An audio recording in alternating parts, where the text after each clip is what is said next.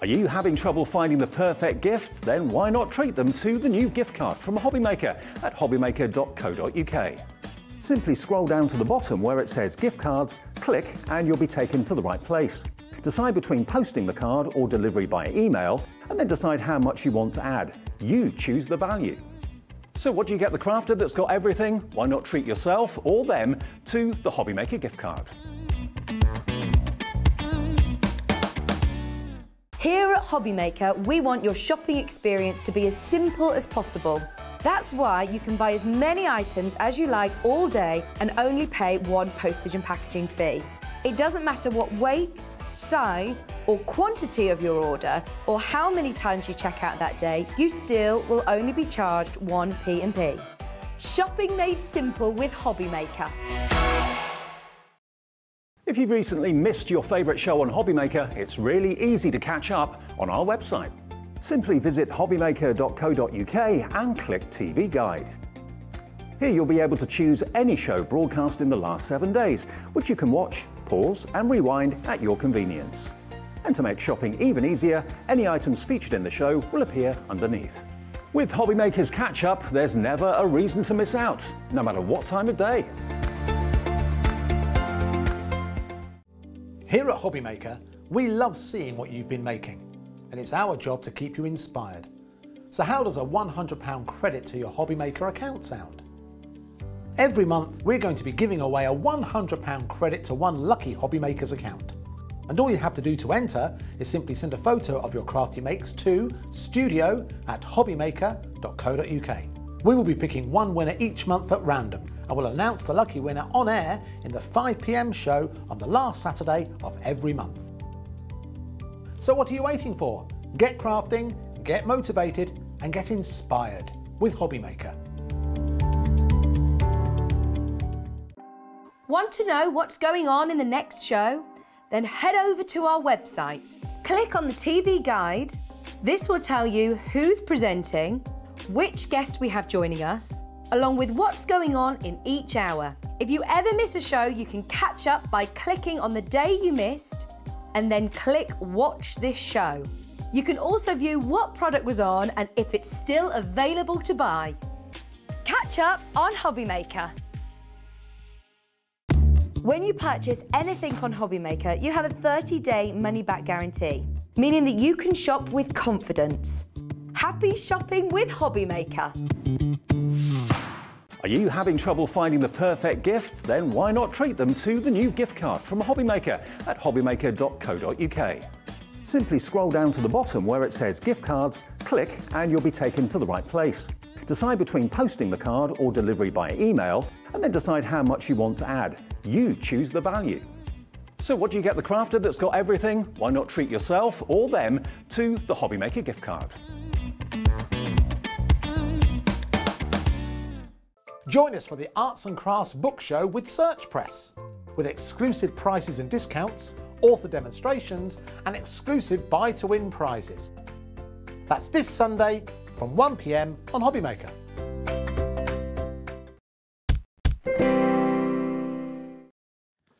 Good afternoon, welcome to Hobbymaker. We've got something very different. First of all, there's a man in the studio, have you noticed? Have you noticed there's a handsome man in the studio, everybody? And a dog. Where is he? Hi. Hello, James. How are you? All right, thanks, how are you? I'm very well, thank you. Right, now, everybody's going to be sitting there now thinking, Ivy, first of all, will you go and sit down, thank you. She's going to, I think she likes you, James. This is the problem, she won't leave James alone. She's taking a bit of a shining to James. Anyway, so we can just ignore her. That's all right. So James, no, leave James alone. Who's James? Why is James sat on my couch? Why? So I'm from Search Press. So what's Search Press? So Search Press is an art and craft publisher, the finest art and craft publisher. Oh, finest, I like that. And we are teaming up with Hobbymaker to do a takeover day. Brilliant. So I walked in today, it was a bit nerve-wracking actually. I walked in today and I walked in and there was that many people here. It's like, oh my days. Ivy, come and sit down. If you're going to join us, you're going to have to sit down. And you've brought some amazing artists in today who have written their own books. I mean, one of the guys has written 3 books already. Yeah. And all talented artists in their own right. Yeah, so we got 4 in total.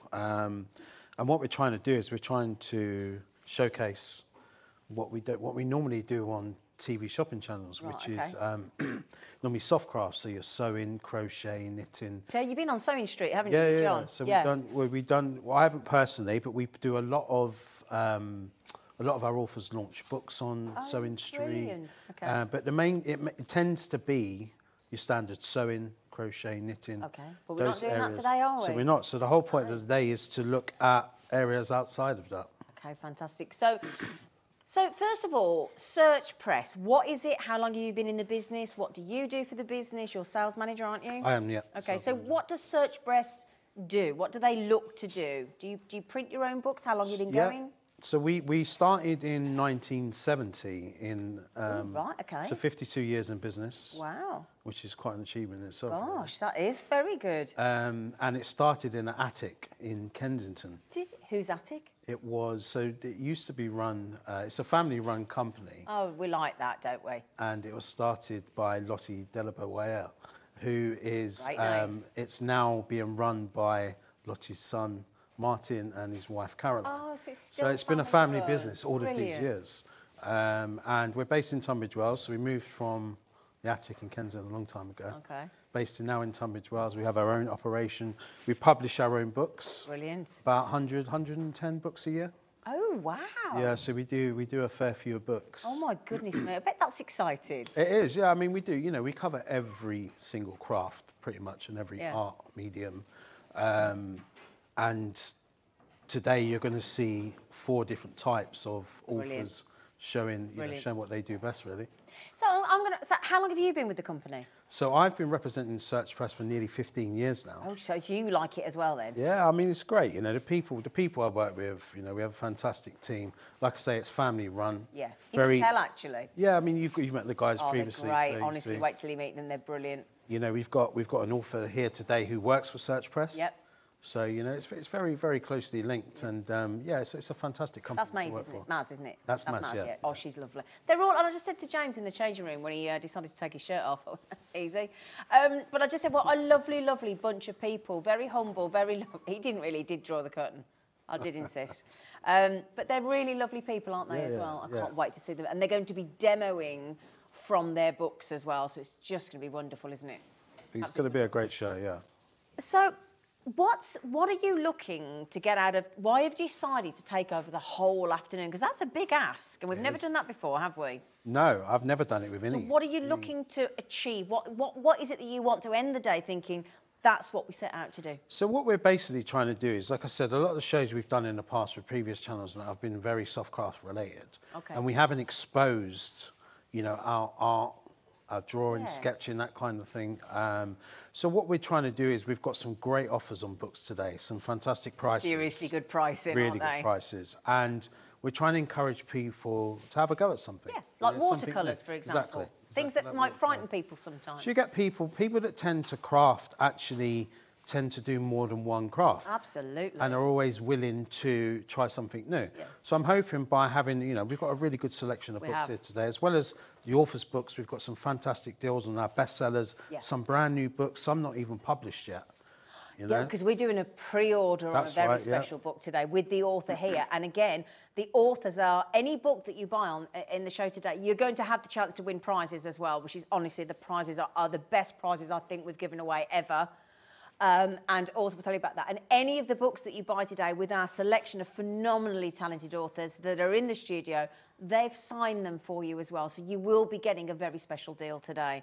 And again, it might be that you've branched out into watercolours and the watercolour pens and things, and you want to learn more about that. We've got the most incredible artist stroke author here today to talk you all through that. And again, we're doing a lot of today is about mindfulness as well, isn't it? Yeah. A lot of these authors and books are going to help with mindfulness. Yeah, I think a lot of art, sketch and drawing books, even though we might not have known this before, they do help with that. There's an element of that. There's been a lot of, obviously, we've had a really bad few years in this country. And, haven't we just? And it's just about doing something that makes you feel better. Exactly. And the guys are going to demonstrate today, and hopefully people are going to see that. Yeah. And they're going to think, actually, do you know what? I could potentially do that. Yeah. And they look at it, they look at something, because there's going to be customers out there that know us at Search Press, but they might not necessarily know that we do these other crafts or these other arts as well. So, and hopefully, with the prices that we're doing, they can pick up something and try something, or buy something for someone for Christmas or so. You know? Exactly, yeah, or buy something for yourself. But the point about today is, and what I've realised is, the amount of things, and when we talk to all the different authors about what they're doing and what they, I mean, everything from making an origami beautiful star, and then we're talking about drawing mandalas. Again, you'll have dealt with that with it'll tie in with Santangling with Sandra, watercolour as well. Now we spoke to Stephen, who's the author that's written 3 books. He's such a character, and he said, do you know, if somebody had said to me 10 years ago, you'll have written 3 books, he said, I'd have laughed him out the door. So it's going to be, we're also going to learn, if you're sitting there thinking, actually, I'm really looking to write a book, you can advise people how to do, what to do, if they've got an idea. So it's very much massively. You know. Yeah, I mean, it's a process. It's, you know, from what Stephen was saying, like, if you would have said to me 20 years ago when I was at university, you'd be sat here on a TV craft shopping channel talking about art and craft books. Yeah, you've gone, nah, it's not my thing. But, you know, it's a really nice industry to work in, you know, and it's possible to publish a book. You know, it's very difficult to publish, you know, a fiction book out there because there's so much competition. I was listening to Jeffrey Archer on the radio the other day saying, you know, for every 1,000 books that are submitted, 1 might get read, and out of that 1,000, 1 might get published. But it's different with it is, because I think if you've got a unique idea, you know, you can bring it to the forefront of people, and you can publish a book, and that's what we do. We have a lot of authors who have only done, you know, it's their first book. So we could potentially go out and find these authors at trade shows and things like that, or they approach us and they say, we've got this fantastic idea for a book. You know, and the whole process, I mean, don't get me wrong, it's not an easy process. It takes... You were saying at least 18 to 18 months to 2 years before it even is going to get to the publishing, and that's if you look at it. Yeah, I mean, we're working on books now for the end of 2024, 2025. Oh, right, because you've got to schedule stuff in. You know, and it's a lengthy process. It's hard work. It takes a lot of dedication. But what you're getting, and what we're trying to put across to people is that you're getting someone's life work. All these ideas, all these great ideas. That experience. And you're getting it for a very, very affordable amount. Which is what Searchpress is all about. For all the years, you know, our business model has never changed. We produce the highest quality books at the most affordable prices. And that's exactly what crafters need. That's what. And the thing is, you can tell when a crafting book has been written by the person that does the craft. It's so, and you'll have all, I've heard. It's like we've got one of our jewellery makers, Rachel Norris. She's an amazing, talented jewellery maker, and she's written her own jewellery books, and every detail is there, but in terms that we would understand and that makes sense to the person that's making the jewellery, or. Well, that's the whole idea. You know, if you want something to follow something, you've got to do it right. You know, it's got to be, and that's what we do. We produce practical books, how-to books across every subject area there is. You know, and the guys that seeing Susan setting up here now. You know, she's going to go through. It's going to go through every. You know, it goes through every detail, and that's a lot of that is down to. Well, the main part of that is down to the authors, but also to the team at Search Press. You know, those guys, the editorial and the design team, they put those processes together to make it easy for people to follow. So between the two, the authors and the team, you know, you're getting an unbelievable book. Do you find as well, and here's a question, because obviously lots of things are going digital now, do you still find that crafters want something tangible, that actually crafters still want an actual physical book to flick through and have on the desk as opposed to digital? 100%. Yeah, I think so as well. I think there was a period of time when publishers got slightly worried with the whole ebooks thing. But we never did. You know, it only represents a very, very small percentage of our sales. Quite small? Very small. Oh, okay. I mean, I'm talking maybe 1%, 1.5%. Really? As low as that. Wow, okay. Because, like you say, people who craft or who draw or paint, they want to hold it, you know, smell it.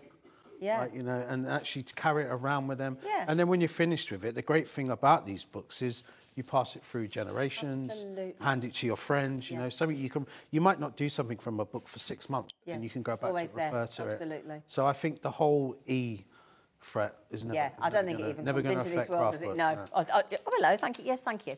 And that's the thing I think as well, is it's like when you take a photo, digital photos are all very well, but they sit on your phone. They don't sit. They're not on display. They go, will you leave James alone? She never comes by guests like this, does she? She's obsessed with James. She's going to sit next to him in a minute. I can see it coming. She probably smell my mum and dad's stuff. No, she likes you. She's decided she likes you, James. I read you. So, what I must just say, we're going to have lots of conversations with James as we go through the afternoon. You're going to have to learn to leave him alone. But if you want to, honestly, there's something for everybody this afternoon. I am so excited for you. You're going to have the best afternoon. It's going to be so much to learn and so much to enjoy, and that's a promise. Now, the other thing is, from James and Search Press and all the amazing authors that we've got, who are all each going to give you demonstrations today as well, there are going to be the chance to win 5 different prizes. Now, there were 4, but just as we were finalising, Jane said, well, hang on a minute, I'm one of the authors. She said, I'm not having somebody not having one of my prizes. She's just submitted. And I tried to steal it straight away because she's painted the most incredible poppy field. She said, that can go in. And I thought, oh, just ahead of remembrance as well. And I said, are you sure you want to give it as a prize? You don't just want me to take it home? She said, no, unless you buy a book. Which I thought, fair enough. So, do you want me to talk through the prizes or do you want to talk I don't mind. I'm happy to if you want me to. Should we do one each? One each. Let's do that. So basically, it couldn't be easier.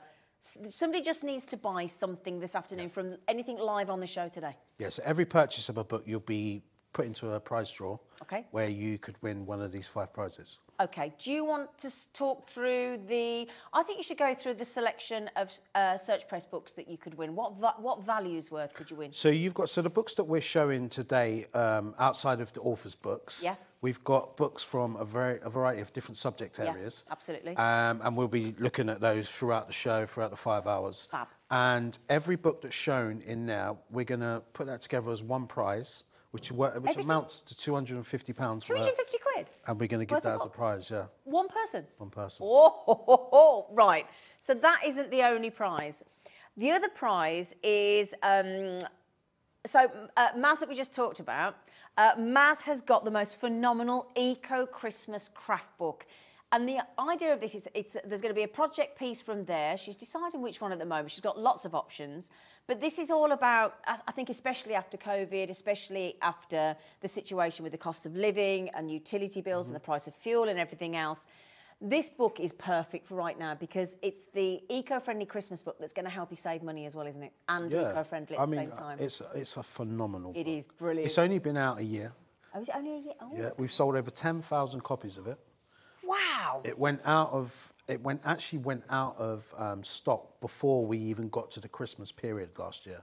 Oh, no. And we reprinted it, and it went out of stock again. So we're reprinting it now, so it's going to be back in stock. So Maz is a victim of her own success. I mean, it's phenomenal. The thing is about it, it's a fantastic book, and it's a subject area that people are very cautious at the moment. I think that's going to be so popular. And so rightly, I think a lot of books that we're publishing at the moment, they have an eco element to it.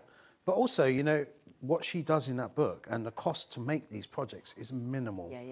Yeah. So you're getting Maz's book, and I think we're doing it for like £9.50 today. It's amazing the amount of yeah.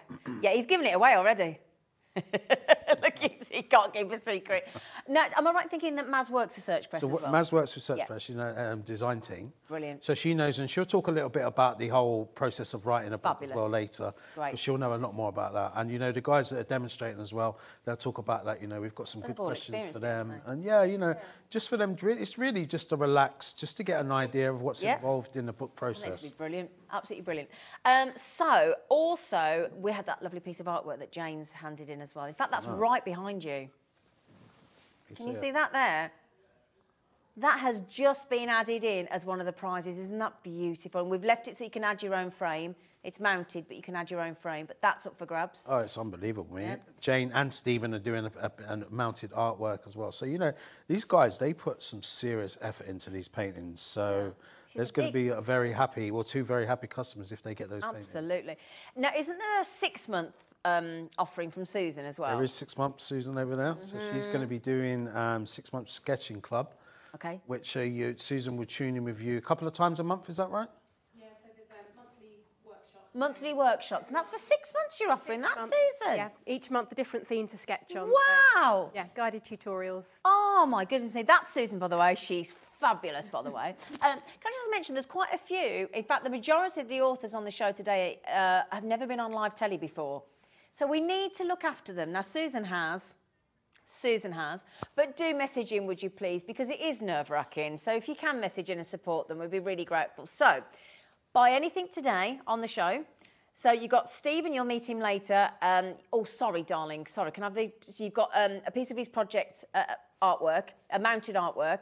You got the chance to win Mazzy's Eco Christmas Craft Book, a chance to win £250 worth of Search Press books, a chance to win 6 months of the monthly tutorial sketching. It's a membership with Susan that you'll meet in a moment, and that wonderful poppy field, which is the artwork by Jane Betteridge. She's coming on the show later as well. So it's actually 5 winners at random, but we've done the slide before Jane popped in the poppy field.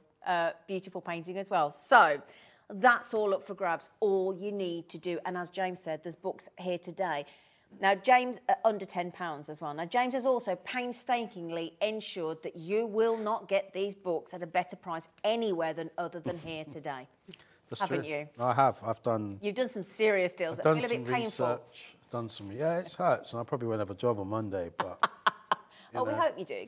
Well, John Scott's already nabbed you for a show on Southern Street, so you'll have to. No, and it's something about, because like I say, you know, a lot of these guys that watch this, they will know us through other books as well, and they might know some of the books already. Yeah, absolutely. We've got but it's just about, you know, giving them back something as well. In hard times, you know, pick up a bargain, whether for yourself or for a friend, a family member, and try something new. You know, you've got so many different areas here, and these guys are going to show you. You know, that it's you can do it. Absolutely. They'll hold your hand. And we've started Mixed Media Mondays, so this couldn't be more perfect. And if you've always wanted to learn how to do calligraphy, we've got a book for that for you this afternoon as well. There's so much. And if you've started with the watercolour pens and you're thinking, I want to start painting, you've got some really, really experienced artists on the show today. So now if you go to hobbymaker.co.uk, then if you go all the way down, you will see a whole selection. I mean, look, there's tie-dye. There's the eco-friendly book for you, okay? So, yeah, ignore that sketching pen. You can grab it, but I did, yep. Passport to painting look. There's festive felt decorations. Gosh, you've got so much on it. Painting stones. Oh, my friend wants to do that. Oh my goodness me. Making candles. There's your calligraphy look. Die cutting, well, there you go, digital die cutting as well. Simply paint flowers, draw 100 flowers, draw 100 animals. Oh, my goodness me, this is brilliant. Right then, so now we've got to pick a mix to start, haven't we, James? We have, yeah. So this series you see on our table here, How to Draws. How to Draws. Now that is a range. There is. There's over 20 titles now in this series. What's that? And it's all how to draw different things. So how to draw like wild animals or horses. Yeah, 20 different subject areas. You know, unbelievable. Ranging from... Now, I've actually sat down and done this with my 4-year-old. Have you? Oh, actually can't get very far in it. Yeah. But how did you get on? Well, you know, I'm not going to pretend that I'm naturally Italian when it comes to art or craft. But I mean, I drew an apple for my GCSE art, and they thought it was a tomato. So. It's a good job he's not doing the demos. I didn't quite get accepted into it, but I've sat down and I've done these. Okay. And, you know, my eldest Elsie, she's so interested in doing it with me. You know? This is a great way to get them into it. Though, oh yeah, I mean they love. My youngest Tilly as well. She's now even sketching, you know, just drawing things like lines and things. And that. How old is she? And she's 2.5. Oh, fabulous! This is how to get them young. So that's it. So to get me into it, I've started doing a few things with Elsie. So but the great thing about this series is you can see you go from a very basic start. Yeah, you can. If you show the pages inside, you can see. See. It's a very basic start to. You get to at the end of it, and you're like, "Wow, did I actually do that?" I did that. Yeah. So it's phenomenal, you know. And usually these books are $4.99. Okay. So you've got a great deal today. And you get so much content in there for a £5 normally, but today we're doing any three of the ones that we're showing these for £10. For £10. £10. Any three. For really? £10. Oh my goodness me! So this is how to draw in simple steps, and this is and when you actually look in, oh my goodness me! See now this makes me want to have a go now as well, because look at that. Look at that. If you've always wanted to draw and you want to learn how to, and there's everything here from wild animals, we've got flowers, people. In fact, I'll show you each one. There's dogs. Oh, that's the one I want. There's dogs. There's unicorns. There's faces. There's woodland animals. There's dragons. Oh, we had a guest designer on Jewellery Maker yesterday. She's from Wales. She's obviously obsessed with dragons. But you can see here, it just gives you some idea of how to break it down. And, of course, all the amazing pens and and watercolours and things that we have on the show, usually you can put to good use with these books. So pick any 3 and it will add up to £10, okay? So if we show you the website on how to do it, hobbymaker.co.uk, okay? There's your drop-down option there, look. And there you have, look, all your different choices. And I'll show you each of the books just quickly. Should be £14.97 today, but you're getting all of them for a tenner. It'll discount it, look, automatically for you. That makes each of these books just £3.29. Christmas sorted. Christmas sorted. Do you want me to just show you the front of each one? Would that be okay, James? Yeah, of course, sure. You got your horses. So how to draw, oh my goodness me, look at this, in simple steps. You've got flowers. I think that's going to be very popular. You could create. That's one of our best-selling titles. Is it one of your bestsellers? Yeah. We said, is it anything inspired by nature? Whether that's paper craft, whether that's card making, whether that's drawing, whether that's jewellery. Yeah, and I think people get out there with these kind of books. They go out and they do it out in nature. You know? And I think the great thing about these is there's so many subject areas. You know, whether you buy it for yourself or whether you buy it to do with your kids or, you know, you do it with your grandma or whatever. Or, you know, you buy it for a friend for a gift for Christmas. All I can hear in the gallery is the producer and the director going, oh, I want that one, and oh, I'll get that one for so. And that's exactly what this is about. Now then, I think I know 2 people in my family that would go for this. How to draw manga boys, a little bit not for me. But my niece and my cousin's daughter would absolutely... It's a huge subject area. Huge subject area. And kawaii, which is kind of similar to... You'll come across those... Oh, that's the girls as well. Now, this kawaii has just taken off. Yeah, I mean, it's a massive subject. Yeah, my friend will want that as well. But it's all about simple processes. Now, this one, look, oh my goodness me, the unicorn. I think every youngster that I know as well, and I'm not just talking about the kids here as well, but what I will just say, just quickly, every single person so far, apart from one, has bought 3 each. And that's because you get the deal. Now, the person there, Tina, I don't know whether Tina, I just want to make sure you're aware of this. If you put 3 in, Tina, love, you'll get them for £10. If you only buy 1, you're paying £4.99, which you're absolutely allowed to do, sweetheart. It's not a problem. But we're just saying for £10. If you want all 3, Tina, you can have all 3 for £10. Okay. Now I think here we go. Oh, now we'll do the kawaii animals as well. So I mean, if you've got something that's into that, I think mix it up. You know, there's so many titles to choose from. You know, like you say, you buy 1 for yourself, 1 for your mate, 1 for your kids or whatever. Well, I know for a fact that well, I've got a friend, and she actually call a pig. It's a term of endearment. It actually is. It's pigs. She likes little pig. I'm obviously looking at me thinking that's really bad, but no, she likes being called little pig. That's her name. She's little pig. So I think that'd be an ideal little Christmas present. Perfect for her. Yeah. That present from my friend Alison, because she likes dragons and she's from Wales. Anybody Welsh? I think that's going to be massively. The mythical creatures with the dragons, with the unicorns. Now, this is one that's always difficult, isn't it? How to draw people and, hang on, faces. Are they really popular? Yeah, they are, because, I mean, I think if you ask the likes of the artists or the guys in today, they'll always tell you that drawing faces is one of the hardest things to do. Absolutely. So that could be a popular one. So when we get to the end, I will ask you which ones you think is most popular. The one most popular for us here at the moment is the dragons. That doesn't surprise me. And woodland animals. See, now that is a very, very popular one. I bet it is. Really popular.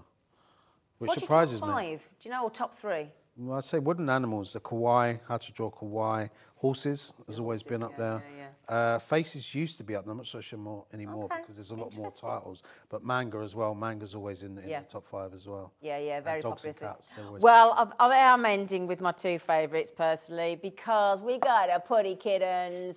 And there's, oh dear, sorry about that. So you're starting from simple lines and shapes. If I just turn this around to give you an idea, look. And then you watch it build and build and build. But again, you could use these as templates and do your sandtangling as well. You can adapt them to however you want. You know? Gives you just a basic outline on how to draw something. Yeah. And I think once you start and once you think, actually, do you know what? Now I've learnt the basic outline. Gives you the confidence. Yeah, exactly that. Gives you the confidence. Now, the one I shall be buying for myself, I think it's inevitable, isn't it? Eat a red Lego doggies. How to draw dogs. Oh, yeah. Can you see the basset hound in the corner? Isn't that brilliant, look? Oh, these are amazing. So, yep, everybody's going for the 3 titles. Anybody wants to message in and speak to any of our talented, incredible demonstrators, stroke artists, stroke authors. Cats is now winning. So the Cats has just taken over. The Flowers is up there. The Manga is up there. The Manga Girls. Oh, the girls are beating the boys. Yeah, Susan's like. Yeah. The girls are beating the boys. Sorry, James. People want the Manga Girls. Can't be helped. Just saying. The Dragons is massively popular. The Wild Animals and the Cats definitely. The Dogs is definitely picking up there as well.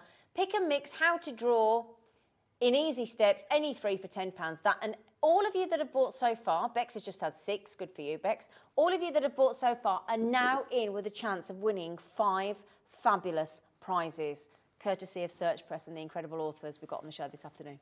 Brilliant. We like you. Thanks. We like he's all right now. Should we keep, yeah? Yeah. Loads and loads and loads of you with it in your baskets. If you don't know what to do, let me just tell you, it's dead easy. hobbymaker.co.uk. Click on Watch Live and you can buy online. Dead easy, credit card or debit card. And if you're thinking, well, I want to talk to somebody I'm not sure, free phone number, 0800 001 4433. The call centre are based just upstairs, so they're based here in the UK, fabulously helpful. A lot of people buying 6 each. Are you buying for friends? Are you buying for family? Is it Christmas presents? What is it? Or is it just for yourself? I'd like to know that, actually. I'd like to know that. Yeah, that'd be really interesting. You might have to say that again to me, sweetie, sorry. Yep. Wonderful, thank you. Yes, we're going to move over to Susan in a moment. We have created a little bit of a wait on the phone lines, but do you want the good news? James and Search Press have been very gentle and given us 100 of each. So at the moment, you're good to go. But there are people with, there's 100 people with it in baskets, and that's going to be across all the different. So if you see the one that you want, grab it quick. Yeah, there's quite a few of you buying 6s as well. I'll just show you them again, shall I? So, you've got your dogs. Okay, you've got your dogs. You've got your cats. Again, everything from Simple Process. You've got your woodland animals. Yeah, do you know the 3 you got? Yeah, dogs, cats and woodland animals. Oh, little Bambi. You got Bambi, James. I know. Oh, that was the first film I ever got my dad to take me to see. I like the unicorns one, that's my favourite. Oh, do you? Oh, bless you. Well, you got 2 little girls, that makes sense. How to draw faces, how to draw people, and again, people doing different things, different activities as well. And then you've got dragons. That is proving amazingly popular so far. Joyce has just bought 6. Well done, Joyce. Great value for money, isn't it? There's your farm animals, look. It's like Babe. You what, Danny? Looks like Babe, the pig. It does. Oh, Babe. Oh, what a great film. My dad said to me when we first watched that, he said, how did they get the dogs to do that? I went, Dad, they're not. Oh, God, I thought I'd give up. Anyway, so there's your, do you pronounce it kawaii? Kawaii, yeah. Kawaii. Kawaii. Kawaii. Kawaii. Kawaii. Kawaii. We have just had a message in, a message from the Tynemweir, which apparently my producer is saying is the best county in the country, because that's where she's from. What's the message, darling? Hello, Zena and James. Hello, darling. Just bought 6 for myself and Christmas presents. Good for you. There you go. Why not? Perfect. How many are you keeping though, Kathleen? You didn't tell us how many were for you. Did you? Is it my neighbour? Oh, no, this is my neighbour. Wow, this is going to be a great afternoon. Welcome all newbies. We don't bite, but we do ask questions. Nice to see Zena and Ivy too. Thank you, Julie. We don't bite unless asked, do we, Julie? It can be arranged, you know. So there's your kawaii. Kawaii. Kawaii. Kawaii. 250 people now in baskets. You don't want to stay in your basket. You want to get it checked out. There's the Manga Girls. The Manga Girls are beating the Manga Boys. Huzzah. And then we've got the Flowers. That's hugely popular. As James has just said, Horses, very popular again. That's going to be fabulous, isn't it? We need to send that to Lloyd's Bank. Don't we? The banks are available. And then you've got the Wild Animals with that incredible... Oh, look at this. And again... There's the explanation of how to draw. Is that a little thing of each author as well? Yeah. Oh, lovely. Right, yeah. And then all the detail on how to... There's your bear. I'm not going to say grizzly because... Oh, Dan, how long did you sit for that for? Dan's our director. So then, my lovelies. Right, just to reiterate, every single one of you that has bought those, every single one is now in the chance to win one of 5 fabulous prizes. And one of the prizes is £250 worth of books from Search Press today. That's just one of them. It does include, actually. It does, or doesn't? It includes all of those. All of those as well, yeah. So you could win all of those. I mean, there you go, just by buying something today. So basically, if you spend, a £10 note to get 3 books and you're in with a chance of winning 5 fabulous prizes. What an afternoon. What an afternoon. Now, these, just to reiterate, in case you weren't wondering, these should be $4.99 each. So that's a heck of a saving, isn't it? So it's buy 2, get 1 free. Pretty much, yeah. Yeah, buy 2, get 1 free. There you go, thank you very much. Now, Lincolnshire's just bought how many? 9, you're winning. Is there a name or is it... So now what happens is, you see, sometimes some of our call screen, can we have that back actually, just so we can... Sorry, darling. On the call screen, what people do is if they don't mind us sort of shouting them out and telling everybody, they put their name to it. If they want to buy discreetly, so that I don't go, oh, look at you, John, you just bought 3. And they go, will you shut up? I'm trying to do it discreetly. It's somebody's Christmas present. They put crafter. So they don't put the name to it, you see. So in case they don't want their partner to find out they just spent money. That's the main one, isn't it? Is that new? No. I've had it years.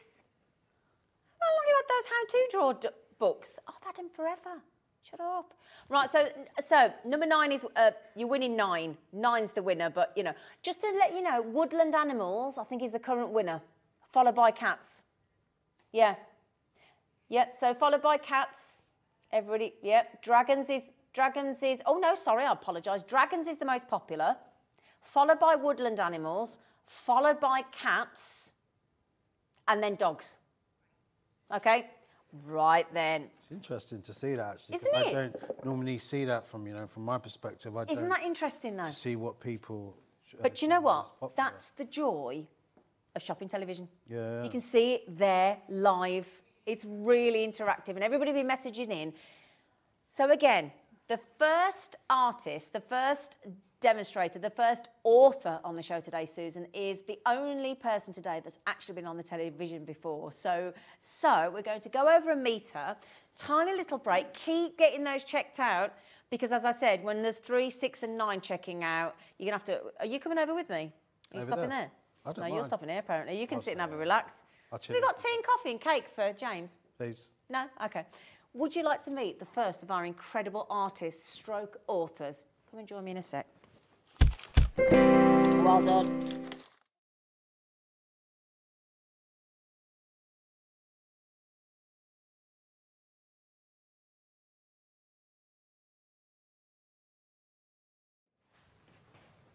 I mean, first of all, Susan, you look like an artist, don't you? Well, I try my best. I mean I painted my hair and everything. Thank you. But you look creative, don't you? It's all the colour. Colour threw up on me today, so I love yeah, it. I brought it with me. My friend colours her hair that colour. That's gorgeous. Yeah, I love it. I'm addicted to it. I've had it about 3 years now. Have you? Yeah. Oh, you've stayed blue the whole time? Stayed blue the whole time. Yeah, yeah, I do love it. So, can you introduce who you are? How many books have you written? How did you get into writing books? What, you know, just a nice introduction. How long have you been doing it? Absolutely. So I have been writing books for about 11 years. I've actually written 6. Have you? I have. I've actually written 6. 2 through Search Press, which are obviously the best. Obviously. Paid her to say that, didn't you, James? Mainly because of just the production quality, beautiful. the photos, and the way it's all laid out as well, which is all thanks to Maz, the beautiful designer, who's coming on here later. as well. She does an amazing job on the books. But I actually did fine art as a degree at university. Oh, so okay. My background is in art, but before that, obviously as a kid, I used to sketch a lot, and I was always encouraged to carry on sketching. I think the problem sometimes is when people are children or you start to grow up, perhaps sometimes they've had a family member or a friend or maybe a teacher say to them, oh, that's not very good. And it so can really stop people in their tracks, can't it? Basically just pulls the rug out from underneath them, and then confidence goes, and people just don't sketch and draw and forget the love of it. But I was very lucky that I carried on sketching and drawing. Brilliant. And I kind of had a mad minute about 10 years ago and went, I'm just going to write a book. I just went, no, that's it, I'm going to do it. What made you just decide that? And I'm not being rude, you don't look old enough to have written that many books, do you? She doesn't, does she? This was 11 years ago, so yeah, that's what the paint's for. I paint myself to look younger. Well, it works. It was mainly because I was doing a lot of teaching. So my background is that I did fine art, but I also like to teach. I love to encourage other people to do it. So oh, that's wonderful. I'm really, really You're giving back what about, somebody did to you. Absolutely. Brilliant. I'm so passionate about everybody can draw, everybody's creative, everybody deserves time out to enjoy creativity. Yeah. And you were speaking a little bit about mindfulness earlier on. That whole just taking time out for yourself to create, to enjoy is just so good for you, mentally and physically. It is, I agree, yeah. And so I love teaching, and I was giving out all these like worksheets to people in classes. I printed them out on my little inkjet printer and handing them out. You know, those really slow inkjet printers from like 15 years ago. You're watching the page go through. So I was watching these pages go through, and I was like, what if I had a book? And so that's how I sort of came up with the idea. So what was your first book? My first book was called Learning Lino Cut. So we're doing that today. And we're doing a lino cutting book later on, which is Beginner's Guide to Lino Cut, which is the new and improved version of honestly, a totally it looks new book, but brilliant. it's got all this stuff. So I'm going to be doing some lino cutting and stuff later, which I'm very excited about. Brilliant. But I just love writing books because I love educating. So I do a lot of online courses and teaching. And one of the prizes today that you mentioned earlier on is my sketching membership, which is called Inspire. And I basically teach beginners, improvers to do art. And that's who all my books are aimed at, is people who are creative or maybe do other craft subjects and just want to have a go at something. And this particular book is drawing and sketching. Brilliant, fantastic. But I just love getting people into creating. You can tell that as well, and that's lovely. Yeah, sharing really the love, absolutely. Yeah. And this is, fell over there, there's a flat floor. I have not drank today. I promise, not yet anyway. But like you say, this is about if you're sitting there at home thinking, I've always wanted to have a go, but I also think there's a thing where life has taken over for a lot of us. Yep. Well, you know, you might have had children, your career, you this, you that, the next thing. And then as you get older, do you not find sometimes that people poo-poo the fact of drawing and colouring and artwork and stuff as if it's a child thing? Yeah, but it also seems quite, I think some people think it's self-indulgent as well, whereas actually it's really not. It's very therapeutic. It's therapeutic, it's good for you, it's fun. Yeah. You know, and I'm lucky enough that I get to play with colouring pencils, and that's my job. And I get paid for it, which I still think is absolutely amazing. It's not a proper job, is it? Yeah. My family joke that it's called, she does blue class. And I basically just teach blue colouring pencils. And one day I'll progress to red and all these other colours. But yeah, it's great fun, so much fun. So we're doing the lino cutting later. We'll do that in your second book. second demonstration. What's your book today that you're bringing So us? this book was launched on Hobby Maker TV in July. So if you've got regular viewers out there, you may have seen me a couple of months ago. I heard a lot of copies sold. Oh, that's exciting. Thank you, everybody. You're amazing. You remember how many? It was over 300, I think. I think it was, definitely. Yeah, but it's done really well. I love this book. It is a big book. There's 160 pages. And, I mean, all the sketches in here and illustrations have come from my actual sketchbooks. Oh, wow. So, poor Maz, I think she had the job of scanning all of these sketches in. Hundreds of sketches had to be scanned in and then arranged and edited and popped into the book. How long does it take, once you come up with this idea, how long does it take for you to get the finished book back in your hands? It was probably about 2 years. About 2 years. It was. I had the idea in my head for a long time because I run an annual sketchbook challenge every January. So I send out sketching prompts every January. It's kind of a New Year's resolution. A lot of people get to the new year and go, I want to sketch and draw. This is the year. And so I run this sketching challenge, and I've been running it 6 years now. Oh, and then I spoke to Search Press about doing a book of similar sort of nature, and that's what this is. And yeah, that's kind of how this came about. Okay. But it's essentially a book all about saying that anybody can sketch and draw. I love that. Because I think one of the biggest things and one of the most scary things when you start drawing is having a blank page. Yeah, it can be like, really overwhelming, can't it? Complete brain freeze. You're like, well, I don't know what to draw. Yeah. And those books that you were showing earlier as well, the How to Draw, it shows you what to draw, how to do it. It's really good, and it builds up your confidence. Yes, that's the thing. Absolutely. Can we have a little look? Of course. You're like, I just want to see inside the book. So the books... I'm so sorry to interrupt. Can we just... 1 second. I'm so sorry. That's all right. Can we just... That gigantic book, all the experience of this fantastically talented lady next to me, and all your copies will be signed by Susan, is less than 10. Did you authorise $9.99? I had no choice. Yes. Oh. No, I'm joking. James. I tell you something.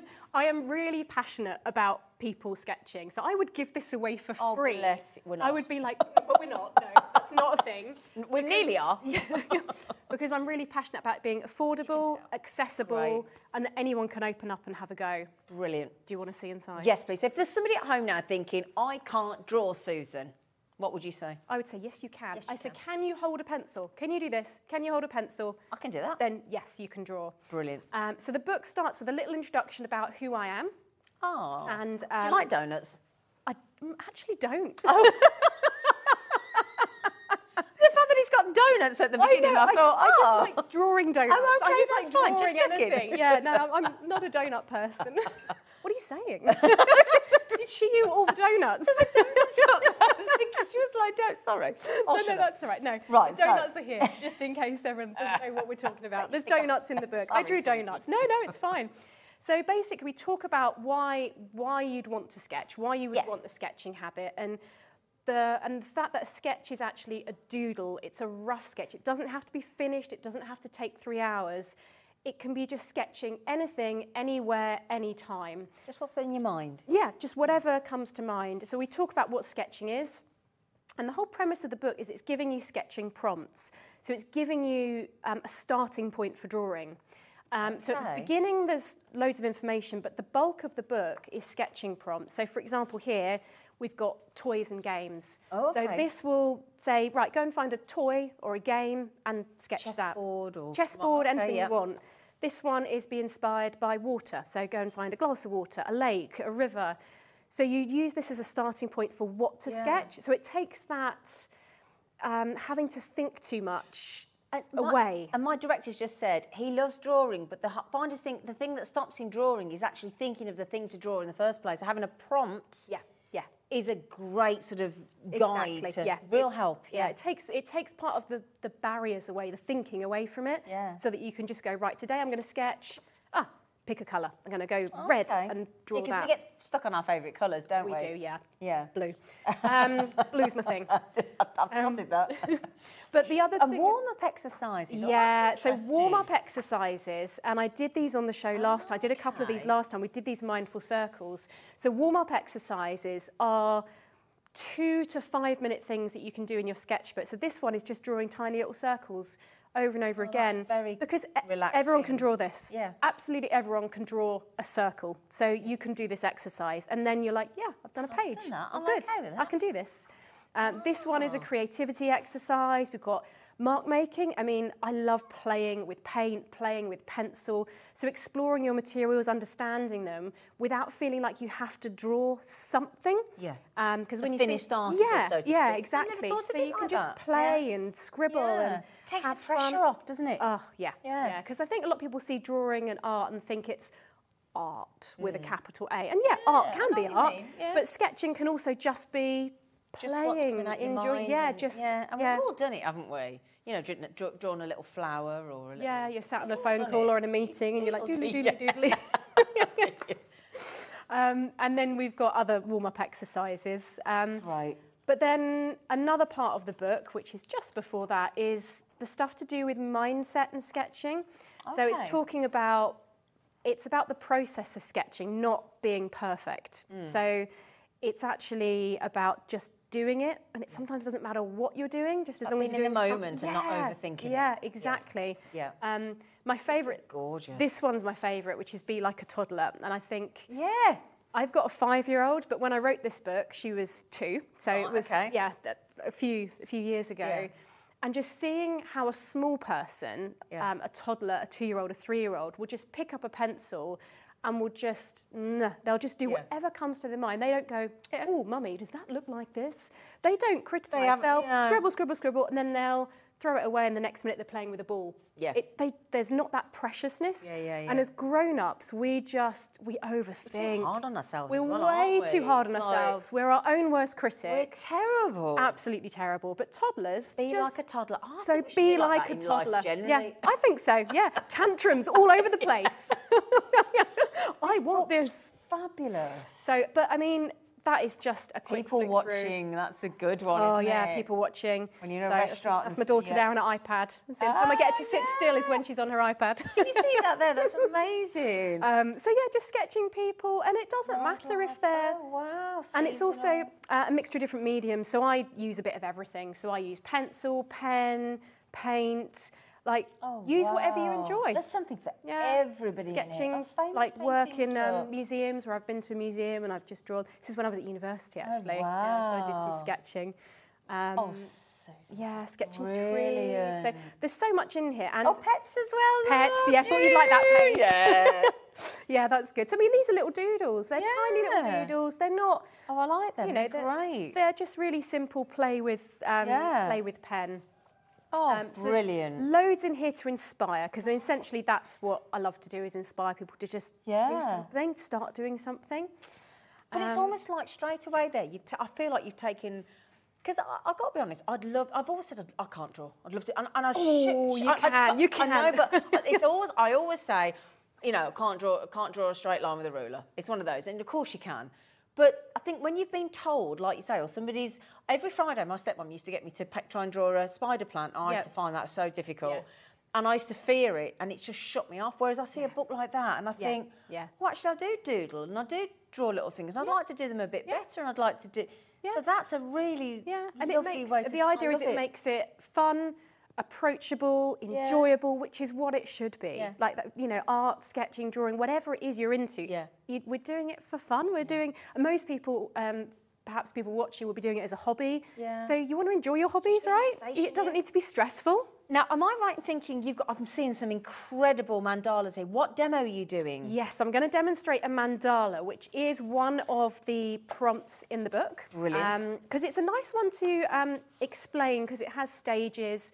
And I kind of had a feeling that some of your viewers would really be interested in this because of all the mindful tangle drawing that we do some tangle with Sandra, and also we do a lot of mandala in our jewellery making channel as well. So lovely. I think this will be really popular. Yeah, lovely. Yeah. So we're going to do it sketching and drawing. I'm going to take you through it stage by stage. Do keep getting these books checked out. Don't forget as well, everything you buy this afternoon, you will get each of the books from our authors, including Susan here.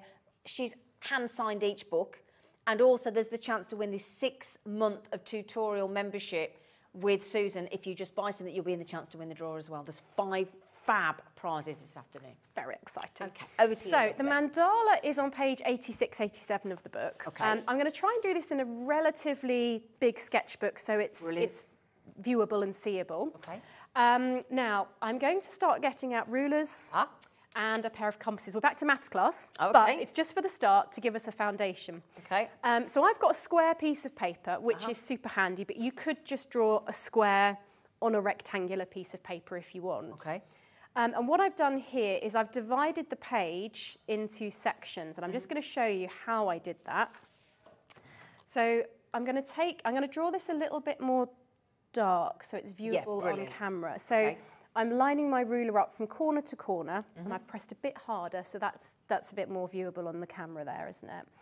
And I'm going to, so basically a massive cross, dividing the page like so. So a nice great big cross on the page. I'm comfy so far with you. You can do a cross. I'm all right so far. You said you couldn't do a straight line with a ruler, and I'm asking you, the first thing to do is a straight line with a ruler.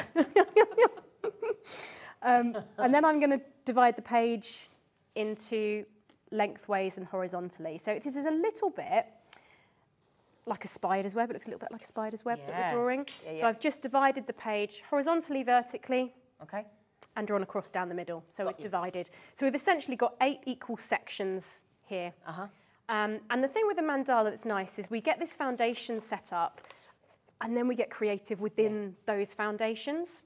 So you then grab your pair of compasses. So I've got a standard pencil in there. It's nothing special, a normal pencil. These, again, not expensive. This is like going back to a maths class at school. Well, I was going to say, we might all still have one in the back of a cupboard. There's usually one somewhere, isn't there? We've always normally got one in the house. Yeah. And I'm just going to draw some circles, and it doesn't matter where they are, but you pop your point of your compass in the very centre here. I'm just going to draw a few at random. So it doesn't matter. There's no rules on how. No rules. No. Right. So it's quite nice to have some that are close together, so I might do another one here that's close to that one. And also just have some that are a little bit further apart. So you've got some small gaps and some big gaps. But it honestly doesn't matter. You can kind of go crazy with it. Sometimes I like to turn the page. Yeah, whatever's most comfortable for you. So you can do this any way you want. So you can see there I've got a bunch of circles, and it's all symmetrical, so it doesn't matter which way on the page you go. So I'll start with this, and that's basically the foundation.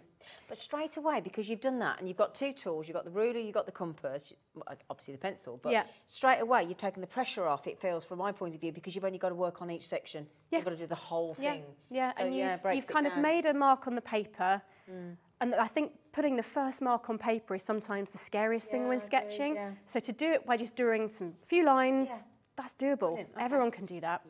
So now this is where the fun part comes in. This is where you can start to draw shapes within the little sections that you've done.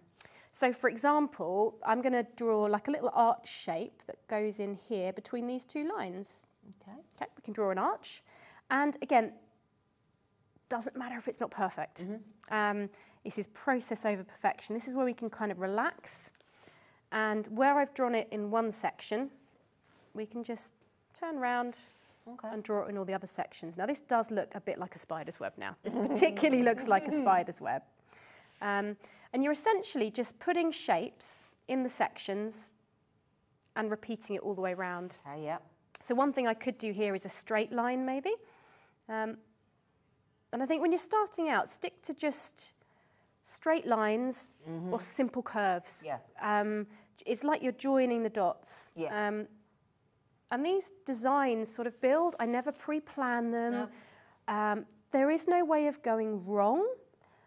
The only thing that I try to say is do replicate it around the circle. So if you're doing it in one section, make sure that you do it all the way around the other sections. Keep the symmetry, and that will make it really sort of pleasing.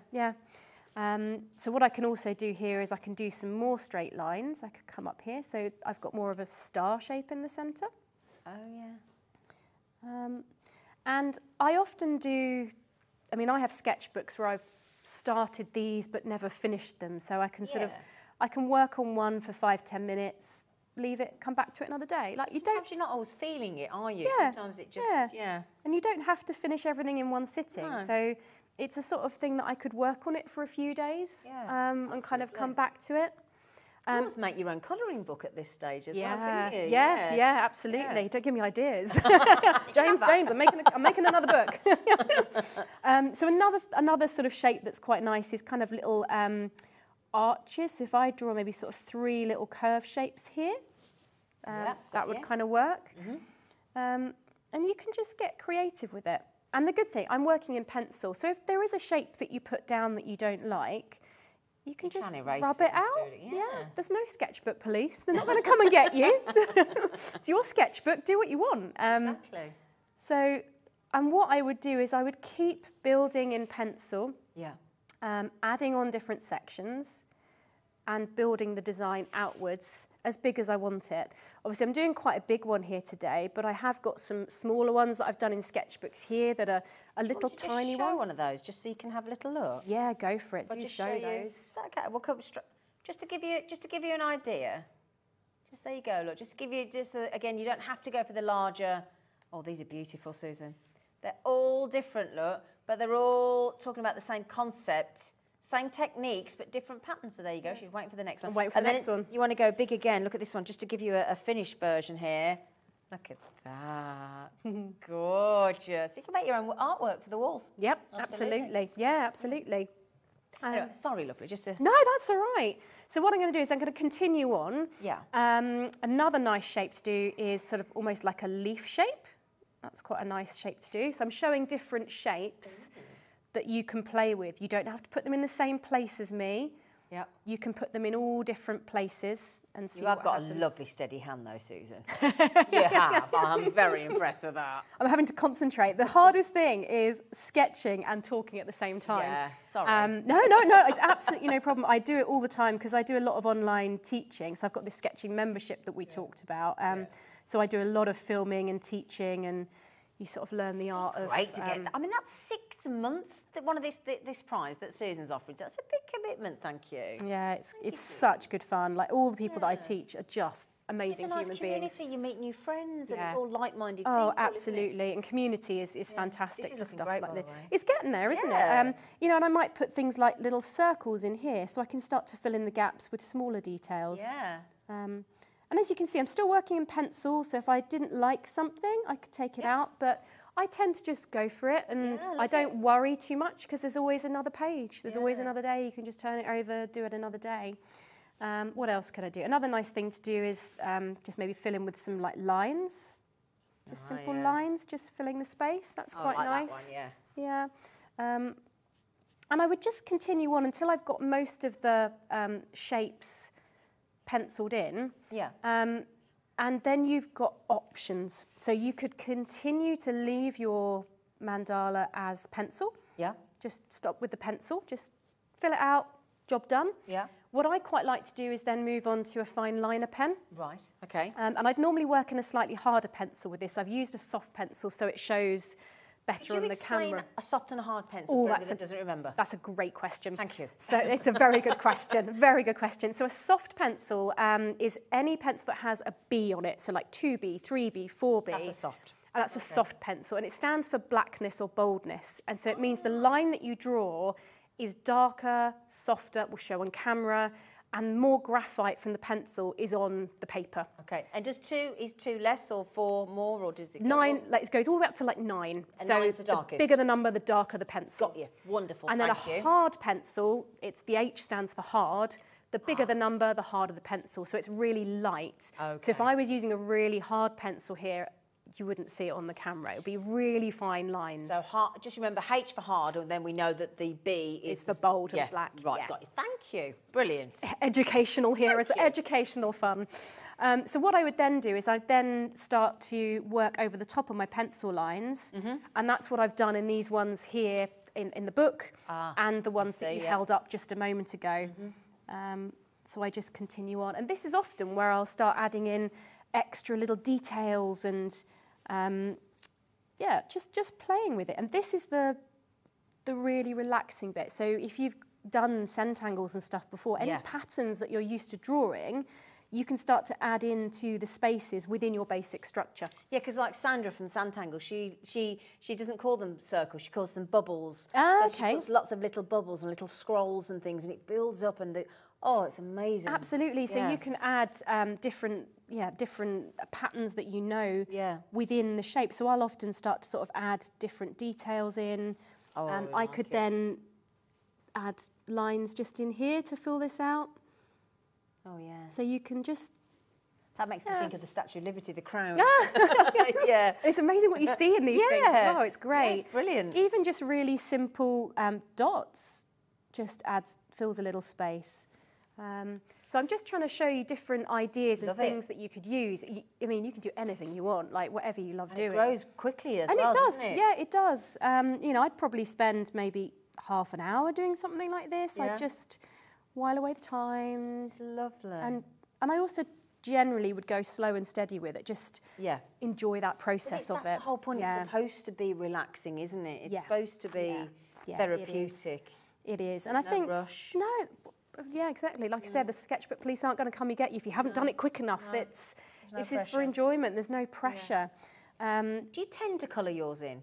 I do very often, and I've brought some colouring pencils here just to show you how I would add colour onto something like this. Yeah. So very often I would choose a limited colour palette. So I'd choose maybe 4 to 5 pencils that maybe look nice together. So I've picked out some greens and yellows here. Lovely. So I thought you'd go blue.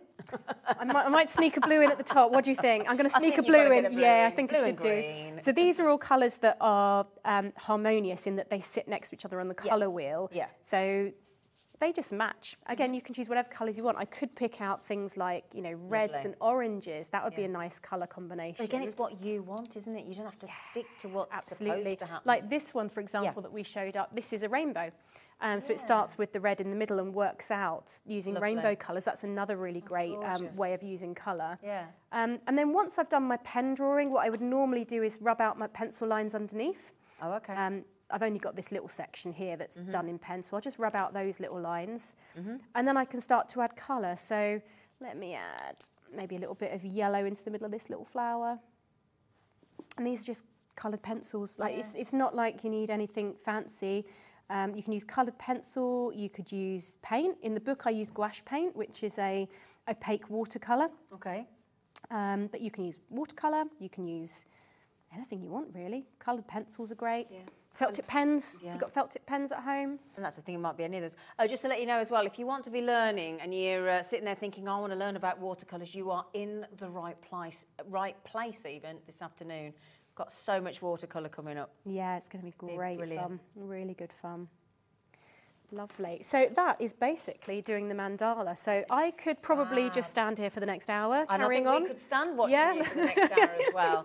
This book is absolutely phenomenal, okay? And it's all of that work, all of those tips and hints, and that's what I love in this book as well. Can I just show you this? Can I turn this around? I love it the way you've done it and put it together with Maz and Search Press, where you've got Susan Says, but it's like little notes, like a little post-it note, also, almost where you've just stuck a little bit of tape, look. Yeah. And it just gives you all the hints and tips from Susan. I think that's a really lovely touch. And as you said, the way these books are laid out and it is so clean and yet still very stimulating, isn't it? It's beautiful. They really are fab.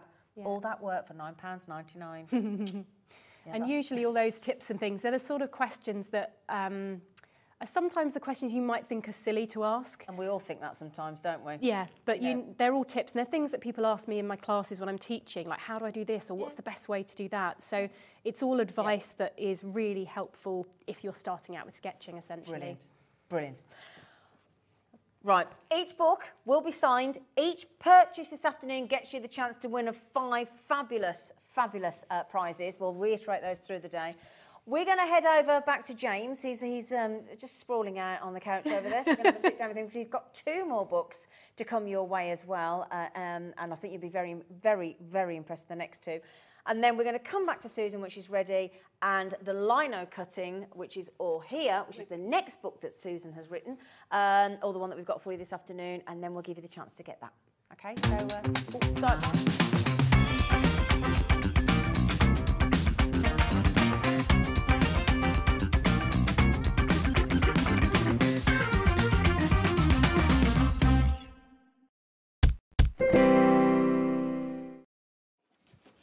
Hello.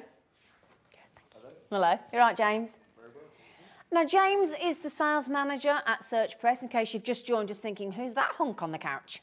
It's James. Hello, James. That keeps making you giggle. I'm just amazed by that demo. She's brilliant, isn't she? Yeah. Absolutely. What I love. And everybody's so humble. There's no divas in the studio, is there? No, not at all. So lovely. Do you want to give your mum a wave, by the way? Hi, Mum. Dad. Reggie. Mum's watching. Hi, Mum. Elsie, Tilly, they're all watching. Right, now we've just been talking to the incredibly talented Susan about mindfulness, and that was just, that's just lovely and relaxing. You've got more books that help with that kind of thing as well, haven't you? We do, yeah. I mean, and just a little stat for you. So Susan's book, we've already sold 3,500 copies of that book. You know, and that's only been out... 1,000? Only about 2 months, 2.5, 3 months it's been out. Oh, Susan, congratulations. Brilliant, So, brilliant. you know, that is one of our fastest selling sketchbooks that we've had. Oh, wow. Oh, you're amazing. And you're going to get the chance, if you bought it, to get 6 months of monthly tutorials, with a sketching membership with Susan. Wow, for £9.99. Thank you very much. Oh, congratulations. Thank you very Congratulations. Oh. Right then, so draw yourself calm. That sounds not the kind of book for me. Yeah, it relaxes you, doesn't it? Even just saying it, really. Yeah, no, I mean, this is a brand new book, only recently out in the last few months. There's a massive element to mindfulness, which there is everywhere at the moment. Yeah. Both these books actually are related to mindfulness. You know, it's drawing simple, repetitive shapes, which is proven to relax the brain. Yeah. Now, there was a massive craze, and still is somewhat, about colouring. Yes, which we've just absolutely, seen. Yep. And what I would say is this is kind of your next step up. You know, I think throughout the pandemic and things, people realised, actually, do you know what? I can do more than colouring. Yeah. I can start drawing, I can do shapes, exactly. I can do mandalas. Take that next step further. Yeah, and I think we've got a great selection of books to help with that, you know, with those techniques. And I think mindfulness in craft is a very important thing. I totally agree. And it's getting bigger and bigger, and there's more of these books now related to that. You know, as well as being, you know, a drawing or a sketchbook, it has that element to it. And it's just an unbelievably good book. Yeah. And so how long has this one been published for? It's only been out a couple of months. Oh, this one's new as well? Yeah. Oh, okay. So, and who's this by? Let me have a little look. Let me have a little look. Sorry, I'm just having a little look. Draw, oh no, I like this. This is, Amy Miall. Draw slow to stress less. Oh, what a great, great, great title that is. Drawing with curiosity. Slow drawing warm-ups. There's a whole introduction. Oh, this is lovely. Focus on going slow bloom patterns. Look at this here. Sorry, I like to have a little look straight into a book. Carry on. Do you find that you want to get straight into a book? Look at this. So will Amy have come to you to have?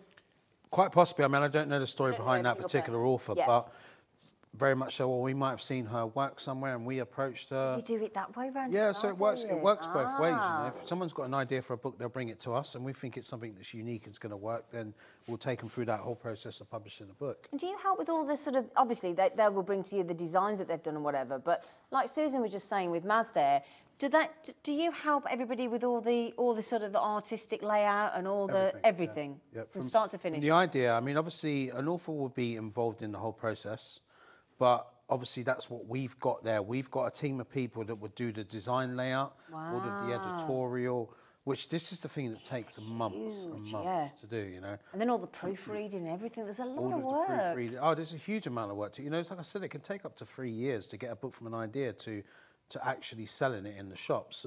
But actually writing a book, you know, these guys, they spend so much time This is and effort. like their life's work, like you Yeah. were saying, at these price points. It's incredible what you're doing today. It is, and I think, you know, the authors will tell you, but when they see that final book that they've got published, Yeah. it's huge. You know, they get so excited about it because we do books, practical layout books, but also they design them beautifully so that you know they look fantastic as well. They do. It must be such a. Is it a lovely feeling, Susan? That first, yeah. Yeah, it's quite magical. I bet it is. And it says here, getting started straight away, all you need is a pen and paper. Pretty much, yeah. That's it. And that's another thing to mention about these books is like we were just saying with Susan there, you're not needing a lot of tools. You're not needing a lot of expense. You know, some hobbies, you know, even things like if you start to learn to drive, you think about the amount of money and workshops and things like this. Whereas actually getting a book like Susan's there for £9.99, all she used then was a ruler, a pencil and a compass. Exactly that. And I think, and some paper. obviously, with the way it is at the moment, you know, with the prices of everything and energy and whatnot. A lot of people are stopping in, aren't they? Yeah, and I think what's great about it is people are going back to things that, you know, we used to do years and years ago. People, family members sitting down with their kids, you know. Yeah. Because the money, you know, the disposable income's not there anymore. No, it isn't. So it isn't. You're absolutely right. It For isn't. 15 quid, you can pick up a book, pick up a few pens, sit down with yourself or with your kids or whoever it may be, and get right stuck into a book. And can I just say as well, you know that thing we just talked about? I will turn this round in a moment, but this is the thing, and this is what I like about what Amy's done here. She says at the back, she said, I'm going to address some of the issues folks often face when they first start slow drawing. And again, there's people here that said, my hands shake and my lines are wobbly. Well, she addresses that. Somebody says, I don't know how to slow down. And I think that is a problem that we all suffer with. And that is all in here. Again, my hands are sore. Mine don't look as good as yours do.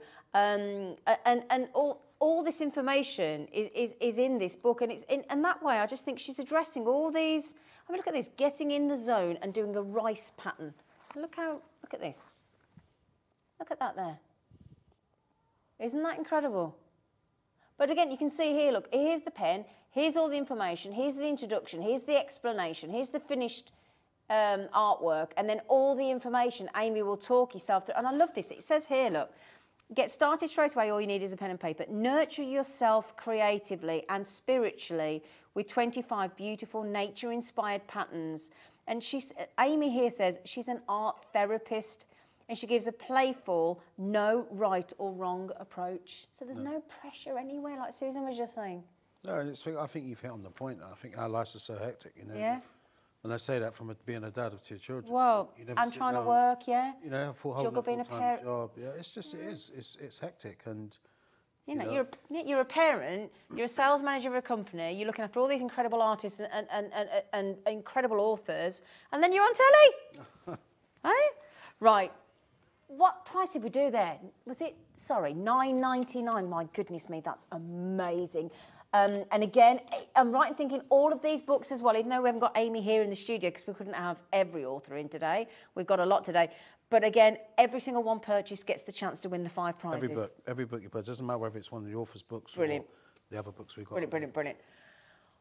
Right, we get asked a lot about people that say they want to, especially people that want to do their own weddings, their own invitations, table settings, your card making, your box making, you name it, tag writing, copywriting, calligraphy. That's a frightening thing to many people, calligraphy. It is, but you know, it's one of the oldest art forms there is around. It is, isn't it? Been around for hundreds, thousands of years. Yeah. And it's become very popular again. And this book has done fantastically well, you know. It's a lot of the old calligraphy books used to be quite bland. Yeah. You know, just this is how you do it kind of thing. But this again adds a mindfulness element. Have a look. Have a little look. Now, my oh, I love this. I mean, look at the detail there. Straight away. I mean, first of all, I do like it when you've got a. It's a hardback. Yeah, we don't tend to do massive amounts of hardbacks, but I think this book justified it. Yeah, and I love the fact that, I mean, just even that little touch there. The photography work is. Oh, and look at. Oh, it's like a proper project. Oh, it's a proper practice sheets in it. Oh, it's a proper sort of project folder book. And I'll show you here, look. So that's why you got the little elasticated thing to keep it all in. So you've got some lovely practice sheets here, look. And then you've got, if I just move that like, come here, Amy, just a moment. And then you've got, in here, you get the book sits in that lovely little fold. Oh, that's a beautiful, like a little binder, isn't it? Yeah. Oh, my goodness, do you want to see some? Oh, how to string letters together. Oh, lowercase, uppercase. What, do you want to see some? Do you want to see just some? No, I think this book's going to be... Has this been really... How long's this been out? Very popular. Again, it's not been out a great deal. A bit longer than that one, maybe sort of 6 months. But it is a very, very popular subject here at the moment. Isn't it? So when we think about the amount of people that... I mean, the majority of our audience love making cards. So again, if you've taken all that time to make the card, you know, and you put your ribbons on and you've made the card and you've done your toppers and your inserts and everything else, you don't want to let it down with naff writing, do you? No. Can you imagine doing all that and then your handwriting's rubbish? You're combining them all, aren't you, really? Exactly. You know, you can take something from one book and you can combine it with another book. Yeah. And yeah, it is. The way this is laid out as well is unbelievable. Yeah. And if you look here, you know, it's onto acrylics, it's onto glass, it's onto baubles. It's you think about gifting, if you like, personalising, definitely. Basic strokes are in here, or there's nib types, posture, things to look for, modern calligraphy, all different tools, different pens, why everybody's looks different. Oh, this is brilliant. Well, how are traditional and modern calligraphy different? So you don't think about all these things, do you? Have you seen that? These prices, I know you said they were going to be good, James. We didn't expect they were going to be this good. You did warn us, didn't you? My goodness me, you've proven it as well. $11.99. This book is beautiful, and I think that thing of the joy of modern calligraphy. Oh, my goodness me. And should we see who this author is then? So this is Joyce Lee, and it says, is a renowned calligraphy expert and the founder of Artsy Nib Studio. That sounds like a cool place, doesn't it? She introduces the handful of tools you need and how to use them, and teaches you the techniques for creating elegant artwork, including handwritten envelopes, acrylic gift tags, and a stylish monogram. But calligraphy is not just about perfecting the strokes, and Joyce also explores the mindful aspects and the sense of calm that this creative pursuit can bring. Yeah, there you go. She's very well known in the industry. Is she? Yeah, so to get her as one of our authors, you know, that was a big deal for us. Oh, she's amazing. But look at that as well. Just a simple banner. She's incredible. So how many? Do you know how many books she's written? I think she's only done 1 or 2 actually, because she's so popular. Yeah. You know, that's what a lot of our. The thing is as well, when you're writing a book, it takes so long, as we said. Yeah, you're so tight. So to get these guys to commit to doing it, you know, and the guys will tell you today, if they've got their own workload and things, because it takes so long to do, it's very difficult to. It's a big commitment for them, isn't it? To take time out, if you think about it. Yeah. And you think about calligraphy as well. It's not just. Oh, hang on. I've just spotted something, James. It's not just one font, is it? You think about the amount of fonts. I've just found something there, James. Glamorous gold acrylic gift tags. Excuse me. Who loves working with Gilding Flakes? Can you imagine actually with that calligraphy there? Look, Joyce has involved Gilding Flakes. Oh, that makes us happy, James. Explain to me what they are. Well, these right. Okay, so we use this in card making here. Look, so these are your Gilding Flakes there. Look. So you can see, look, when Joyce has actually created the tags, look, so added into there, look, that's your Gilding Flake. It's like a metallic foil that you put some glue, and it's like gold leaf in a flake, and it goes into the glue, and then it gives like a gilded effect, and and then you rub it, and then it all goes gold like it does in those tags. It's like sticks like glitter, but it's like a gilded flake. You might go into a stately home, right? And you'll see gilding on the sort of the dado rail, as you might remember it. I think I know what you mean. You're not old enough. Do you remember a dado rail? No. Oh, actually, no, I do remember them, That made me feel really old then. We're in Nan's house. All right, James. Thank you. Thanks for that. Yeah, thanks for that, James.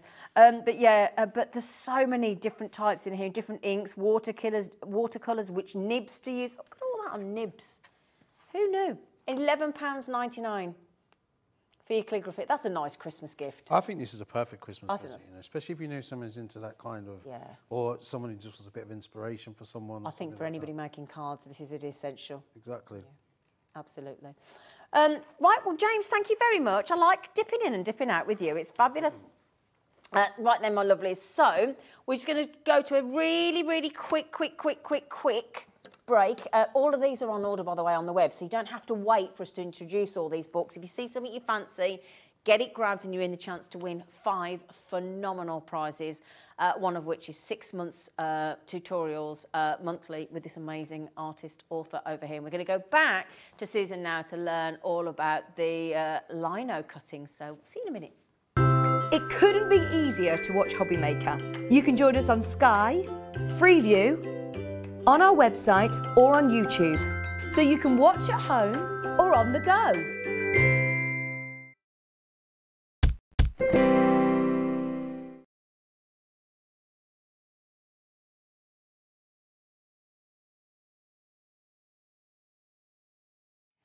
Now this, Susan, looks exciting. It's very exciting. We're getting messy now. Oh, we like to get messy, don't we? Now, can I just ask, now when you said that your very, very first book that you wrote, this lady has written 11 books. 11 books. This is how you started, wasn't it? Yes, with lino cut. So I did printmaking at university, which is a very niche art form. Okay. So I've always loved lino cutting, and the sketching is my foundation to everything. So I sketch daily because I love to be able to draw, and it kind of keeps my creativity going along. Because as you can see, I've laid out a few more tools here. So you do need a few more tools, not loads. This can easily be done at home. Okay, great. With very simple tools and materials, but I can't sort of necessarily take this on the train with me when I'm, out and More about. of a home More of a project. Something to set up at home. But lino cut's what I did at university. I love it. It's an amazing art form. And I will explain what it is, because you give me that look of like, I have no idea what you're talking about. You just held that blank look. I was just like, well, what is it? I mean, I can see it, but what is it? So if you think potato printing, like you'd have maybe done potato printing when you were a kid. Yeah. It's basically grown-up potato printing. Oh, okay, but without the potato. Exactly, without the potato. We replaced the potato with this stuff, lino. So this is, it's a soft material made of cork and linseed oil with a Hessian backing. It's basically what used to be on the floor in the 50s. Oh, it was literally the lino that we're talking about. Literally the lino that would be... At your nan's house, James. Yeah. But don't go to your nan's house and carve her floor. No. So it's a soft, you can see it's sort of bendy. It does bend a little bit. It's a bit pliable. Okay. And you basically carve into it. So like with a potato, you would use like your kitchen knife, and you'd carve into it, score into it, make a little pattern, put some paint on it and print it down on paper. So a bit like card stamping and stuff as well, very similar.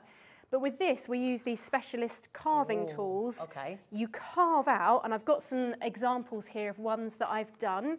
And these are ones that were in the book as well. So some of these examples are ones in the book. Okay. And this teapot one here is actually one of... I've just gone... That was weird. I literally opened straight the to page. the teapot, yep. And you haven't marked it. I honestly... James, I opened the book on the page. That's weird. You've got skills. That was just weird. Anyway, sorry, that just went straight then. You hadn't even opened it up with a piece of... Anyway, sorry. That's all right. So the lino is blank, plain. It's either grey or brown when you first buy it. And then you carve in your design and then you ink it and print it.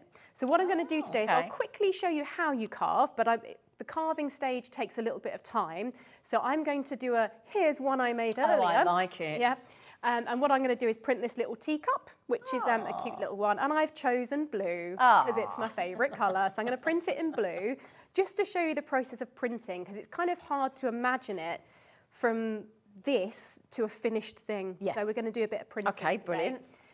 So for lino printing, I'll just quickly go through what all this stuff is. Yeah, fabulous. You do need a piece of lino, which is this bit here. Is that difficult to get hold of? You can buy it at most online art suppliers. Most art shops will have this specially available. Good to know, thank you. So don't go pulling up your flooring.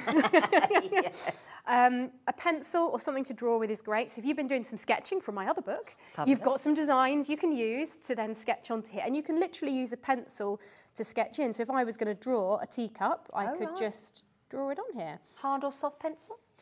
Good question. Thank you. And you're full of the good questions today. Well. To be honest, any. I've got a soft pencil here because it shows up better and it's easier to see. So I'd say a soft pencil is pretty good. So you draw your design in, excuse me, and then you've got little cutting tools. So these come in either little U shapes or V shapes. They come as either really big, like this, really big round U shapes, or little. So you can get big or little tools. The bigger the tool, the bigger the cut. The smaller the tool, the smaller the cut. Ah, right. And here, for example, I've got a little sampler that was used in the book, and it just shows all different tools and the marks that they make when you're cutting. Well, that's good. So I'd certainly say if you were starting out with this, if you're sort of curious and you're watching today and you're like, oh, this seems fun, get a couple of tools and just start playing. A bit like I say with sketching. Yeah, it does, doesn't it? Yeah. Just mark, make, play and see what it does. Okay, good. The one thing to say is these are sharp, so don't cut your hands. Always keep the cutting stuff away from you. So we don't carve towards ourselves in a very dangerous manner and we keep our fingers out of the way. So if I was going to carve something like this teacup, I would try and follow along my pencil line. I hold it at a 45-degree angle, roughly like that, and I push down and that carves out the little bit of lino, which is ever so satisfying, ever so satisfying. And you do it in little bits, just gently pushing away from you, carving out the bits that you don't want. The crazy thing about lino cut is it's back to front. So what you cut doesn't print. So for example, this one here says thanks. So the word thanks is going to be white and the bit that prints is here. And lino cut's a form of relief printing, and so it's what's in relief is what actually prints, not the stuff you cut away. So it's a bit back to front, and as you can see with these letters here, they're like mirror image, they're back to front, so it's all backwards, which is slightly confusing. Okay. But we show you tricks in the book for how to get round doing things and how to transfer designs on and stuff. So there's lots more advice in the book than I can offer in a little quick demo here. But that's why we want the book. Exactly. Oh my gosh, I've only just I'm so sorry, Susan. I've just noticed your price tag as well. I know. Wow. Bargain.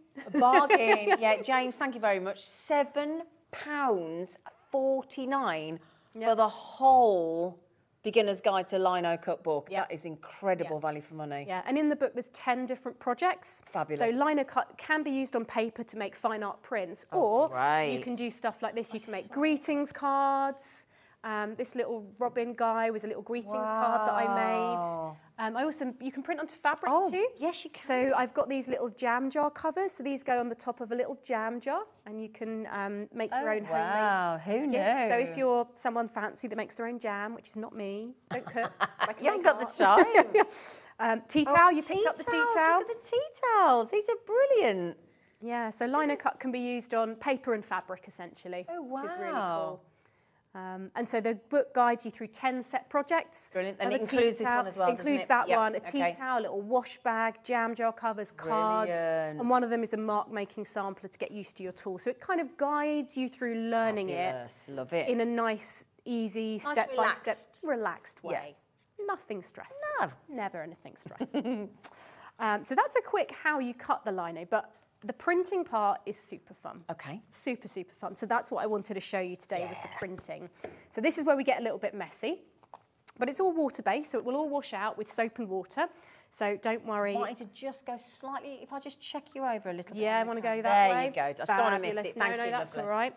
So what I'm going to do, I'm just going to pour out a little bit of this printing ink down. And that's just onto like a glass mat, is it? It's a glass cutting mat, but you can use like a kitchen tray, a plastic tray, anything non-absorbent. Okay. So I wouldn't do it on your lovely desk here. No. It would make a right old mess. So anything non-absorbent, glass, marble, plastic, something like that.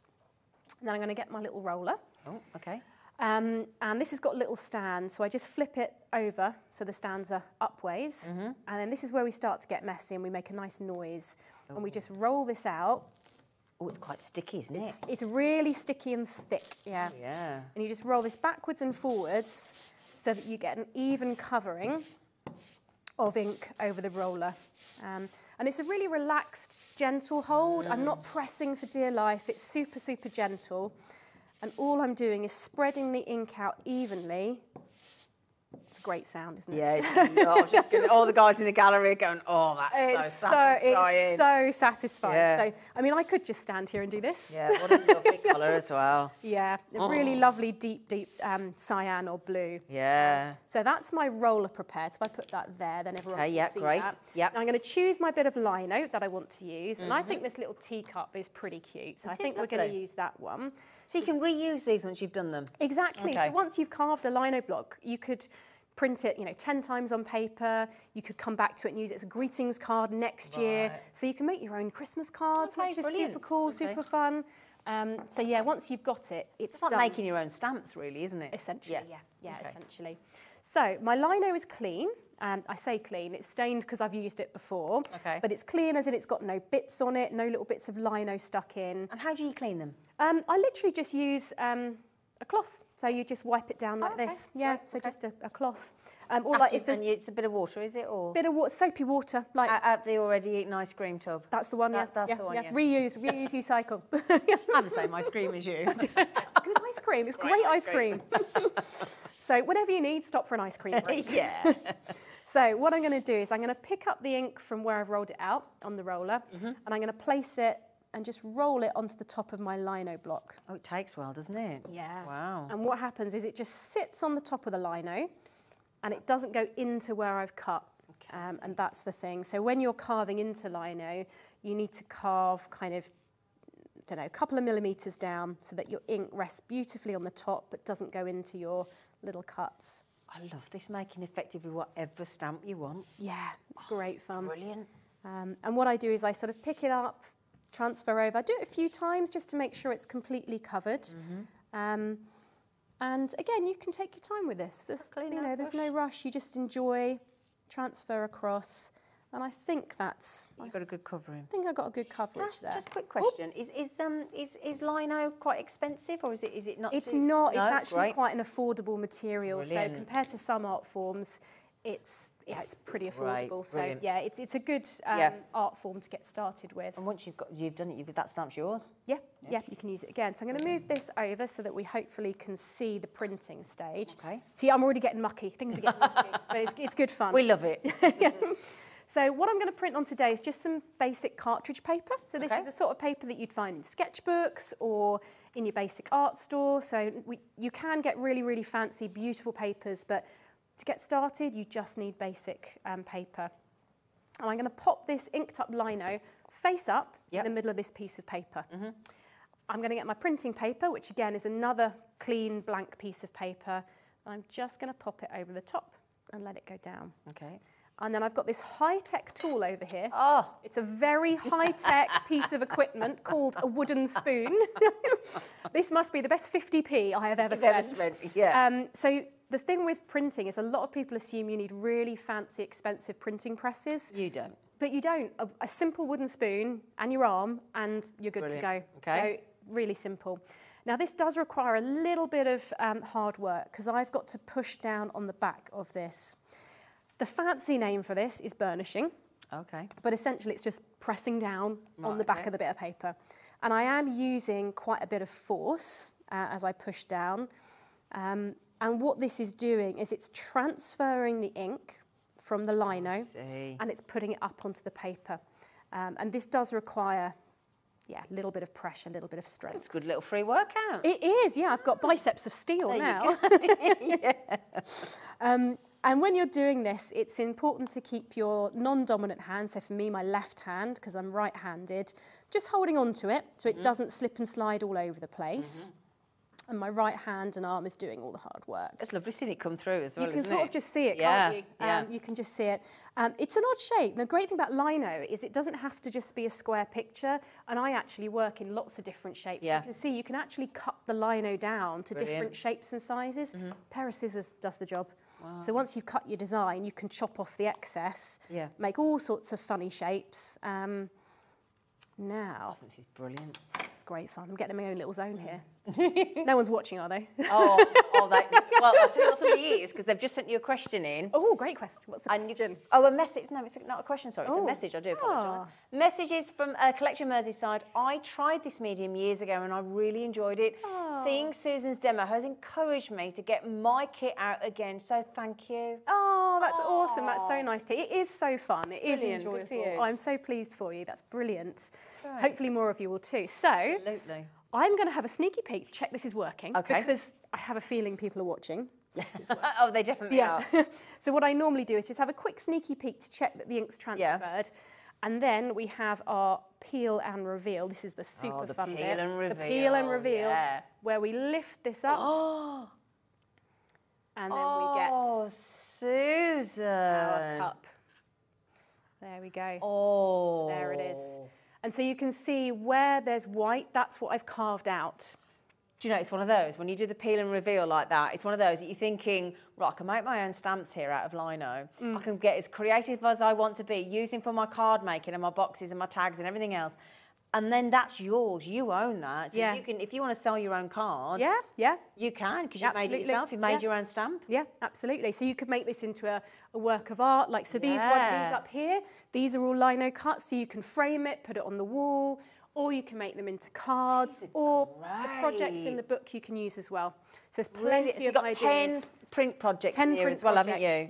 Yeah. So there's lots to get you familiar with the technique, because you've got to get used to how much ink you need, how much press you need when cutting, when printing, and there's so many tips on how to mix the ink, create different colours. Draw, cut, print, repeat, I love it. Yeah. And again, you even teach how to hold the lino cutting tools.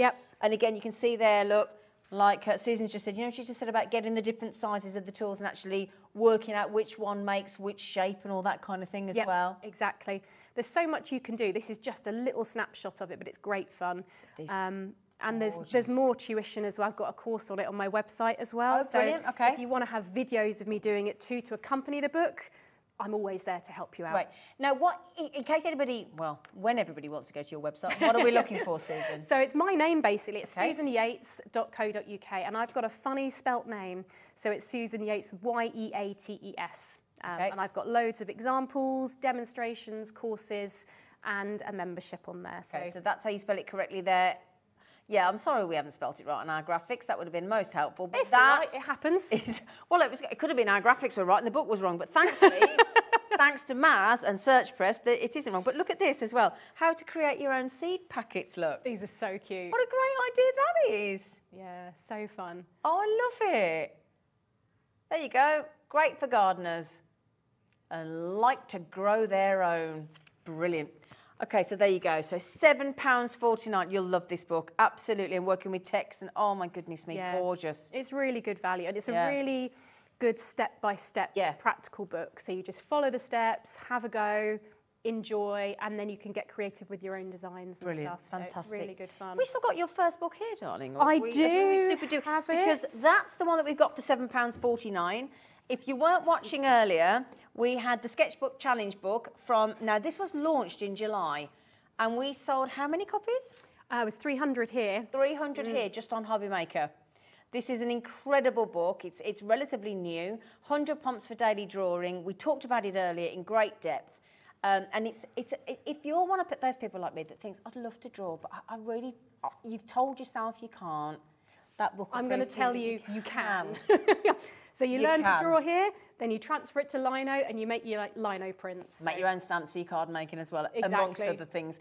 This was $9.99, and the code is on your screen, QAPU72. Now, there's a lot of you with it in your baskets. Now, just remember, if you buy it today, you'll be in the chance of winning 5 phenomenal prizes, one of which is the monthly tutorials with you for 6 months with Susan. You could win a beautiful poppy field piece of artwork by Jane Betteridge. She's coming up later. You could win £250 worth of Search Press books, including these and including the how-to draw books that were pick and mix buy 3 for £10 instead of 15. Earlier, a project piece from Maz, who works for Search Press, who's coming up in a moment. You're going to meet her just after the other side of this break, and her incredible Eco Christmas craft book, which again, Maz will be demonstrating from later. And that, let me tell you now, that is selling out very, very quickly online. And there was another prize there from Stephen, a piece of mounted artwork from Stephen as well. And again, you'll be meeting Stephen later as well. So, lots to do. Today's the day to buy. The prices are the best that you will get anywhere, and that includes some of the big websites that we all like to have a little goosey gander at. We know these prices are the best today because James has absolutely made sure of it from Search Press. Thank you so much. You're very welcome. It's been super fun. Absolutely enjoyable. You are amazing, and good luck with the books. Thank you very much. I don't think you need it, but good luck. Right then, my lovelies, we're about to go to a break. I'm going to be joined by James and Maz of Search Press, and again, Maz will be bringing you her phenomenal book and demonstration. So do please join us. I think you're going to want this book after the break.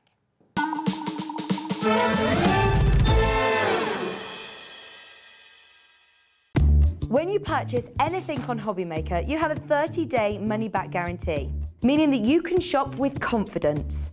Happy shopping with Hobbymaker.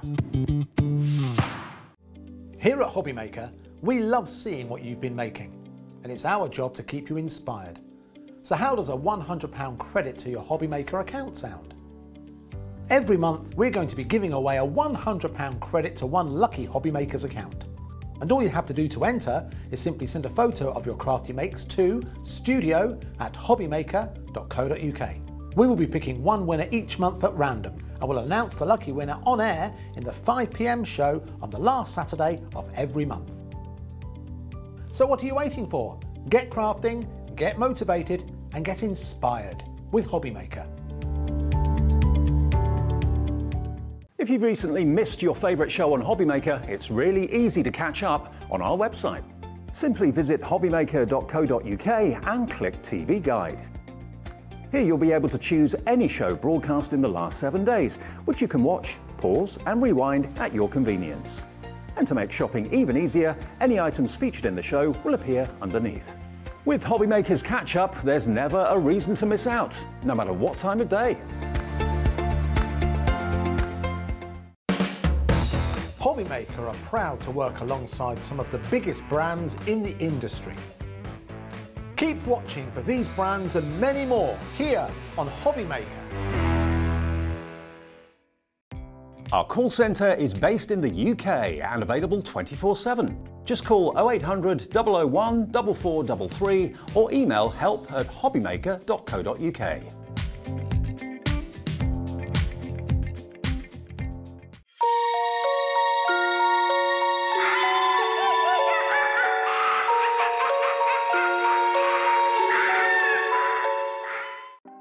Want to know what's going on in the next show? Then head over to our website. Click on the TV guide. This will tell you who's presenting, which guest we have joining us, along with what's going on in each hour. If you ever miss a show, you can catch up by clicking on the day you missed and then click Watch This Show. You can also view what product was on and if it's still available to buy. Catch up on Hobbymaker. When you purchase anything on Hobbymaker, you have a 30-day money-back guarantee, meaning that you can shop with confidence. Happy shopping with Hobbymaker.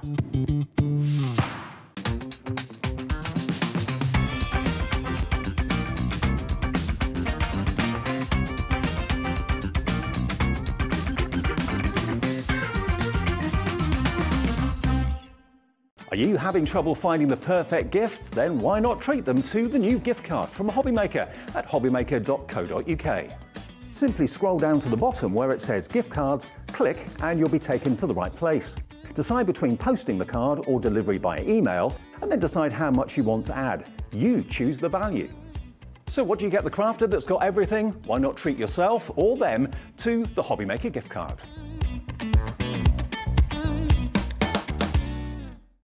It couldn't be easier to watch Hobbymaker. You can join us on Sky, Freeview, on our website or on YouTube. So you can watch at home or on the go.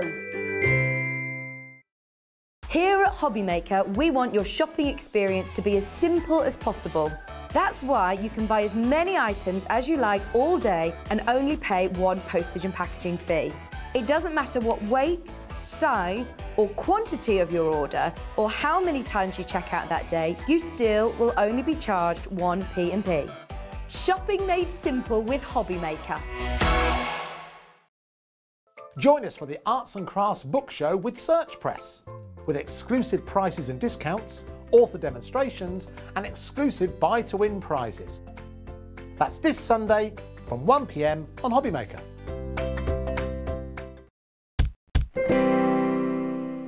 Hello, my lovelies. Welcome back to Hobbymaker. Can I just thank you all for your amazing comments that have been coming in. You are having a wonderful time and we're not even halfway through. So we are now joined on the sofa by James, the sales manager of Search Press, and also another, oh goodness me, do I say artist or author or just goddess, Maz? Oh no, I'm not a goddess. I think you are.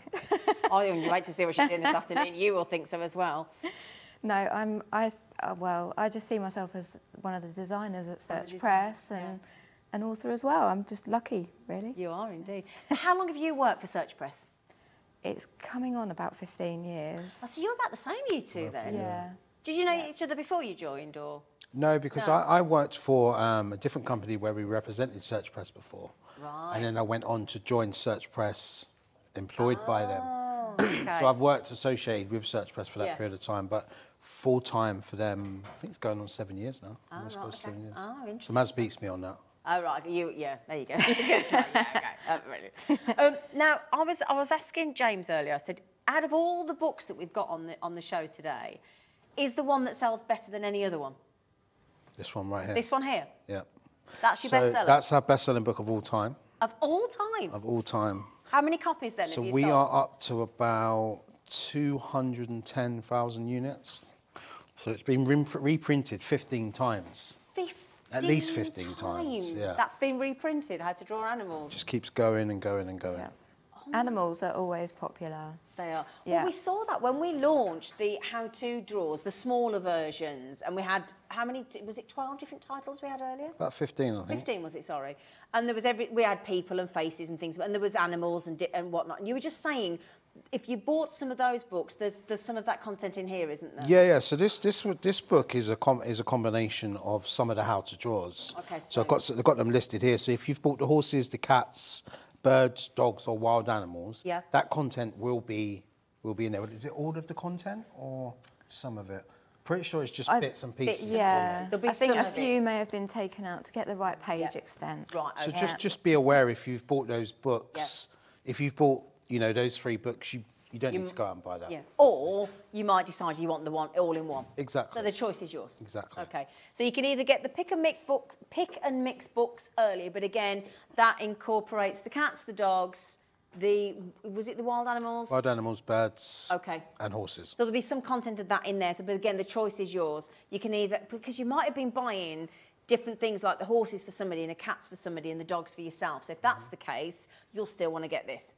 So, but the choice is yours, okay? So now James did tell me earlier how much this was, and I cannot get my breath. Oh, you know as well now as well. My producer, it's on your screen, love. £8.99. Now, am I right in thinking that there's over 130 step-to-step drawings in this book? Yep. All for £8.99.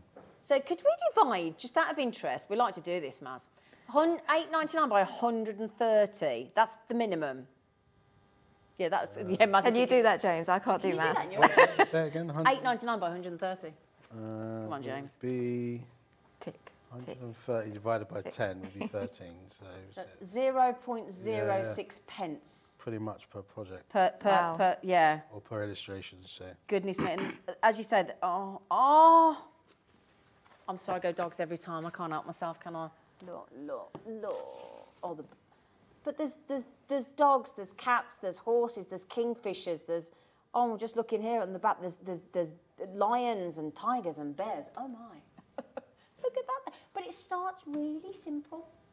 Yeah, very simple. And again, it's, you know, it's the how to draws. It's the how to draws, you know, follows the same format as the how to draws.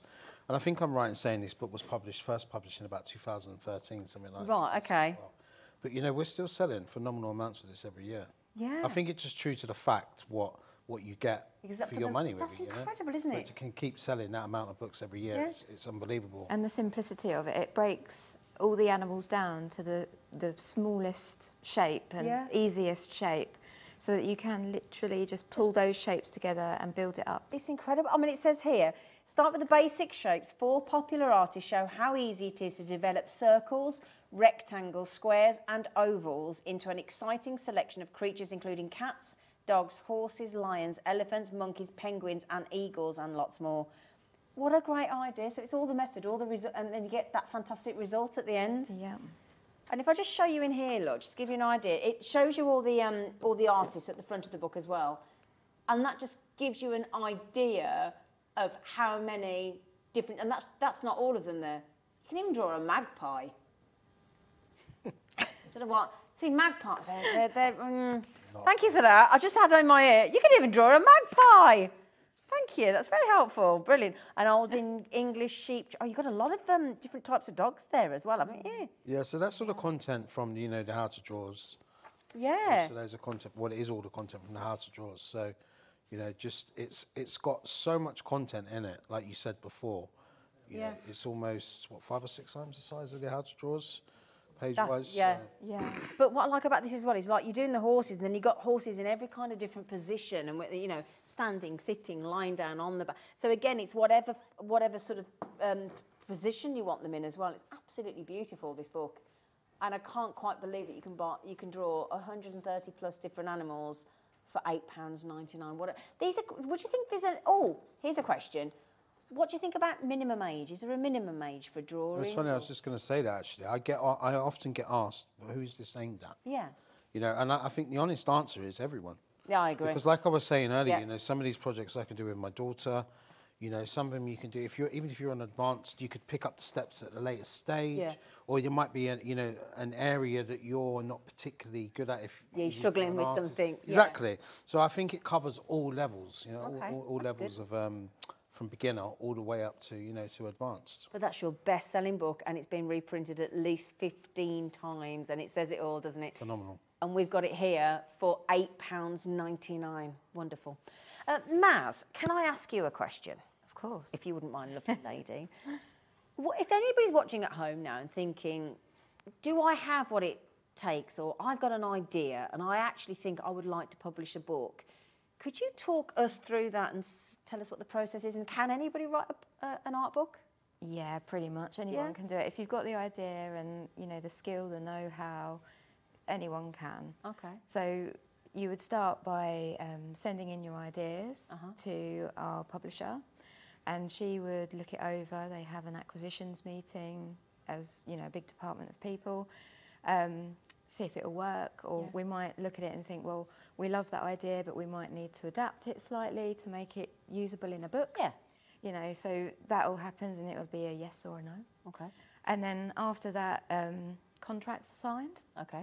And then the ideas all come together. So there's a planning meeting with the author, and we'll literally plan the whole book out page by page in a meeting.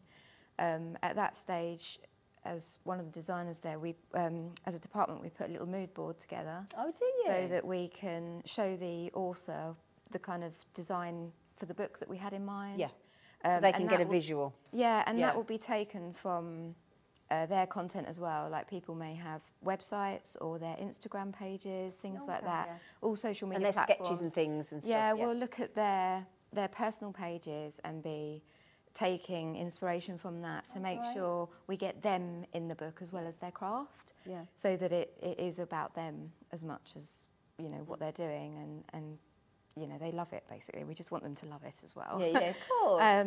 So we have that planning meeting, show them all the design visuals to begin with, then the author will go away, write it. I think it can happen in different ways depending on whether it's an art or a craft book. The author can send in bits of text bit by bit, or they can send it all in one go. Okay. Quite often we ask them to send us pictures so that we can see what they've been painting or drawing, making, so that we can kind of get an idea of what's going in, and we can say, well, that one looks a little bit complicated. Can you break that down slightly? Break it down a bit more, or we'll put it over an extra spread in the book just to make it... Because you know what works, obviously, don't you? Printing so many books every year. Yeah, and you gotta really spell it out in very simple terms. Yeah. Otherwise, if there's too many jumps within the steps, people get lost. Of course they do. And they've got to be able to follow it. Yeah, you want that's a perfect example. That's exactly the perfect example, isn't it? Yeah. And you can see on the top line of that, actually, it's really helpful, the top line on that cover. Yeah. You see here that.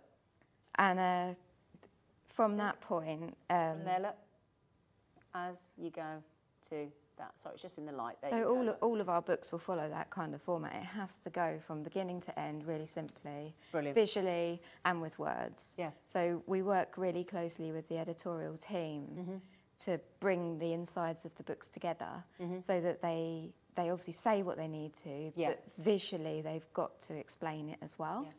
Because some things are really complicated to put into words, and it's much easier to see a picture. Yeah. So the author sends everything in. We work with the editors, and we do all kinds of pre-designs to the book. So we'll choose fonts, we'll choose colours and patterns and things to add in to really help the book along. Yeah. And embellish it. Because you've got that good visual packaging, and you've got to want to pick up the book and open it, haven't you? And that's where you come in. Sometimes the whole step-by-step idea, it just looks so boring. It's just something on a white sheet, and you're like, oh, that's not very exciting. So to decorate the page and bring it all together, it just makes it a whole package that looks like something you want to do. Though, for that person that's written the book as well, well, yourself included. Yeah. Must be wonderful. And you get that because you've written books and you get that. Yeah. You've got that understanding. Yeah. Here's one question I'm just thinking when I'm listening to you. So is there any danger of then when somebody's thinking, so somebody's got that idea and they're thinking it's my idea, and they've got to have to take that leap of faith to send you that idea, and then is there any ever concern of that thing for somebody thinking, well, what if my idea gets taken, and there's no danger of that ever happening? Or no, I don't think so, because if that author has the idea, it's theirs, and they've literally got the product, whatever that be, a painting or a craft product. Because you've got that respect for them because of doing what you do. And they've got the ideas, they've got the vision, and they've got the skill, so use it. So that must make that person feel really confident in what they're doing and comfortable. They've got that comfort blanket that they can trust you. I think once they've got that idea, if we like the idea, we're like, let's go. Yeah, let's go for it. Oh, that's amazing. This is really exciting. So what happens if somebody's got an idea and they're actually sitting there now thinking, I want to get on board with you guys at Search Press? What do they do? So they can go onto the website and there'll be instructions on who to contact. And it's that easy? www.searchpress.com, they can go on, they can have a look, and there's some contact details on there. You can drop us an email, and and we can put you in touch with the right people, And is it Search Press with a hyphen or one word? Or one word. Or one word. So searchpress.co.uk. Yeah, I wouldn't say it's easy. No, I don't mean it. No, but you know what I mean. I mean easy to get in touch. Easy to get in touch. And then, like you say, obviously we do get approached with a lot of books, so a lot of people have ideas. But it is, and it's a fun thing to think that, you could get your book published. Yeah, I bet. There's a good chance of it. Yeah. And they do take a little while to put together sometimes, so you have to be aware of that. Yeah, that's a very knowing face there, isn't it? Yeah. Sometimes, some books, like the 20 to Makes, for instance, they can be super quick. Right, okay. If you're really, really going for it, 4 or 5 months. Wow, okay, right. Like if you're needing to get on trend with something, you can do it really fast. Okay. Like make a room in our schedules just wedge it in. Should we have a look at get that it one done. next? I Is think that the it's one you're worth- talking about, yeah, I shall we? think Is it the festive felt one? Festive felt decorations. So if yeah. I pop this down here then. There you go, my lovely. one. So this is the one that you absolutely did it in that kind of time frame. Yeah, so we've done, it was 3 or 4 in So the this first lot. this is the so this I'll tell you a little bit about the series. Okay. Basically, so Yeah. the original series we did was a $4.99 paperback. Oh, okay. I mean, we had I think it was over 40 titles in it. In 40? 40, yeah, 40. Okay. And we've sold over 2.5 million units across that. 2.5 million. Units across that 22, which a lot of those are still in print, and we're still selling those now. But what we've done is we've decided to do a new hardback version of it. Okay. And this is one of the first 4 that we did by Corinne Lapierre, who's one of our top-selling authors. Nice size book as well, It's isn't it? beautiful. I mean, yeah, and, yeah. you know, even normally it's $6.99 normally. So, you know, it's actual value, real value for money. It really is, isn't it? So we're bringing it back in this hardback gift type format. Yeah, I like that. Yeah, nicely, easily wrappable, and yeah. Yeah, with new subject areas, because a lot of the original 22 makes that we did, slightly dated now. But like Maz said, we can do one of these pretty quick. So if we see something that's really in trend at the moment, okay, like, you turn that we around can pretty put this in. quickly. And we've got the authors, we've got them in place that we know we can approach them and say, look, can you put this together for us? Don't get me wrong, it's still produced just as high quality as of course, any of the other books. Yeah. But, and as you can see, you know, it's an Lovely. absolutely stunning book. So when it says all new 20 to make, does that mean there's 20 things you can make in there? Exactly, 20 projects. Right, okay. So you get instructions on the first project, how to do it, and then it'll give you another 19 inspirations on how to do it.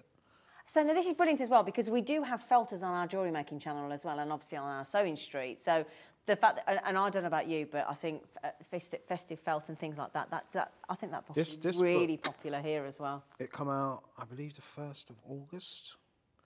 And it's quite new then, this sold one. over 3,000 of it already. Oh, there you go. Have you seen the price tag as well? Can I have a look inside? You can. See, that's the lovely thing. And you can tell your books are lovely, because straight away the first thing you want to do is get inside. I love the fact that you're introducing the artist as well. Oh, look at this gingerbread cottage. Oh, a mini stocking that's personalised. Can I? Oh, a Robin Christmas card. So here we go. Look. So if I just show you, so it's obviously with the felt decorations, you've even got card making in there as well. These little shoes. I think this is the thing, a lot of these crafters, they integrate the stuff they do, you know, and that's where you get more than just the actual subject area. But you're getting the templates in here as well. There's all the template. Oh, you know when you see the reindeer heads on the, you know, not the real ones, but look, you can make your own one out of felt. It's so cute. This is brilliant for $5.99. I know, I'm going to get in trouble. You are not going to get in trouble. Doesn't even say $5.99 on the back. No, so normally it's $6.99, so we're doing it. You know. Oh, you are. Couldn't do We're it much ever so cheaper. grateful, No, it's James. fine. I hope you do know that. Oh, this is lovely. Look at Make Your Own Little Angel for the tree as well. $5.99. Now, would you like a book on die cutting? Yeah?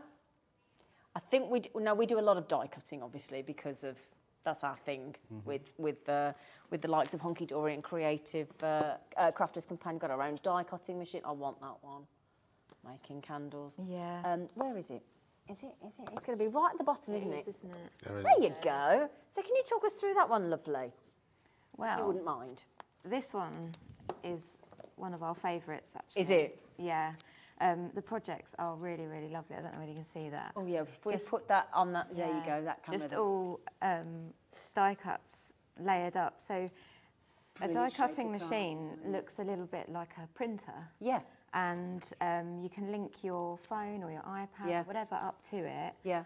I think you can put little chips in it as well with designs on, and you can feed different materials through. So this one takes you through like fabric, paper, even leather. It will cut through. And there's cork and all sorts of things. And aluminium cans can go through and all sorts. And it can just cut through all these things with the design that you've plumbed into it, essentially. Brilliant. And you can create all these lovely projects, and you know, some of them are vinyls that you can iron onto clothing, and it can still go through the wash. That's the thing. So you think about personalisation as well. I mean, this is huge, isn't Yeah, it? you can see they're projects like this. They're very simple to do. Yeah.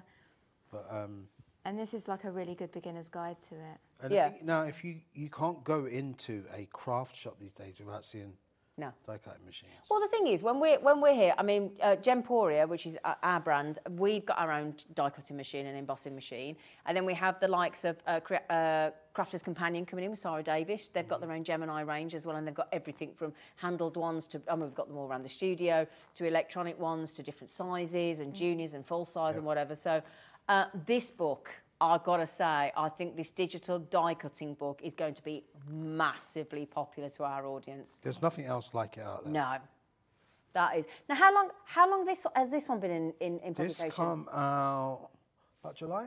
Oh, this is new as well. No, sorry, I lied. All quite It's about new. March time. Longer, yeah. Bit Still March new, time. though. About Yeah. March. So, yeah, everything we've got here, unless it's our best-selling books, is Yeah. published within the last 12 months. So Come on, James.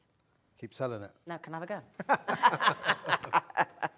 Oh, my days. You are, I mean, oh, my goodness The me. other exciting bit of information about this one is if you really like this book, there's a second one coming. Is there? Oh. And it's even better, I think. Okay, So you brilliant. get going on this one. This will teach you how to really get going and learn how to use your machine and do some lovely projects. But the next one's all about different celebrations. Brilliant. Well, the thing is as well, if we're talking about digital die cutting, because a lot of us don't know about that, this book's brilliant because it gives you all the jargon busting. It gives you, if you're not very technical, this will talk you through the entire downloading and how to use the different digital files and things and how to... You can actually scan, there's codes in the book where you can scan what it take you through to instructions and videos and shows you how to Oh, do it. really? Oh, brilliant. Yeah, I think you can download the designs as well. Oh, even better. I mean, this is just brilliant. So again, if you're thinking about creating, because it's all very well buying dies and pre-formed dies and that kind of thing, and metal dies, and we do really, really well out of that with our partnerships here at Hobby Maker. But actually, to be able to create your own. Hello, Ivy. Yes, we know you want to create your own as well. But to create your own, I mean, this is brilliant. I mean, you know, we're talking about there different materials, leather key fobs. I mean, there's ceramic mugs on the back here. There's jars. There's chalkboards. I mean, this book is going to be super popular. You can tell that now. And you've done all of this. This is what I can't believe. I'm genuinely surprised at the amazing quality and beautiful books that you've got here. Under £10. I think that's the thing is, if you're incredible. going to spend, what, am I right in thinking these machines, £100, something like that? Minimum. Yeah. Minimum. So we you know, ours is normally, I think, £139.99. We occasionally, or £129.99. Occasionally do a deal. Some of the bigger ones are £179.99. So Ivy, she's very impressed with Maz and James. In particular, she seems to have taken a real shining. So I do apologise, everybody. But imagine wanting to create your own bunting. You think how much bunting costs for different... Ivy, you're going to have to go away. I do apologise, James and Man.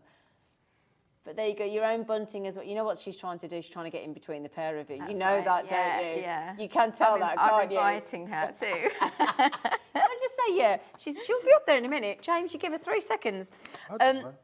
Right, so, but again, you know, chalkboard planners, you know, you can print on chalkboard. Yeah?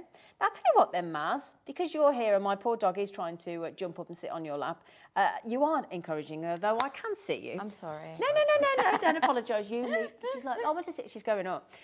Which one would you like to do next, Maz? Ooh. Your choice. What have we got? Oh, I really like modern tie-dye. Ah, okay. Because this is a really popular thing to do right now. And I don't think people realise how easy it is. Oh, okay. Yeah.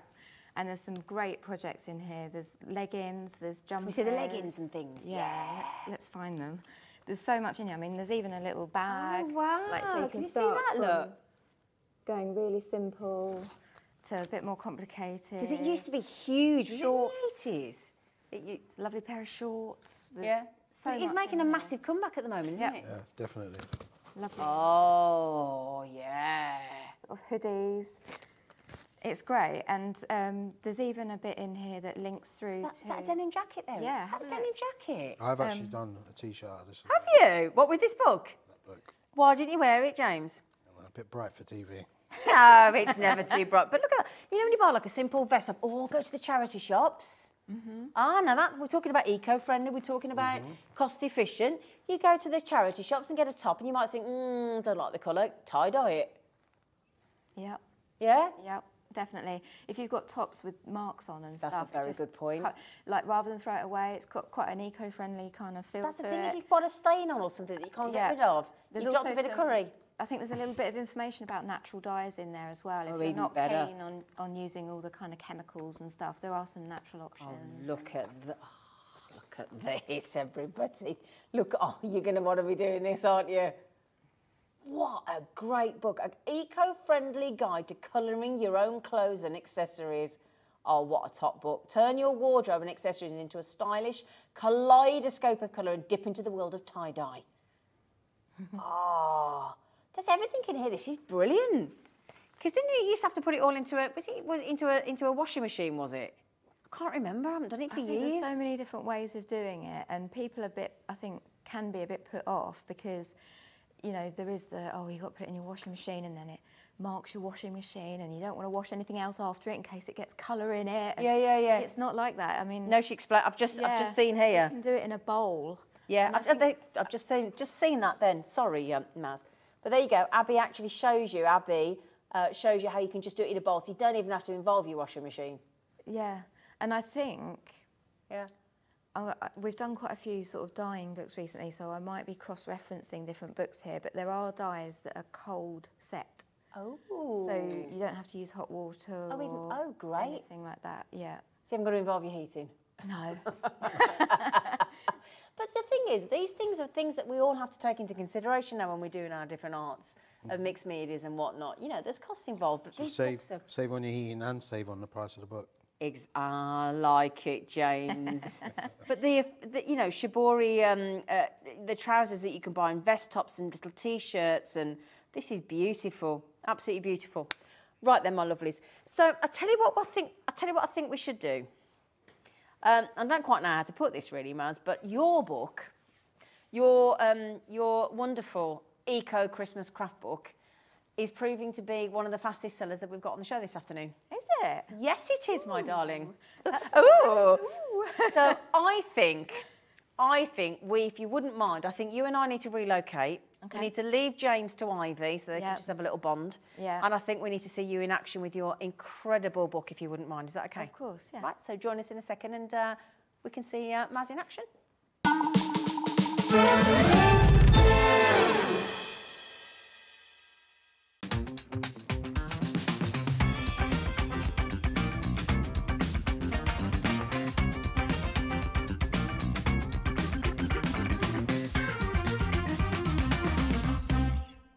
Here at Hobbymaker, we want your shopping experience to be as simple as possible. That's why you can buy as many items as you like all day and only pay one postage and packaging fee. It doesn't matter what weight, size or quantity of your order or how many times you check out that day, you still will only be charged one P&P. Shopping made simple with Hobbymaker. Join us for the Arts and Crafts Book Show with Search Press, with exclusive prices and discounts, author demonstrations and exclusive buy-to-win prizes.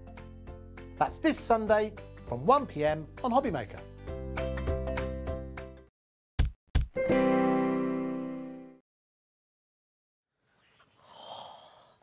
I think you've got an awful lot of people out there, Maz, desperately waiting to see this book in action. That's excellent news. How did this come about, this book? Well, we wanted to get on to a bit of an eco-Christmas trend that was going through. Okay. I had loads of ideas and kind of put them together over the Christmas of 2020, I think. Right, okay. Time goes so fast. Yeah, I bet it does. Can't get my head round it. So I put a few ideas together, spoke to our commissioning editor at the time, gave a few examples, and they said, yes, let's do it. Can you do it in 8 weeks so that we can publish it next Christmas? And I was like, 8 weeks? Did you do it? Yeah. Did you really? I didn't publish it in 8 weeks. I made the book in 8 weeks. Like, wrote amazing. it, made all the projects. Oh, man, total respect to you. And then the sort of Search Press bit takes over then with the photography and putting all the book together. And is it? Obviously, it must be nerve-wracking writing a book. But when you work with Search Press, I know you work there and you work with James and the team and everybody. Is it an enjoyable process putting a book together? Yeah, definitely. Yeah. I love seeing it from the very beginning to the end. Bet. you know, you see all the ideas, you meet the authors that are really enthusiastic and absolutely love their craft, they love what they do, and then you kind of see it all come together. And certain books, like, because there's 3 of us in the design team, we all have kind of different interests, different strengths and all that. So we'll see one and we'll be like, that's mine, I'm doing that one, because we'll get excited You've got an about instant them. connection. Yeah, and you know, I'm quite drawn to colour, so I'm often doing the really colourful, often paper craft and more the craft lines. Yeah. And my colleagues, I've got Juan and Emma, they are the other 2 designers, and Juan loves a bit of painting and drawing. Okay. Emma, I think, likes a bit of everything, but she recently was really drawn to a pyrography book. Oh, was she? Yeah, so she got involved in that one. Isn't it great that you've each got your own thing though? Yeah, we've got different strengths, and I think that's what works really well, because, you know, we don't all get bored of the same thing. We all have an interest and sort of muck in, really. And it's a good job, because I think James was saying, don't you publish something like 120 plus books a year? Yeah. It's a lot for that many. Few designers. Yes. Yes. I can feel that. Yes. Right then, so what's the Eco Christmas? What does that mean for you? So it was about making your own Christmas decorations, or cards, or whatever, but being mindful of how you're doing it, because Christmas creates so much waste. It's unbelievable. Like, it's so hundreds and hundreds of tons of wrapping paper, cardboard, all just gets thrown out. Yeah. And it's awful, really, when we're thinking about sustainability and the planet and everything else. I mean, it's a massive conversation. Yeah, and some of them aren't recyclable. You know, your glittery baubles glitter so bad for the environment. I'm not saying don't use it. If you've got it, don't throw it out. Use it. Keep reusing it. That's the point. But you know, it's some of these sort of wrapping papers and things are absolutely beautiful, but they're a real nightmare for the environment. Yeah. So, you know, I've gone into making your own, you know, or printing your own on sort of brown paper. Brilliant. You know, you can do it all sustainably. Fabulous. Reusing things that you might throw out. Yep. So, like today's project, these were paper towels, and this was what was wrapped around the paper towel. But it is lovely. We've all seen that, like commercial paper towels. It is lovely brown paper to use. Oh, brilliant. Okay. It's quite thick, so it moulds really nicely. But it's like if you go into a farm shop as well, and you get your veg and you put it in a paper bag. Yeah. Don't throw the paper bag away. Yeah, reuse it. Like this. And you can iron them. You don't worry about the creases. Iron it out. So what else can we learn in the book? How many projects and things are there? So there's 30 projects. 30. So they're all the projects there. You can see on the contents page. Oh, brilliant. And you reuse corks and everything. Yeah, it's a real multi-craft book. So these little stars. Yeah, these stars were made from my Christmas tree from the year before. So I just cut the tree up and just wound sort of. Well, I go through it in the instructions here. You know how to kind of tie it all up, and then you can yarn wrap them to tidy them up. Oh, that's a great Can even make a little tree topper instead of hanging decorations. What's your favourite project in there? Oh, is that a tough ask? Yeah. Oh. I've got, I think it's this one. This is the one behind you. Yes. Have you seen this over here? Around, look, but it's so the red check was donated to me by my lovely sister-in-law. Yeah. An old pair of pyjamas. An old pair of pyjamas? Yeah. So I cut them up and made little Santa sacks out of them. And that's like a little advent calendar? Yeah, and the navy blue was an old pair of linen trousers that I got a hole in, so I couldn't wear them anymore. Idea. But you could do it with old jeans and things like that, couldn't you? Yeah. Sorry, Callum, I'm stood right in front of it. It's right here, isn't it? And then these ones, so you can buy packs of fat quarters and that kind of thing, and I used the rest of them and just had this one little scrap left, and I was like, well, I'll use that up on there. And then is this like out the garden? Twig, out the garden. Out the garden? Yeah. And a hanger? Yeah. And if you've got a hook on the wall, you don't need the hanger. No. It's just for display purposes today, and really. And it's like Hessian string, sort of? Yep. It's sort of garden twine. It's natural garden twine. Yeah. And so again, right, so this book, what happens if somebody's sitting there going, oh, great idea, I'd love to do this, love to get the whole family involved and whatever, I just want to do it myself, but I don't think I'm very crafty. Problem? Oh, you don't need to be crafty. There you go. No. It's so simple. This these little things here are literally a rectangle of fabric. Yeah. You fold it in half. Yep. Sew the sides up. Can you sew them by hand? Yep. Yep. Don't need a machine? Don't need a machine. Okay. No. There you go. And just tie it up with a bit of string on top. There's no effort there at all, and you can reuse this for years. I was gonna you can say, add little gifts, Yeah. little, like, you know, your chocolate Different coins. size bags depending on the day, Yeah. couldn't you? Yep. Yeah. Just out of interest, just thought I will say it because we had a show recently on Hobby Maker, but tomorrow morning we do have the brother sewing machines back and the embroidery machines back in the morning on Hobby Maker tomorrow. So if you do want a machine, so then we've got those as well. Yeah. Makes it a bit quicker if you can. Oh, well, yeah.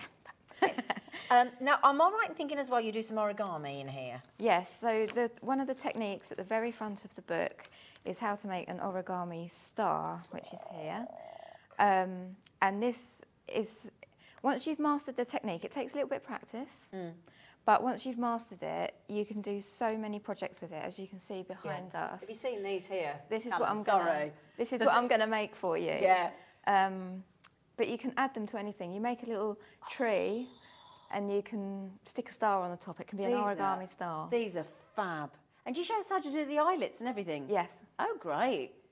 Yeah. Oh, these are lovely, aren't they? I knew you'd like this. This book, your book, when did it come out? This time last year. This time last year? Yeah. Is it, oh, hang on a second. This is the one that sold, like, absolutely too many, to the point where it actually ran out before Christmas. Yeah. Whoopsie! Oh, mind you, it's not like she doesn't work for Search Press. She can pull a few favours. But there's a whole. That's the whole thing. No matter who you are, there's a process and there's a timeline and for it takes books. a long time to get these books printed as well. How many have you sold? Is that rude to ask? No, just over 10,000. Yeah. And when did it come out first? September last year. You sold over 10,000 copies. Yeah.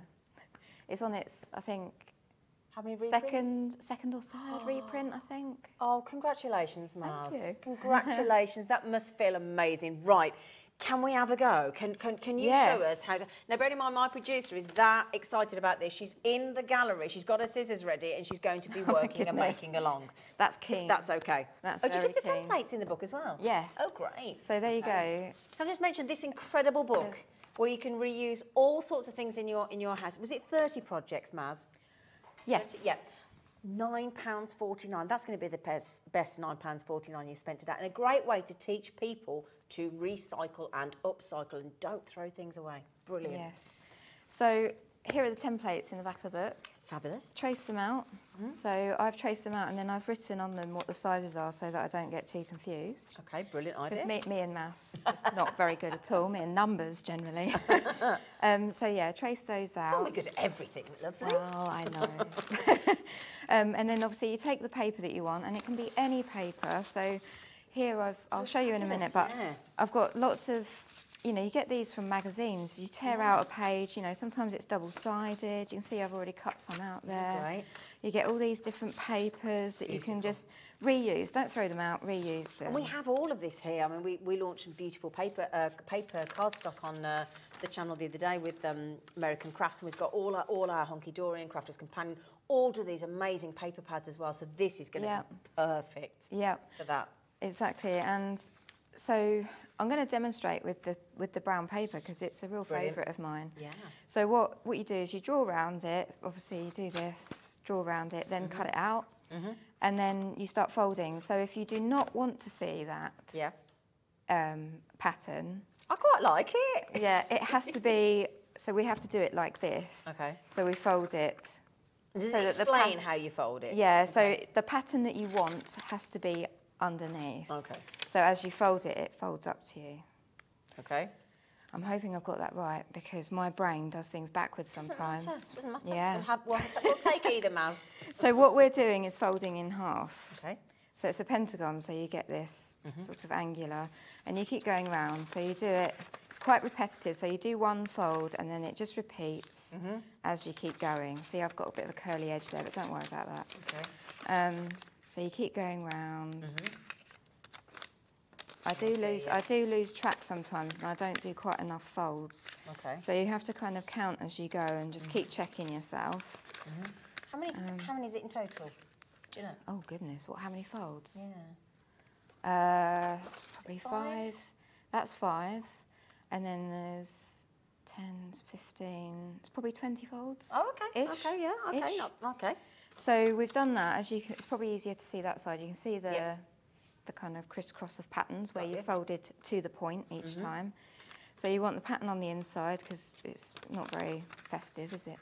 And this time you fold the bottom up. So these points have to be in line with the folds that you've created for each of these. Right. And the centre ideally needs to line up. Okay. And then fold it over. But again, all instructions in the book. Yep. Okay. And again, you do it on all 5 sides. Okay. Brilliant. So we keep going. La la la. Oh, you sing as well? Yeah. Oh, little festive tune. Oh, there you go. Yeah. Can I just reiterate that this incredible eco-friendly Christmas craft book by this amazing author will be signed by Maz as well and sent out for you. And you're getting the chance to win a prize from Maz. And in fact, it's going to be a project from Maz's eco-friendly Christmas craft book. Have you decided what yet? No. No. I'm finding it very hard to let go. Well, they are her babies, but you will win a project. Perhaps the winner can choose. Oh, there you go. That might be a nice idea. We can have a look. Yes, Okay, yeah. lovely. Thank you. Okay, so next set of folds is you fold one side up, and you can see, hopefully, on screen, you can just see a fold here. We can indeed. So you push that back and bring the bottom up with it. And you'll see, can you see in there? You're just folding that in, a bit like when you fold sort of into a present and you make that lovely envelope corner. Yeah, yeah. Back down. Okay. And you just work your way around doing the same thing. Right, okay. And you make sure that is folded down underneath. Right, okay. And keep going. So that's 2. This is number 3.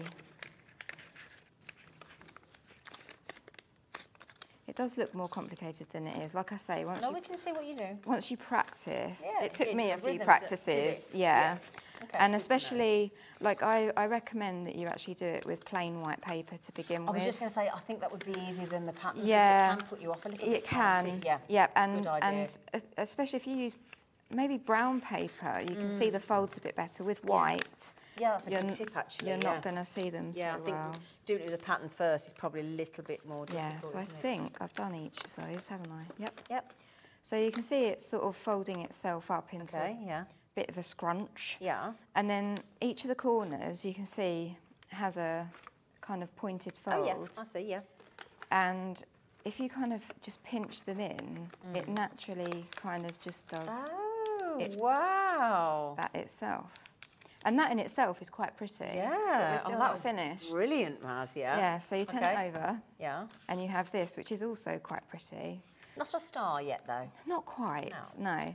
So I'm hoping you can see at home can. these little lines where we've done all of our folds. So this corner here will have to be folded into this corner here, or the centre. It's not really a corner, is it?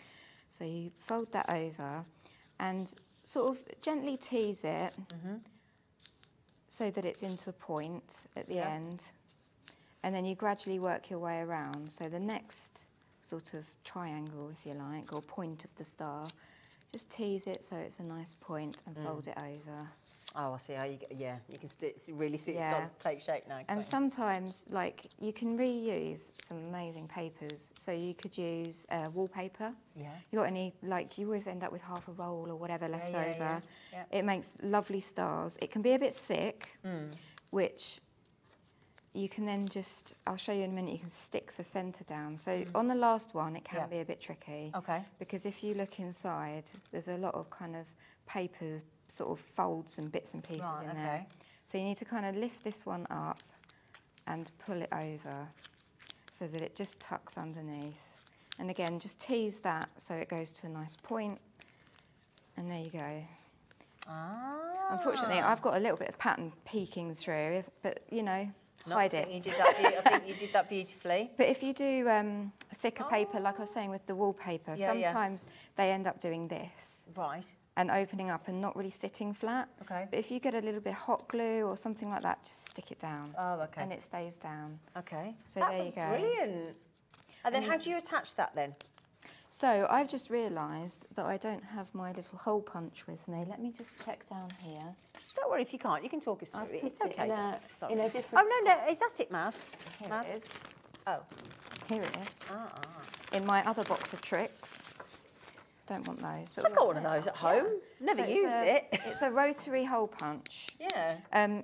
My mum used to use this a lot. She used to be a textiles teacher. Is that where you make the holes on your belt? Belt, yeah. Yes. So my mum always had this, always adjusting Dad's belt, you know. Yeah. So they're really good for paper as well, but it does blunt them quite quickly. So have one for the one for paper, one for fabric. But also, again, we do paper hole punches here from our suppliers, so we've got those as well. Yeah. Okay, so the project I'm making is obviously the one hanging behind. Okay. And I've pre-made a bit of it. So you start with a little wire hanger like this. Okay. This one is recycled from something I bought in a supermarket that had lots of false foliage on it.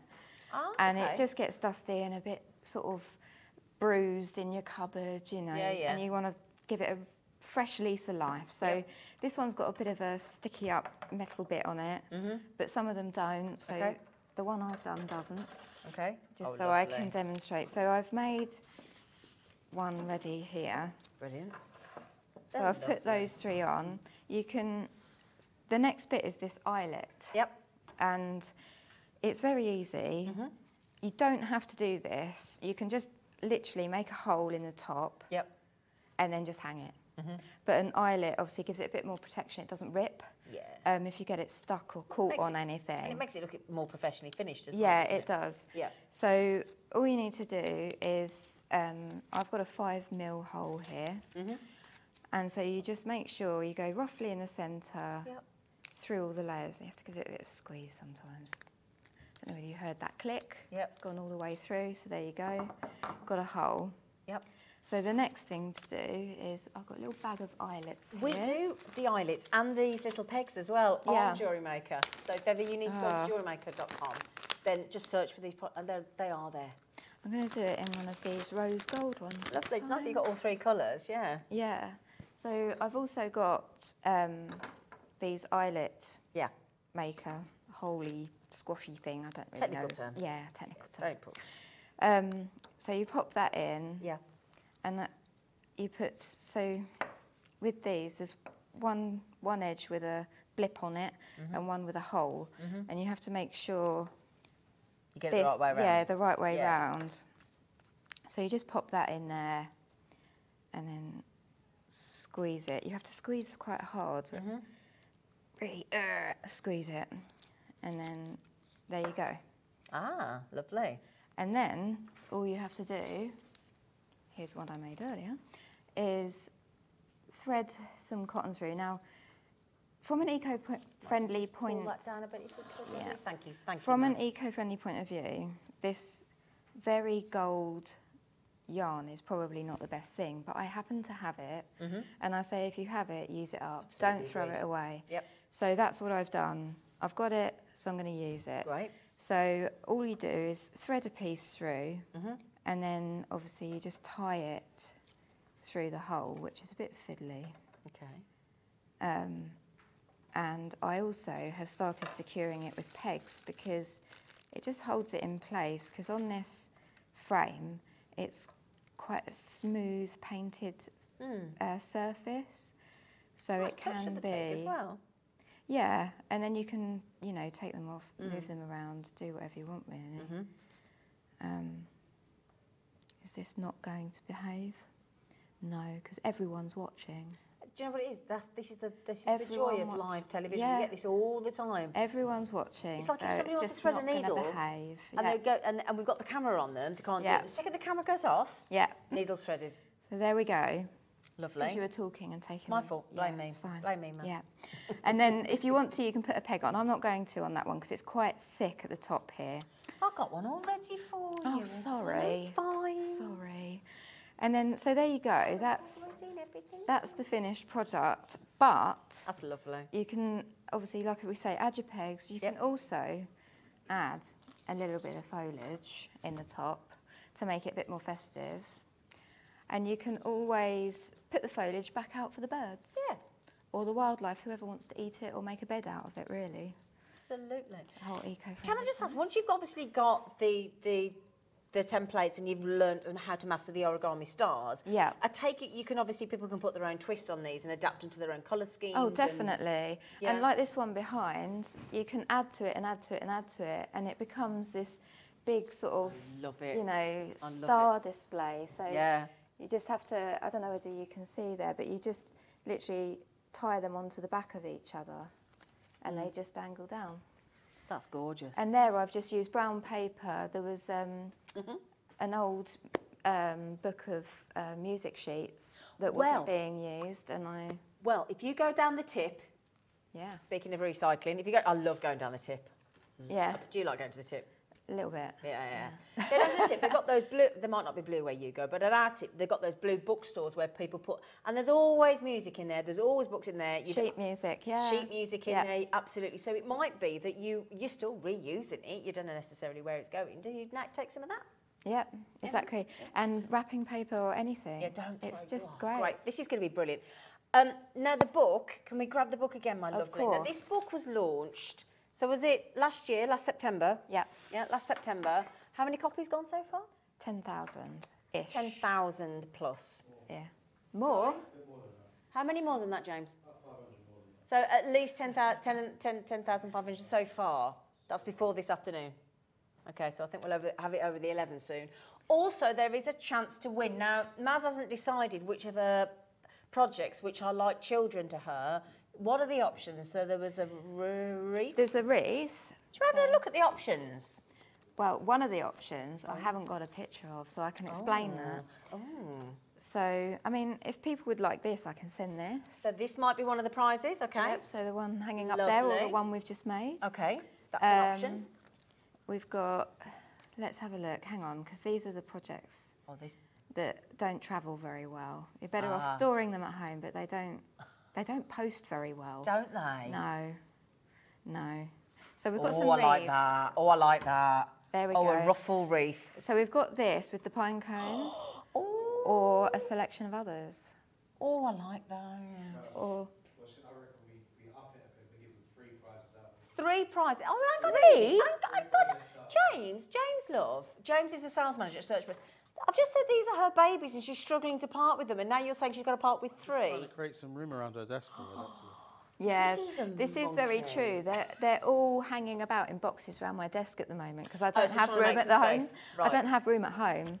I don't really have room in the office either. I'm taking over all the shelves. Well, don't worry, because what we've all said as a team today, everybody's fallen in love with your project, so feel free to not go home with anything. Okay, that's fine. So the one thing I have got by my desk that is massive and people don't know about is I had to do a bonus project when we first launched the book last year for a magazine that needed a sewing project. So I made an enormous cushion, about this sort of size, and it's got a lovely Christmas tree on. It's used from my sister-in-law's pyjama bottoms again. And she's washed them, I take it. Oh, yeah. Yeah, just making sure. Some linen and other bits and pieces. But I haven't got a picture of it because it went straight to the magazine. So that could be one of them. Yeah. So it's like a bit of a surprise gift well, because you don't know what it looks like. You might win one. You might win the wreath. You might win the star, and you might win the pillow, the cushion, according to James.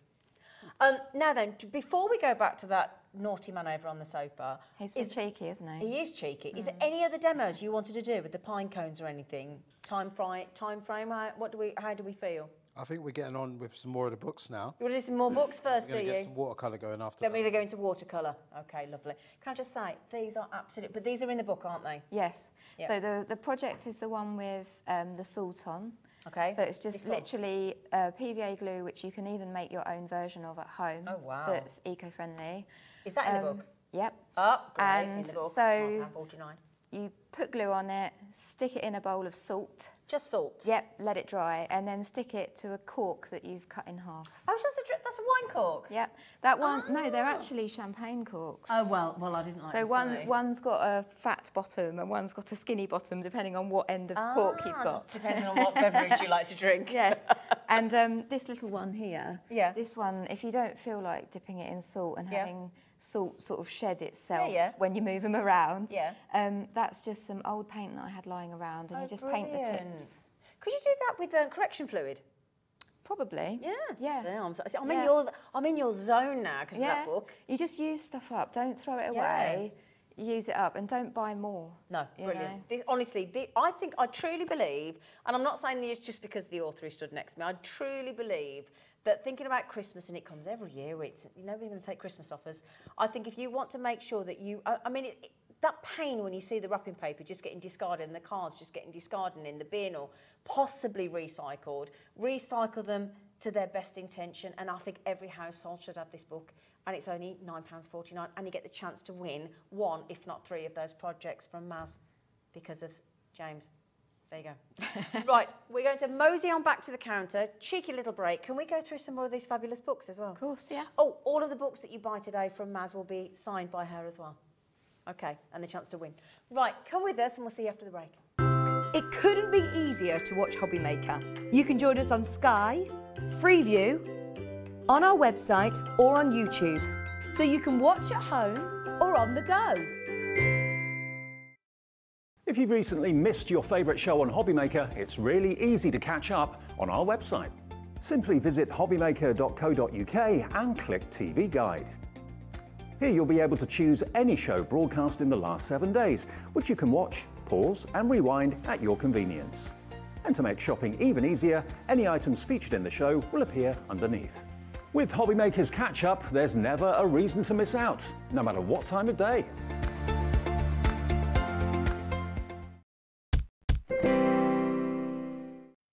Hello, my lovelies. Wasn't Maz fantastic? Thank you very much. First time on telly? You never know. You're amazing. Yes, I like that. Thank you, Dan. You're amazing. Now, there's one thing that we do here quite often on Jewellery Maker, and that's macrame. You got a book on macrame by any chance? We do, funny enough. Have you? Right here. Well, that's very handy, isn't it? So, can you talk us through? So, this is macrame for the modern home. So, this is home decor, effectively, isn't it? Yeah. So Isabella is the author. She is amazing. Is she? Yes, she's really hands-on. She comes to all the shoots and everything. Oh, great. And this was actually styled in a home setting so that people could see how they used it at home. And the knots are really simple. They are. And it's just a repetitive process, really, and doing it in a certain order. Yeah. And you get some really beautiful projects. So you get lovely wall hangings. You could get a plant hangings and plant, things, yeah, and bunting and some like things to kind of put between doors for a bit of privacy. And yeah, absolutely Screens, gorgeous. and you can do chairs and all sorts. Tell you what I have noticed is if you go to the local garden centres at the moment, and their macrame's back with a bang. It really is. I've never seen anything like it. Yeah. So, and just to decorate the walls as well, instead of having paintings up, you can have lovely macrame bits and pieces, and you know, lots of them, and then you can frame them as well. You know, and all the things that you can actually macrame with. Now, I've done macrame. Macrame was the first thing I ever got taught by, I guess, designer, the one that was here this morning on Jewellery Maker. And I think, I don't think it's like jewellery making, but there was only about 5 knots that you need to do. So it's not an enormously difficult medium, is it? No, and that's, like, they're all described in the beginning of the book. Brilliant. There. How to do the knots. Yeah, and then how to join them together to create different patterns. Should we have a look? I think it's worth mentioning as well that we've sold over 30,000 copies of this book in less than 2 years. So in 24 months, you've sold over 30,000 of this book? That book. This late. Wow. I bet she's glad she came to the photo shoot. Goodness me. And she's got a new book coming out in Has December, she? actually. Yeah, macrame jewellery it's going to be. Macrame jewellery? Oh, we need to get that on. We need to get that on. Oh, my goodness me. So we've got... so, you know when you have, like, tea lights? Yeah? Tea light covers? Yeah. Look at this. 30,000 copies of this book in 2 years. Goodness me. That is incredible. And this is a lady called Isabella. Yeah. Yeah, and this is her book. This is absolutely... Do you want to see a few more? Sorry, I keep having to take it out of camera shot because I'm sorry, Dan. Sorry, Dan. I'm trying to... This is unbelievable. So I'm doing it upside down again, aren't I? It doesn't help, does it? Oh, my goodness me. Right. You know what I just said about chairs? Now, you know, like you can go to recycling we were talking about as well. And you talk about getting sort of... you can get all sort of kitchen chairs and things from the reuse of places and stuff, can't you? Yes, I love a bit of furniture upcycling, and that goes hand in hand with this. Doesn't it? You can use it to decorate and then have it in the corner of your room. And you can change your decor. And that, Yeah. if you're doing a wedding or something like that, you could do that, couldn't you? Yeah, definitely. Oh, this is lovely. It's not saying I can't believe it. Bearing in mind, you see just how big it's become again. Just literally, there's 2 garden centres down the road from here, and everything's macrame. I mean, everything is macrame. It's Really absolutely popular. I think the simplicity of it as well is one of Yeah. those ones. Again, you can do with family members, with your kids. you Yeah. Wall hangings, there's patterns, it's how to do...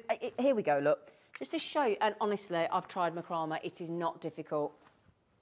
Obviously, you need a book like this with somebody as incredible as Isabella that actually comes up with the ideas and the inspiration, but the knots themselves aren't... She's huge online. She has a huge following. So, you know, feel free to check her out and see that the work she does online. Yeah, that'd be great, actually. So what's her... So it's... I'm sorry, I've got it here. So it's Isabella... Strambio. Gosh, and is she still her first book? Yeah. That's her first book. Her first book sold over 30,000 copies. Crazy, isn't it?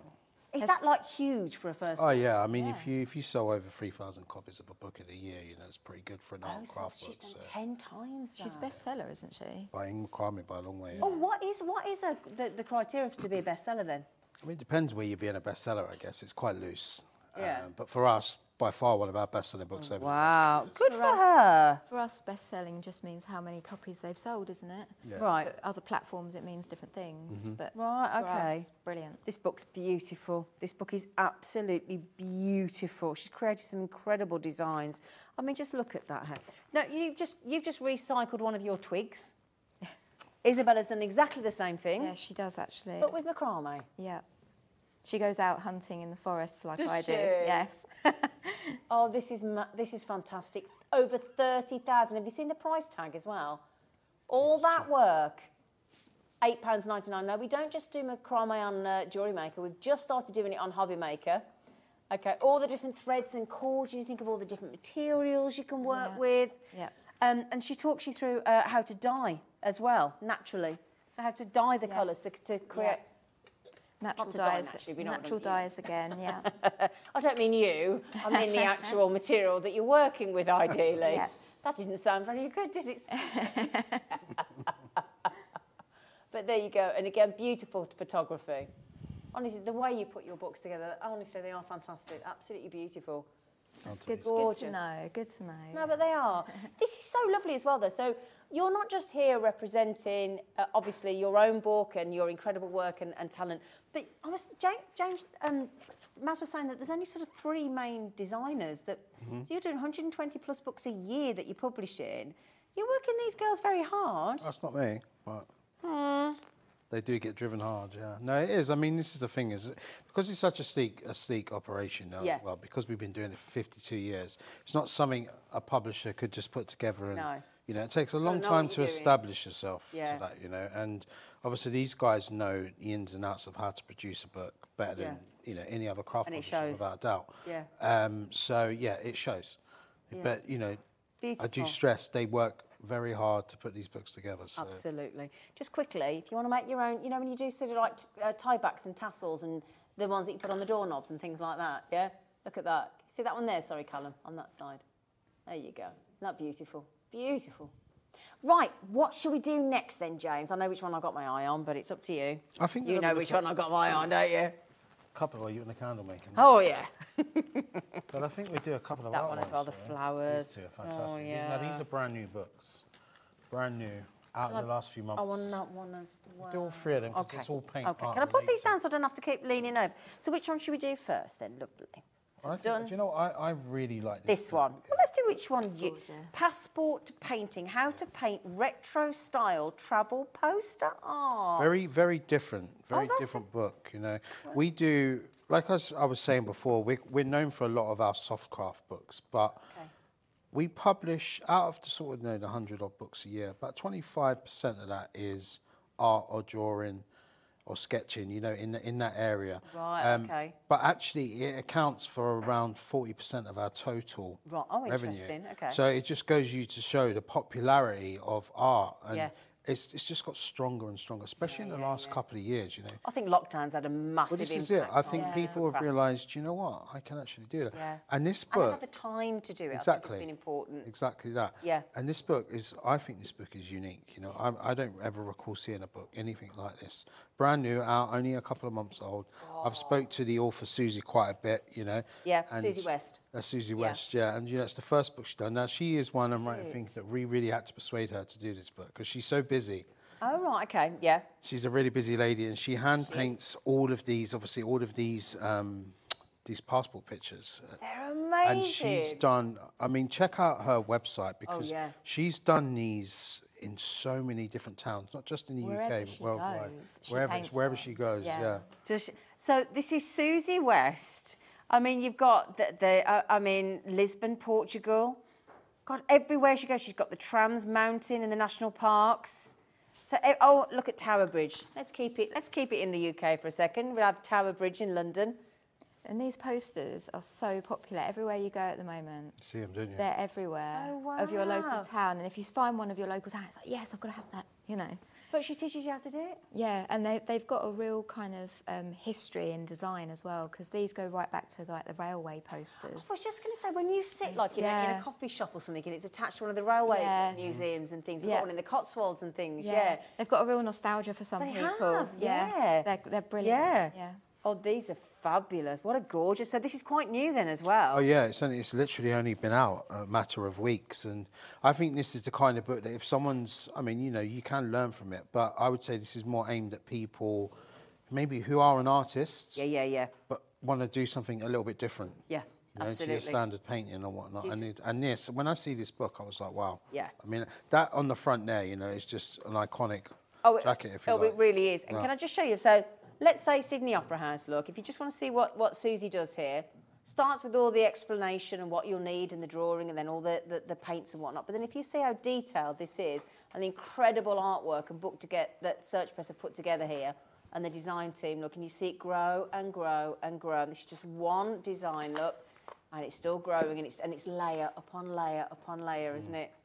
This is absolutely phenomenal. And all the paint mixes are there to help you and guide you along, so you're not kind of having to make it up on your own. But each one's a learning curve, isn't it? Every single one. Yeah. And that passport to painting, what a great idea. So then, oh, look at that one with the Lisbon trams. Oh, you've got to get this.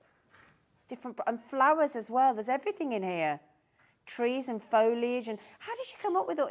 How does she come up with what? You know, does she travel a lot? I recall her saying something about people write into her as well and say to her, "Can you do these areas?" And I mean, she's a very, very busy professional woman. She's very well established. For us to get this book, it's a big. Was a big deal, you know, and to obviously put it out at the price we're putting it out today as well, for something a little bit different, you know, is a great offer. Yeah. Does she know you're offering it all that work for £11.99? I hope not. Yeah, I hope not. Susie, I almost hope you're not watching. Yeah, I really do. No, I did actually approach her about this show, but she is such a busy woman. Oh, she couldn't do it. No, so... Oh, and as well, we've got the Tay Bridge, we've got Hastings, we've got Windsor, we've got London. There's so many. And how to do water. Oh, that's a good one, how to do water. How to do clouds. Oh, brilliant. Oh. We've got some things coming on about skies and clouds a little bit later with Stephen, haven't we? Yeah, and watercolour. This book's beautiful. It is a stunning book. Absolutely It's really colourful, isn't it? It really is. It's gorgeous. Very clever. Lovely. Right, which one should we do next, my lovely? I think this is worth a mention because Becky is another lady who... Oh, brilliant. OK. I'll give you that one. Okay, this is her first book. Oh, right. So this is Becky... Amelia. OK. And Becky was due to be here today. Oh, was she? Oh, is that one of the ones with the problems with the travel? Yeah, the train strike. So, unfortunately, she was really looking forward. So, Becky, if you're watching... Hello. Thank you. At least your book's here, Becky. But I have said to her, we'll arrange it with you guys for her to come on yes, and do please. some stuff. Because I was actually watching one of her demonstrations on Instagram. Yeah. I was blown away by it, you know, like what she actually do. And again, this book is brand new. Been in a matter of weeks. Oh, wow. Look at this. And again, this is going to be great for our card making, all these different projects. Yes. Yeah. There is a little bit in there about some cards that she's done. She kind of gives you tips on what you can use your paintings for. Oh, does she? So not just hanging them on the wall, you know. Brilliant. You can make cards. You can get them made into prints for tea towels. Oh, wow. Bags and all that kind of thing. Oh, look at that for your tulips. Oh, this is going to be massive. Bunch of daffodils. Look, she's very seasonal as well, isn't she? And again, all the colours that she uses. What a beautiful book. Create 25 beautiful floral paintings in Becky Amelia's distinctive, and I think this is very key. If you just look at the back there, look, very delicate style, isn't it? Yeah. Yeah. I think it's worth mentioning with Becky, what she does is she sells a lot of the stuff. She's got her own business doing this stuff. So, you know, and it gives people the inspiration, if you like, that if you do a hobby, you can turn it into a business. And I think that's a really good thing to mention because, you know, it's the same thing here. We've had people that have started what we used to call the Sunday sofa, where on our jewellery channel they come in, they make a piece of jewellery, and then they, you know, Mark Smith, one of our guests here, and he's now doing his own collections. He's on television, and he's been on our Gems channel, he's been on this channel, designed his own collection of jewellery. So it just proves that from being and he used to be working in a garden centre, you know, and now he started card making because we've started Hobby Maker. I think you get that. I think you get that a lot. I had it. So we just done a show at the Alexandra Palace, a knit and stitching show. Oh right. And you know, I go to help out at these shows, and what I love about doing it is you sit and you talk to the end consumer. Yeah. You know, and they come up to you. And I had a lady the other day who had bought one of our books for a bit of inspiration. Yeah. Took some ideas from it, did her own thing, started a business, and now she's all over the internet. She's selling. She's doing absolutely fantastic. And it's that book or that book conversation. that gives inspiration. And you, like you were saying, you can adapt projects that you do. Yeah. You know, you can take something, adapt it your own way. That's the thing. You know, use it however you need to use it. And somebody can start with one thing from a book, and like we were just talking then, and then you twist it to your own thing, or then you think, oh, actually, I'm going to do that, something you wouldn't have thought of, and it just snowballs. Yeah. But everybody's sharing, everybody's, you know, and it's a lovely community, we were saying, the art world. There's like nothing else. I mean, look at this. Look at that. She's amazing. And you've already said any flower design book is always going to be popular, isn't it? Yeah. But these are quite stylised, and I think that's what's so beautiful about them, is that they're so bold. Yeah. But again, look at that. Delicate but bold. Look at that for bluebells. Isn't that beautiful? Framed piece of art. I think it's worth mentioning at this point, we have an online community, a free online community called bookmarked.hub.com. Oh, well, hang on, let's get this right. Let's get this right. So bookmarkedhub.com. Bookmarkedhub.com. Yeah. Okay. And that is a free community for crafters. Oh, brilliant. So it's something we created with a co-publisher we work closely with. And it's got extra projects from people's books. It's got tips and techniques, blogs, that kind of thing. Offers on the site. Oh, brilliant! And it's a completely free community to join up. You just go on, join yourself up. They'll send you an email once a month with a few details. Oh, that's worth joining. Then, it is. Brilliant. And it's brilliant. So £9.99. Can we do one more before we go to? Yeah. Okay. Let's do the one you want to do. Oh yeah, go on. Yeah. So then. 20 easy projects for a relaxing home, making your own candles, because let's face it, candles can be very expensive. So can you talk us through? So this is Sarah Ditchfield. It is, yeah. So how did you find out about Sarah? £6.99. I'm not sure, because it was a little while ago. It was. We redid this book. It was originally done in a different format, style, and candle making was popular a very long time ago. Yeah. It kind of went off a little bit. Yep. It's come back. Oh, it's come back big very, very popular subject area. So we've relaunched it, haven't we? We have relaunched it in this new cover, new jacket, and I think one of the things is obviously with the government current prices or whatever, you might have to make your own candles soon. Well, that's the thing. If you think it's a form of heat and light. Look at the pumpkin. Oh, come on. It's great because it tells you how to use moulds. But you don't have to, you know, like the one with the flower pot. There's one there with the flower pot. You just put the wick in, fill it with wax. Oh, brilliant. You know, it can be as simple as that, or you can, like the Christmas pudding is a mould. There you go. The plant pot, there you go. There you go. Well done, Callum. So there's all different ways of making candles. Yeah. It doesn't have to be complicated. And can I just see it here? If I just pop this here, look. So it says, relax into the fragrant world of candle making. Learn how to make beautiful bespoke candles in this easy to follow guide. Sarah Ditchfield, founder of Candles by Events, shares her secrets for crafting 20 of her best-selling candle designs so that you too can make modern and traditional wax creations at home, from elegantly simple taper candles to show-stopping ice pillars. Do you know what they're really good for? Go on.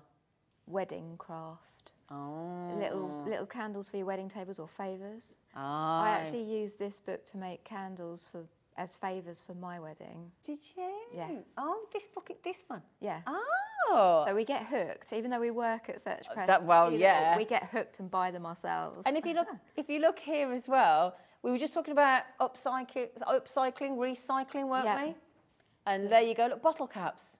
And jars, all the... Yeah. There's sort of certain puddings that you get in little ramekins. I was going to say, I must have 30 of those things. And that's what I used, actually, because they're a really lovely size. Because they're good quality. Yeah. You know what? Yeah, and you end up with so many of them. You're not going to make 30 puddings, are you? No.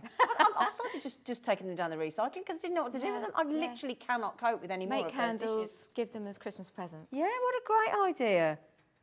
Oh, wax chip pillar candles, layered candles. Oh, do you want to see the ice pillar candle? Yeah, you do. Trust me, you do. Look at that. Oh, this book's awesome. Look at that. £6.99. £6.99. You'd struggle. You know that very well-known brand? You know, the American one we're talking about. You can't get a candle for that £6.99. No. Goodness gracious. I want that book. Yeah, try and get in out of here with that book then, James. That is, oh, can I just show you? Oh, and the gel candles. Oh, they're massively popular, aren't they, the gel candles? Oh, they're with the little scenes that... Yeah. I tell you what, you go into John Lewis and you try and buy one of those with a scene in them, they're like 20 plus 30 quid, they are. And sometimes you have like that little bit of leftover wax from the candles you do burn. You can collect them all up, make a new one following this book. Brilliant idea. Yeah. So again, recycling, very eco-friendly. Again, that you're talking about, this is absolutely beautiful. It really is flamboyant. I've got to show him before we move on. Before we move on, look at the little face. Very, very, very ideal for the season. Yeah. Not long till Halloween, is it? No. Oh. Now, am I right in thinking, now we're going to come back to these because we've still got lots of books here as well.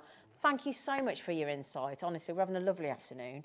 Just remember, if you buy any one of the books that are on the show this afternoon live, you are being entered into a draw. And we've had books at, what was our best book today, $5.99? Is that our naughtiest, cost-effective? Oh, no. We did the pick and mix. Oh, the pick and mix, so that was How to Draws. £10. So that's like £3.33 a book. £3.33. Yeah, so that was the best deal, wasn't it? Best, like, as in. Yeah, so spend £10, $5.99, $8.99, $9.99, $6.99, and you are entered into the draw to win one of 5. And I have to say, our authors and artists today have been so generous. We've got Stephen coming up shortly. He's offering a piece of his mounted artwork. There's a project piece from Maz's, well, possibly 3, thanks to James, from Maz's amazing eco Christmas craft book. £250 worth of Search Press books being offered by James. All the ones featured today. Yeah. All the ones featured today. You could win. Oh, my goodness. 6-month sketching membership with Susan that we had earlier, and a beautiful poppy field piece of artwork sat right behind James's head, being given by Jane, who's coming up imminently after the break. So we're going to go over to Jane, who's written some books as well, and then on to Stephen, and then we'll be back with Maz and James as well. Thank you so much. No problem. Brilliant, thank you. Right then, my lovelies, can you join us after the break for yet another phenomenal, stunning artist stroke author. We'll see you in a minute.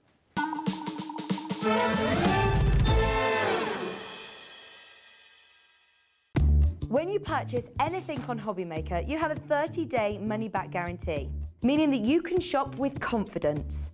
Happy shopping with Hobbymaker. Here at Hobbymaker, we love seeing what you've been making, and it's our job to keep you inspired. So how does a £100 credit to your Hobbymaker account sound? Every month, we're going to be giving away a £100 credit to one lucky Hobbymaker's account. And all you have to do to enter is simply send a photo of your craft you makes to studio@hobbymaker.co.uk. We will be picking one winner each month at random and will announce the lucky winner on air in the 5 p.m. show on the last Saturday of every month. So what are you waiting for? Get crafting, get motivated and get inspired with Hobbymaker. If you've recently missed your favourite show on Hobbymaker, it's really easy to catch up on our website. Simply visit hobbymaker.co.uk and click TV Guide. Here you'll be able to choose any show broadcast in the last 7 days, which you can watch, pause and rewind at your convenience. And to make shopping even easier, any items featured in the show will appear underneath. With Hobbymaker's Catch-Up, there's never a reason to miss out, no matter what time of day. Hobbymaker are proud to work alongside some of the biggest brands in the industry. Keep watching for these brands and many more here on Hobbymaker. Our call centre is based in the UK and available 24/7. Just call 0800 001 4433 or email help@hobbymaker.co.uk.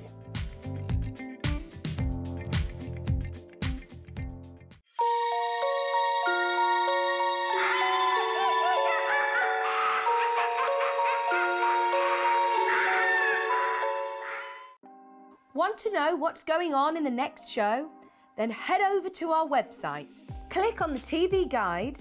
This will tell you who's presenting, which guest we have joining us, along with what's going on in each hour. If you ever miss a show, you can catch up by clicking on the day you missed and then click Watch This Show. You can also view what product was on and if it's still available to buy. Catch up on Hobbymaker.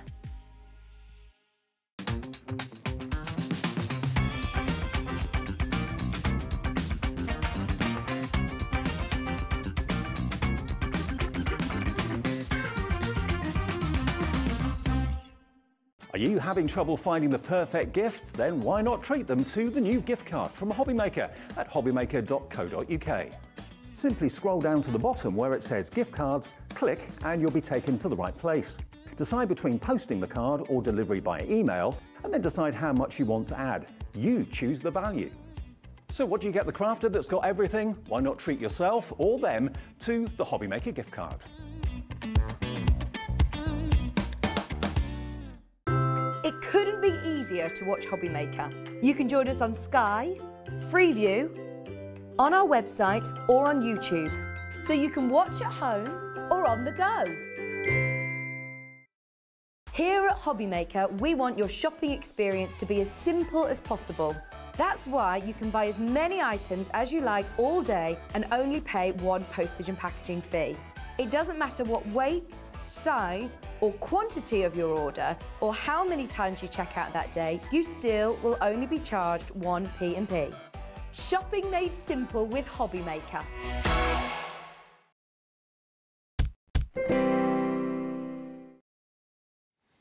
Hello, my lovelies. Oh, have we got a lovely couple of hours for you now. We really having two phenomenal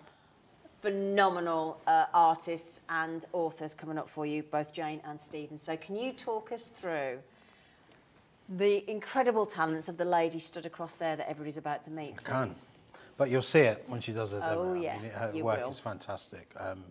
Watercolour Unleashed, the book you can see just in front of me right here. Okay. Sold over 30,000 copies. One of our top 5 best-selling watercolour books. Wow, in the top 5 and over 30,000 copies sold. An unbelievable book, yeah. Goodness me. Congratulations, Jane. Thank you. Congratulations, wow. So this one here, how long has this been since it's been available? So we published, what year was it, Jane? 2016. 2016. Yeah. But it's worth mentioning, it sells just as strong now as it did in the last few years. Really? Yeah, you know, it's one of those books that just keeps continuing to sell and sell and sell. So then that speaks for itself. If it just keeps selling and keeps selling and keeps selling, that means that's testament to how good it is. It's iconic, yeah. Yeah. Oh, you're iconic, Jane. I'm an icon. Wow.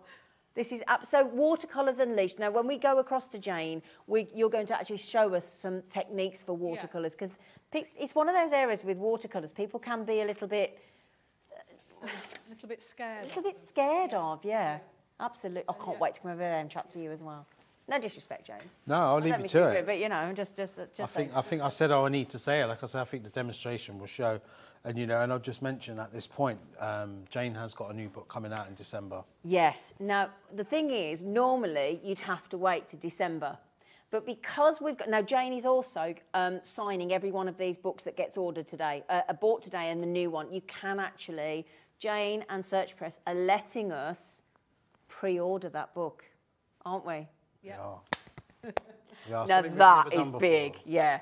So yeah, so it arrives in our warehouse around the end of November, start of December. So we're so great for Christmas. Yeah, right in time for Christmas. So brilliant. We're gonna send it, get it out to you. You know, I won't give an exact date. So I want people to be, you know, but it'll be approximately around about the 8th of December. Oh, okay. So plenty of time for Christmas. Plenty of time for Christmas. Brilliant. So we'll revisit that and we'll come back to James to have a chat about that book as well.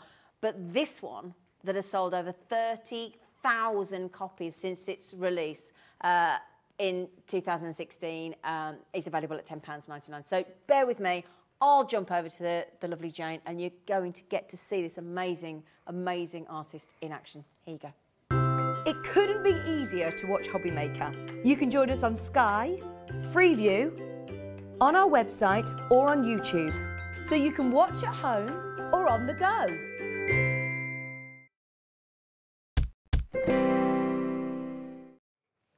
I feel really, honestly, standing next to you, oh my goodness, man, I can see all your paintings here. Oh, Jane, how long have you been painting with watercolours? About 30 years. Yeah. Yes. Yeah, I've been teaching about 25 years. Oh, have you? Yeah, but I've always loved painting and drawing.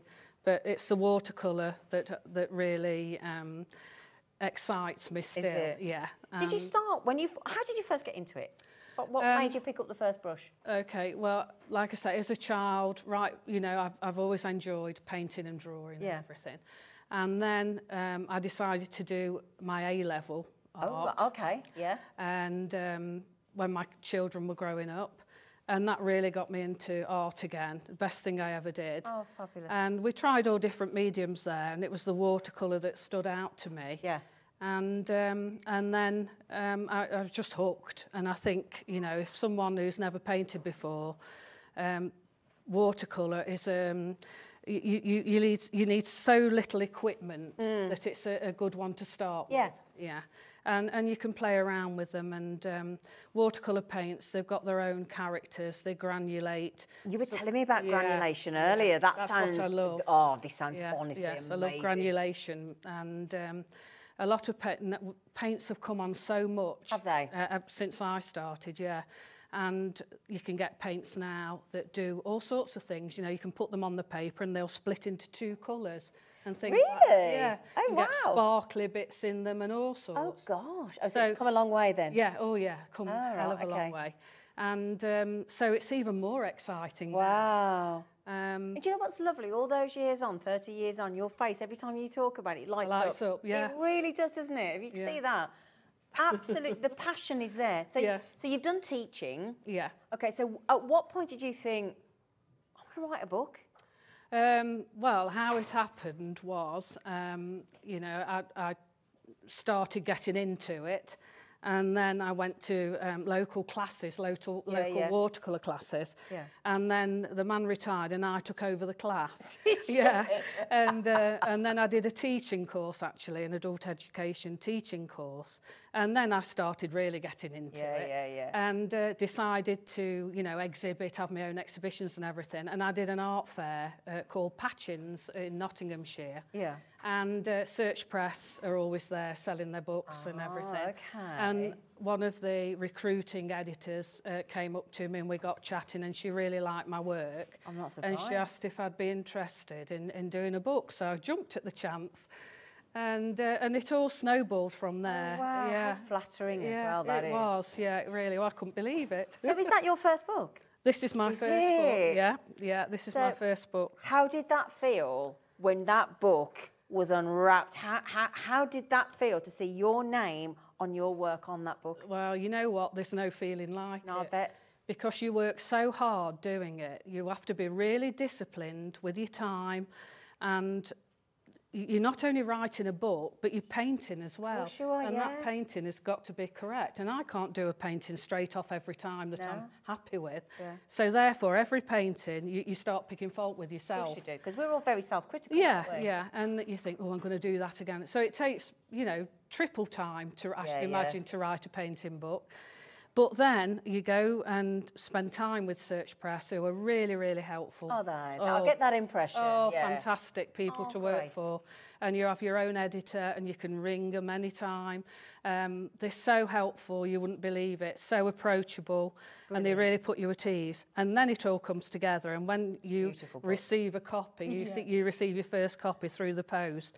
And you're so excited because you know what the envelope's got Search Press on it. Oh. And you open it and there's just no feeling like it. You're just so proud. Did you cry? I did actually. I thought you... It's nearly bringing Oh, tears it's to my eyes. making me feel emotional now and I wasn't even part of it. Yeah, honestly, it is a lovely feeling. Oh, congratulations. Thank you. And the amount you've sold. I mean, my goodness me, to be... You're a bestseller. There's no two ways about it. Yes, I am. Well, good for you. Yeah, thank you. Here, I've got a question. We're going to see Jane in action, of course. But so who's this pitched at, this book? Watercolours Unleashed. Do you have to be experienced to be able to follow the book? An experienced artist in your own right? No, not at all. Okay. The book starts off very simply, and we just talk about watercolour. And then we move on from watercolour then by adding different mediums such as inks and all sorts of things. Brilliant. We had collage. I don't know if you can see all this. Did you see the beads back there on that page? Yes, I did. You liked that, didn't you? Yeah, I did. Yeah. For instance, on this page here, there's little beads inside the centre of that poppy. Just unusual things to make my book, you know, that bit different. So not just watercolours. No. You've got additional different materials to work. Oh, brilliant. Not only do it show you how to use the different materials with your watercolours, we use different surfaces to paint the watercolours on. So that's another side to it. And that will, I suppose, make the paint react differently? Yes, definitely. Oh, okay. You've got it, yeah. Is this granulation you're talking about? This one here. As I say, I'm mad on granulation. Yeah. And you can buy a product that makes it even more pronounced. It's called granulation medium. You were saying this earlier, weren't you? So I use that as well, and that's how you get that lovely effect there. Amazing. And then when you say, is it for any level of painter? I mean, when you start off, we just use watercolour. Okay. But then we start adding just something so simple, like this is salt. You just sprinkle a little bit of salt into it. And I think when I was learning watercolour, I bought lots of books. And, did you? Yeah, and I was painting just a potato or just a banana or just an apple. And I found that so boring. And so I tried to make my book more interesting. And more inspiring, basically. Exactly. Yeah. Make you want to have a go. Yeah. I mean, I don't think I've ever that. Yeah, my dandelions. I'm well known for my dandelions. Which one's your favourite, Dan? Oh, yeah, that one. It's difficult to choose.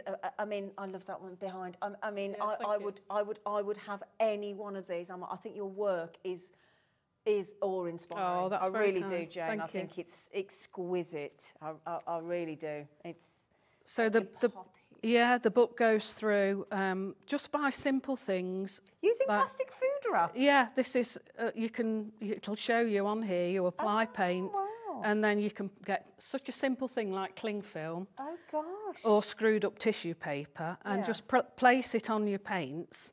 And when you fetch it off, it leaves all lovely marks, unusual marks. I've got some... can we have a look? Yeah, I've got some here. I'll show you that. For example, these two paintings, they're not in the book, but they are what I've done. So this is getting more abstract. Yeah. I'm veering a bit more towards abstract now. Okay. And this was just paint, put on some paper, and then cling film on top. You let it dry, you pull it off, and it leaves all these marks. Gosh. And then you can work back into it. And I just did some sloe berries on there. And with that one... we like a sloe berry. Yeah, I do. I'm into sloe berries. My dad makes the most fantastic sloe berry gin. Yeah, beautiful. This was the same. Oh, that's beautiful. You know, these marks were created by cling film. I worked back into it to make them into leaves. but then, you know, added things afterwards.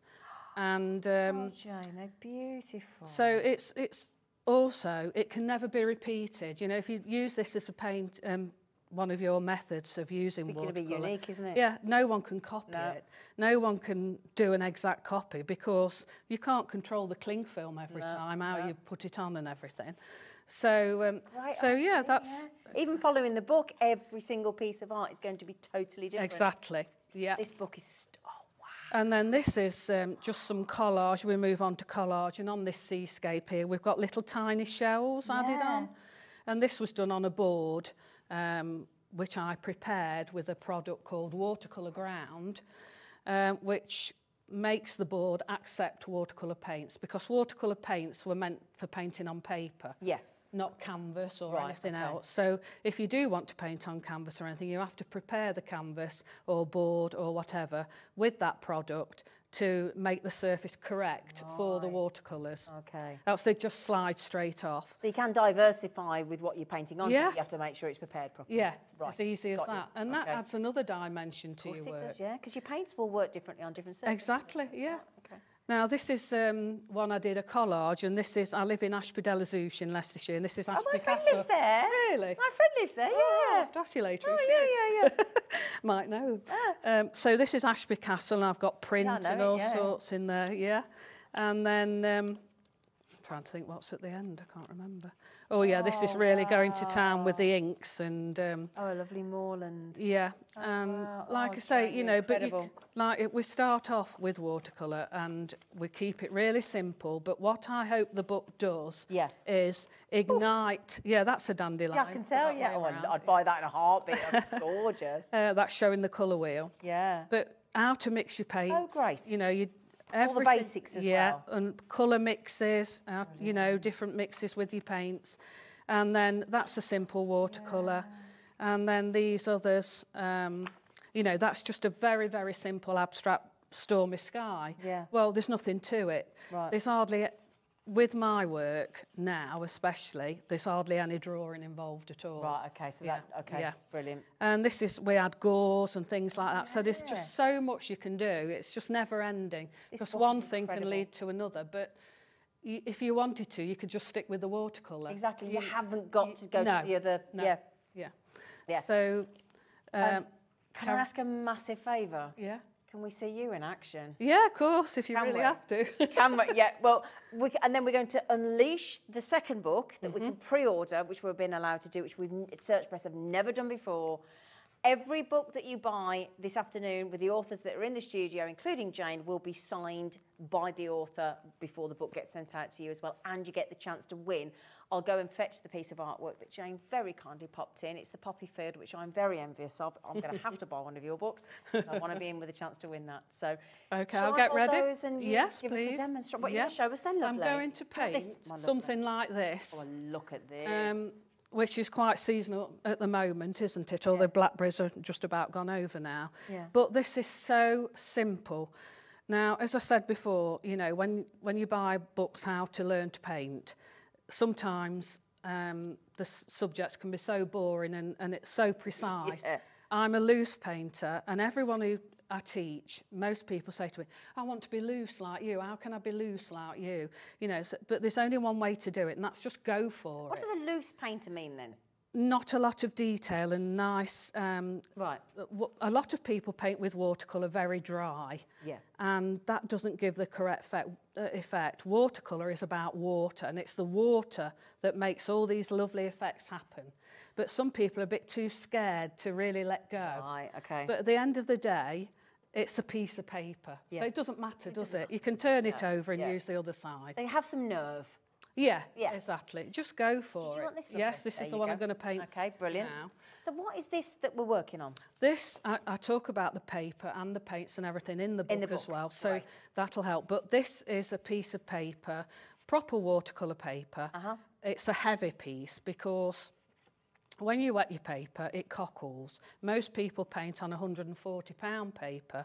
This is £300 paper. It's more expensive, but it's a surface I've got used to working on. It doesn't cockle, and if you work wet, quite wet like I do, it saves you stretching it because you need to stretch your paper to work on if you have it a lighter weight. But again, we learn all about this in the book. Yeah, it tells you all about it in the book. £10.99, by the way, remarkably. But there you go. And so there's different surfaces of paper. There's smooth, medium and rough. This is medium. Okay, brilliant. So paints, you know, I don't stick to any brand of paint. I use all sorts of manufacturers and paints, and I've got favourites in each one. I do. I do think we've got some paints as well, haven't we, Laura? That I'm sorry to interrupt, Jane. It's okay. But we've got a set of 12 paints that we're going to pop on because, as Jane just said, she's not particular about any particular brand. So we do have some. If you wanted to buy some along with the amazing £10.99 book, we've got some. We've just popped them on the screen there. Look, 12 watercolour paints. Okay, we'll just pop them on the website for you and then we'll go back to Jane. KDPQ42, they're £21.99. If you go to the hobbymaker.co.uk website, there's the paints that we've got, Jane. Come in a nice little set of 12 and they're £21.99. So we'll pop that on the screen just in case you want to get yourself some paints so that you can go with the book. Yeah, they look good. I've not used those myself, but I've heard other people say they're good. Oh, great, brilliant. That's good to know. Oh, thank you, Jane. Great. So I'm just mixing up the colours now, and a good tip is a lot of people mix the paint like stick your brush in the paint, then in the water, so your water is immediately dirty, which becomes a problem. I use a pipette, and then I add the water gently. I've got more control. Got it. How thick my paint is and how much I'm adding. You don't keep making your jug dirty. No, and I use mostly a different brush for each colour. That saves changing the water. I'm very lazy at changing my water. Well, it's not that. You want to keep painting, you want to keep cleaning. So I'm not using many colours, and, you know, for someone who's never painted before, you only need a few colours or a little set like that's just been advertised. And just get some paper and a couple of brushes and get going. It doesn't have to cost you a lot then. No. So your book is an incredible £10.99, hence why you've sold sold over 30,000. It's got nothing to do with the price, it's the fact that you're so brilliant. Your paints are £21.99. You've probably got a household jug, and I know I bought those the other day and they were 40p. I can tell you that now from a supermarket.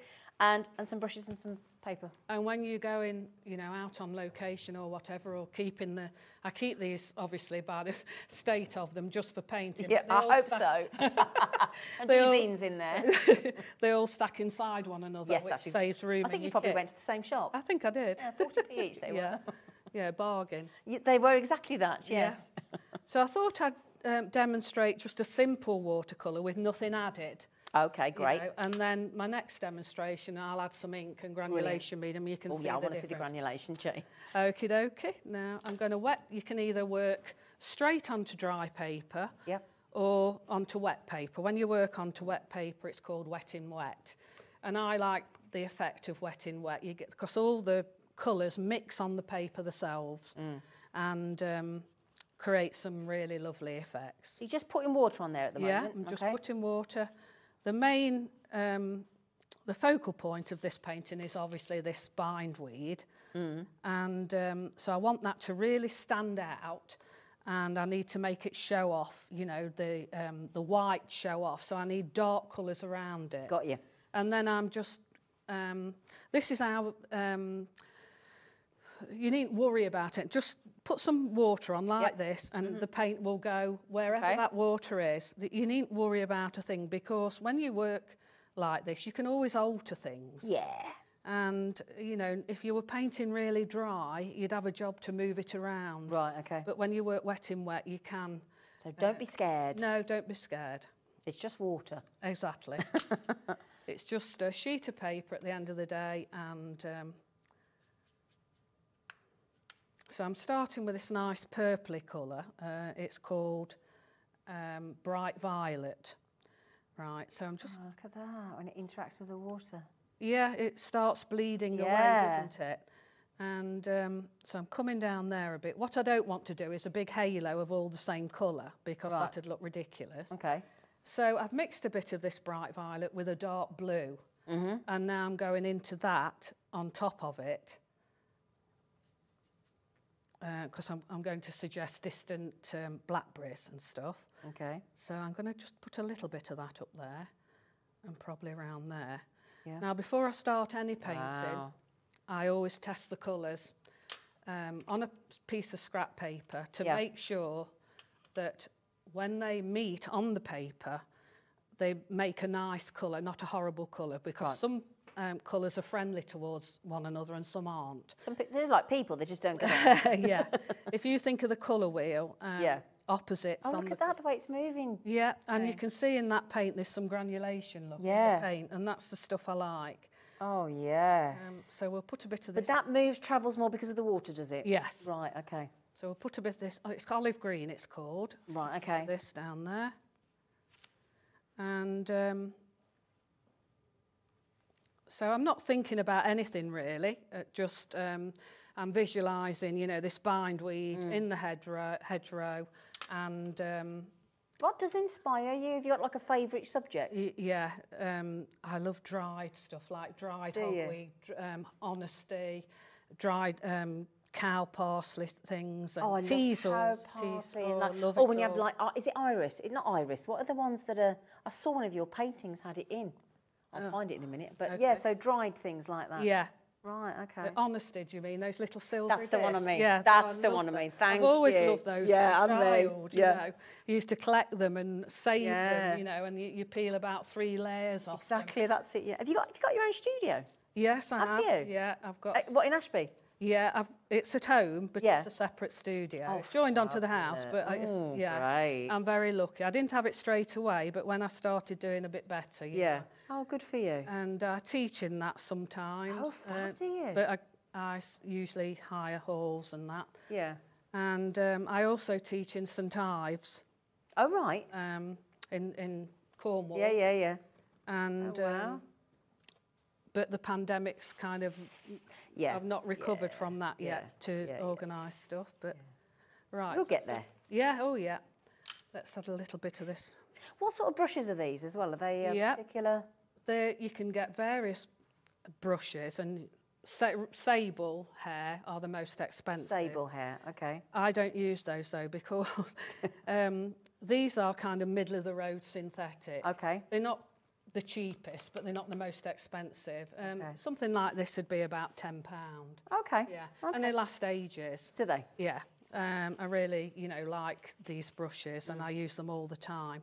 But because I use different mediums, some more complicated than you're seeing now, it doesn't do your brushes any good. Right. So I don't like to use really expensive brushes because I know they'll get ruined, you know. Oh, this is fascinating watching you do this.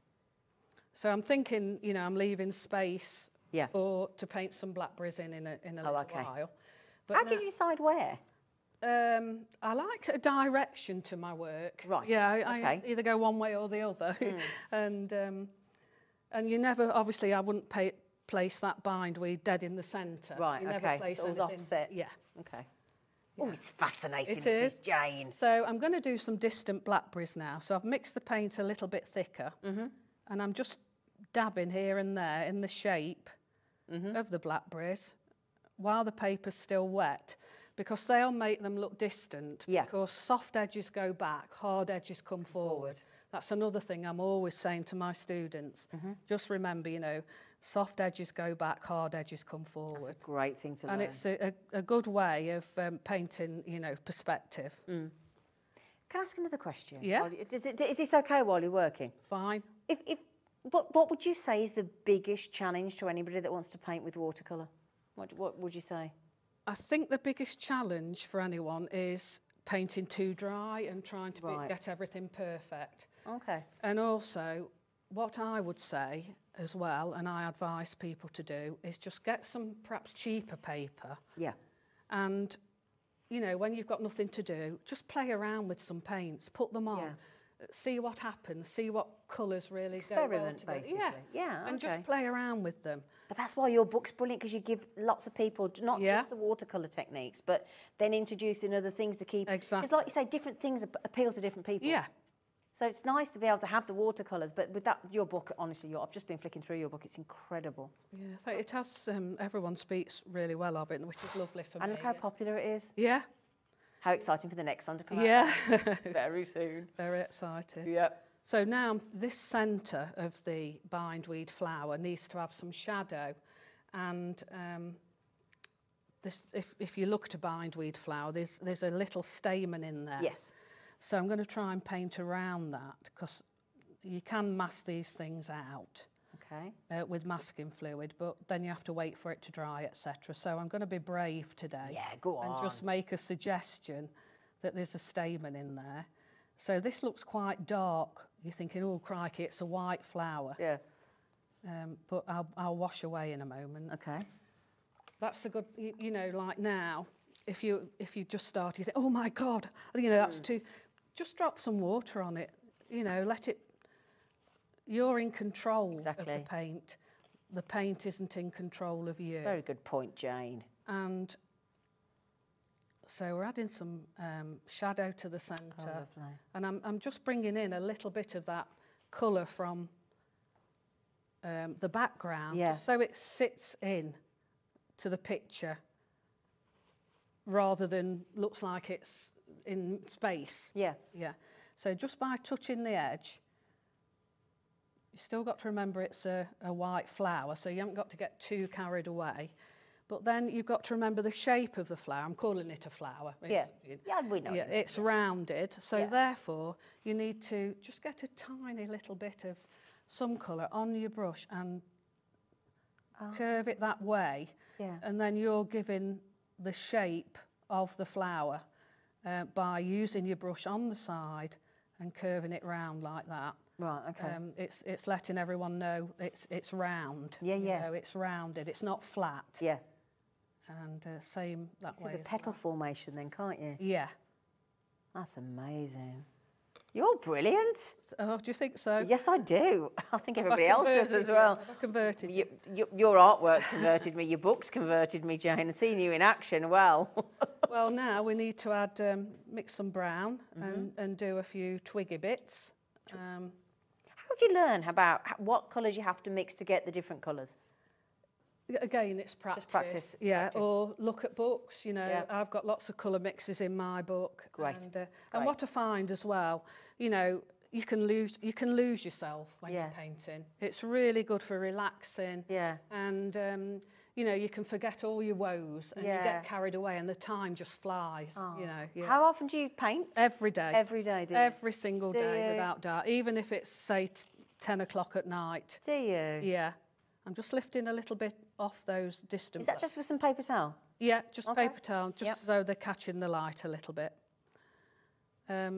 Yeah, you can get frustrated as well, but the thing you've got to do, remember, is it, like I keep saying, it's just a piece of paper. And if you don't get stressed. Yeah. Yeah. So I'm using, this is called a rigger brush, and it's ideal for doing rigger? Rigger, yeah. It was, they're originally designed for ship's rigging, you know.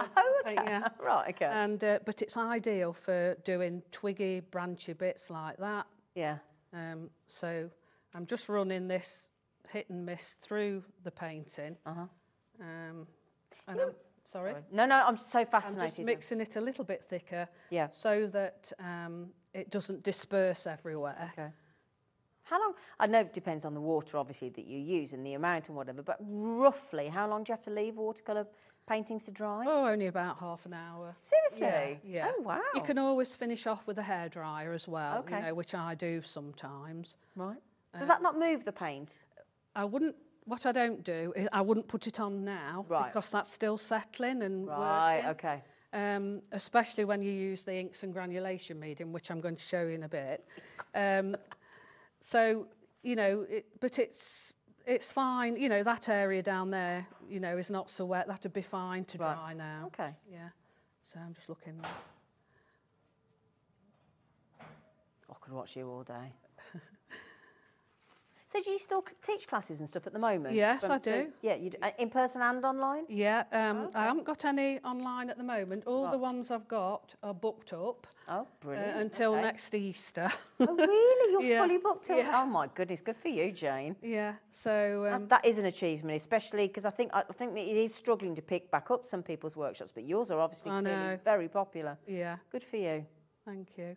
Nice place, Ashby, as well, isn't it? It is nice. Yeah, it is lovely. It's lovely. And I teach at in a hall at Ticknell in right, Derbyshire. Okay. Yeah. Because Ashby's on the Leicestershire-Derbyshire border. Yeah. And that's, oops. Oops, Daisy. I was going to do a juggle then, but that's a lovely place as well. It's right opposite a National Trust place. Oh, so if great. any partners come, you know, for the journey. Oh, that's a nice point. It's somewhere for them nice to spend a couple of days. Speaking of partners, I'm seeing a very handsome man walking around this studio earlier, well, sticking his head around the corner, taking photographs of a certain lady. I know it's not me. Is that anything to do with you? It could be. Is he, you know, who is a bit lost? You know, he looks very proud. Yeah, he is. Is that your young man? Oh, he's, do you know what? It's so lovely. He's just been poking his head round, taking photographs, and hello, there he is. Now he's waving. I bet you're very proud of this lady. Very, yes. I should think so too. Oh, bless him, yeah. Isn't he nice? He is. He takes me everywhere. Does he? Yeah, and he lugs all the equipment around. Oh, you need one of them, don't you? Yeah, I don't know what to do with that. He's your little roadie, He is. Yeah, that's a good word for him, isn't it, a roadie? Yeah. Jane's roadie. Yeah. So now I'm just going to paint some blackberries in. Okay. In the little gaps I've left. Now, to paint a black, I just do little balls, squiggles. And then add a bit of water and dab them.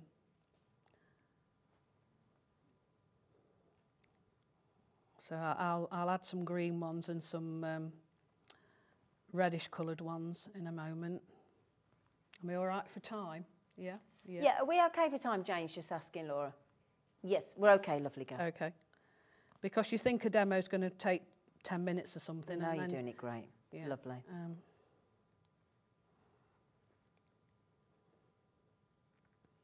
They look great. I'm loving watching you do add this. a little bit of water just to soften here and there, and then dab again, you know. This is a tool, you know. Yeah, of course it is, Stitching roll is a tool. Yeah. I just need to catch a little bit of light to make them look realistic. This is looking amazing. Do you get people, sort of friends and family and customers and things asking for particular commissions, do you? Not necessarily friends and family, but I do get commissions. I don't like doing commissions, to be honest. Don't you? No, I don't like doing them because I enjoy painting what I feel like painting. Right, as opposed to being what you're told to paint. I agreed to do somebody's wedding bouquet once, and it was an autumn wedding, and it was like brown leaves and... Didn't like that, did you? No, I can tell by your face. To make it look attractive, I don't paint animals or people either. I'm only interested in nature, really. And I paint a few birds, which I bought a few to show you, and nearly there with this now. This is looking beautiful. Yeah, I love birds, everything nature. Yeah. I absolutely love, and I think in the pandemic it really brought it home to us just how special nature is to us, you know, after we were in lockdown and everything. Absolutely, because it all came back, and different animals came back to different locations and things, because we weren't there, you know. Yeah, exactly. Yeah. Right, in this area I'm just going to lift off a little bit. Just so I find... That gave it immediate depth there, didn't it? That was lovely. And also what I use are these brushes, shaped like that, and you can lift out with these, and I'm just going to put a little bit suggestion of a stem from this bindweed, and you can also lift out a few branches or anything you want. Oh, wow. Just to break an area up, you know, and it kind of drags the paint sometimes, and you get nice effects, you know. This is looking incredible. So I just need to join this area up now. Okay. And then we're nearly done on that one. Gosh, you do them pretty quick, don't you? Yeah, this is it. What's the most paintings you've done in a day? Oh, crikey. You ever added them up? Well, no. I probably own 2 or 3. Okay, that's still a lot in a day, though, isn't it? Well, I mean, you could do these, you know, this type of thing, but proper big, say that dandelion, for instance, that would take me a whole day on and off. I love it. And, you know, it depends at the time what I'm painting, how big it is, and how things go, because sometimes things run really well, and other times, you know, you get a few problems, and you think, oh, it's one of those days, is it? So I'm just going to add a little bit of green in there. Do you sell your artwork, Jane? I do, yeah. I have exhibitions normally, but I've not had one since the pandemic. Right, But okay. yeah, I usually have my own exhibition. It's finding the time as well, isn't it? Yeah, and running them, you know. It's a lot of work. And all the framing and everything, but This is beautiful. I'll just do another little blackberry and then I'll be finished. I feel it, you know, they need bringing out. So you don't sort of get ever scared of leaving a bit of white space and stuff No, like I like that? a bit I of like white. it. Yeah, it looks lovely, yeah. I mean, if that was all filled in completely, it'd look a bit heavy, you know. Yeah, no, that draws everything else and makes other things more impactful as well, doesn't it? One thing I'm doing there is I'm quite happy with that shadow on the petal. Yeah. But I needed to show it off more, so I'm making it darker to show that off that's slightly lighter. Right. Okay. And when you do that, you have to wash back. It's called negative painting. Right. You're not painting the actual thing, you're painting around it. As you go backwards, effectively? Yeah. Okay. Oh, wow. Good difference that makes. Yeah, I think I'll do a bit just there as well.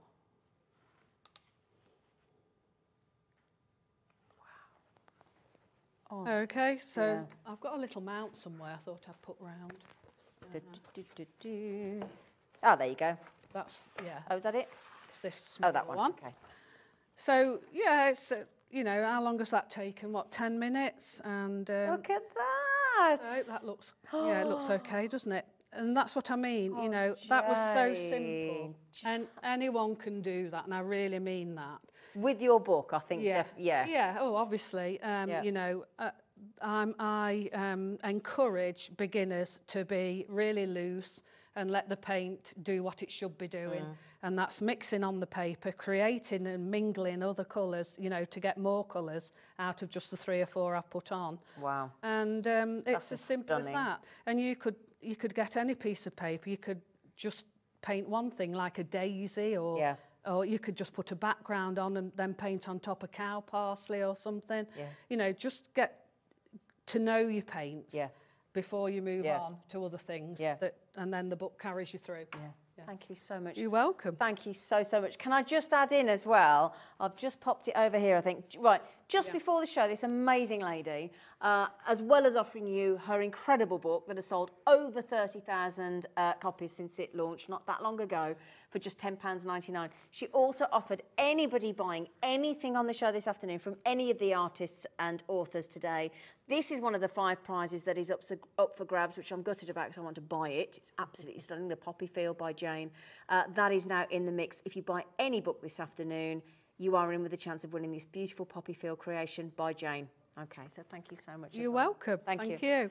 Now, if there's one thing that this lady wants to show us, very excited, and I know Stephen's excited about as well, that's coming up after the break, we want to show you, Jane wants to show you the excitement of granulation, don't you? Yes. Very, very important. Because I want to get you excited to do it. Brilliant. Yeah. So what we'll do is Jane's just got to set up for the next demonstration. I'm going to mosey off over there because people have been asking for some cardstock to be able to put some, again, with the lino cutting earlier and whatnot. We'll give you some American Crafts paper cardstock as well, and then we'll come back to Jane and we'll learn about granulation. Is that okay? Yeah, looking forward to it. Great. See you in a minute. Okie doke.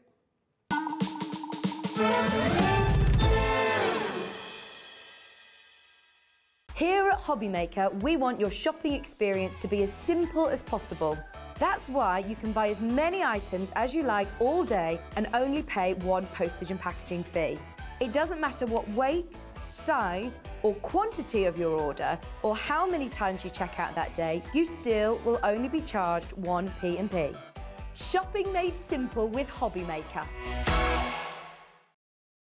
Hobbymaker are live from 1 p.m. to 6 p.m. every day on Sky Channel 670, Freesat Channel 807 and Freeview Channel 73. You can also watch on YouTube via some smart TVs, your computer and phone.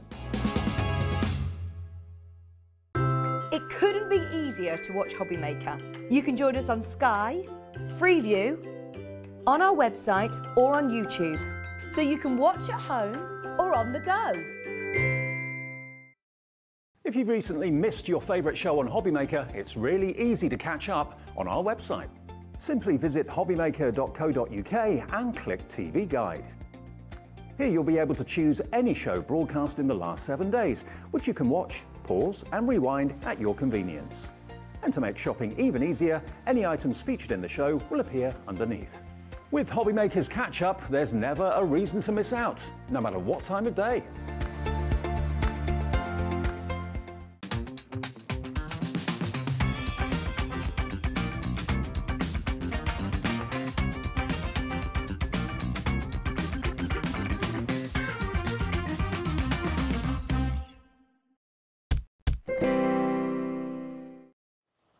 I have to say, I feel like the luckiest presenter at the whole team today. I have to say, I have loved, I hope you have as well, I get the impression you have by all your lovely comments, but being surrounded by this much talent and these incredible artists, I mean, my goodness me, what a day. What a day. Right then, my lovelies, just while Jane sets up for the granulation aspect of her next demo, which you are going to love and I cannot wait for, we just have been asked a lot for some of the American cardstock today that we launched recently. So what we'll do is we've been allowed to match the launch price of the American cardstock, which, as everybody knows, is, and we were talking to Carla the other day, on Thursday, I think it was, this is the most incredible cardstock on the planet, quality-wise. Now, I know the first one that we launched with our lovely Sherilyn a couple of weekends ago is the black and the white. Now, again, Jane was talking about pound weight, which tends to be used in America, and we tend to use GSM weight. This is 80-pound cardstock, which is 216 GSM. So this is amazing, amazing quality. Again, as Carla was talking from American Crafts last week, there are 60 loose sheets. But what you do with these stand up like book binds almost. And then what you do is there's a little section at the top here that you tear off, and then you can slide the cardstock out. And then, but then if you stand it up, you can actually stand and see, look, when you tear that so you tear this down here as well, and it all comes out, and this will go next to your lovely craft books that you've been buying today as well. So that's great. So also, there is a smooth side and there is a textured side. Now, we saw this the other day with Carla because she was actually stamping, and when she stamped with the stamps and the stamp press, the 12 by 12 inch stamp press that they had, it was sort of like a Hessian effect. She said, oh, I've stamped onto the textured side. You may want that on this 12 by 12 inch, but as I said, one is smooth and one is textured. It's also a solid core cardstock. So when you actually go into some of the other colours that we've got, what Carla did is she actually tore the cardstock, and you can see the colour right through the core of the cardstock. So it's the most unbelievable cardstock. Now this is 12 by 12 inch. Now, of course, you can cut that into 6 by 6 inch if you want to, one of the most popular card sizes. Then you'd have, because of the 60 sheets, if you went by the 6 by 6 inch, you'd have 240 cardstocks from this one pack. Now, these shouldn't be $14.99. It's very much a launch. Yeah, I feel like I feel like Max Bygraves on Jack and Ori in this chair over here. I bet the kids here don't remember Max Bygraves and Jack and Ori, but there you go. I'm hoping Jane might. Thank you, Jane. I don't want to cast aspersions, Jane, but I think Jane might be on the same level of me age-wise. But right then, so $14.99. Grab these while you can. Again, one of the most popular, probably the most popular, although we do have the neutrals and the Christmas coming up, which were two of the best selling the other day. This, again, same again. I mean, this is an essential part of everyday papercraft and DIY projects and card making. You can see the texture on the camera here, actually, can you? Yeah, so this is the actual texture of the 12 by 12 inch. American Craft cardstock is one of the most incredible cardstocks on the planet.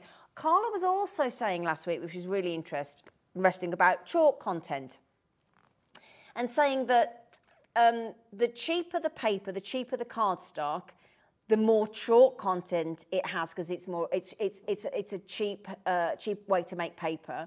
So the less chalk that's in your cardstock will actually not blunt your metal dies as quickly. So of course this has a lot less chalk in it, which should make it a lot more expensive. But at the launch price of $40, now we don't know how long we're going to be allowed to stay at that reduced price point. It shouldn't be, I think it should be $19.99.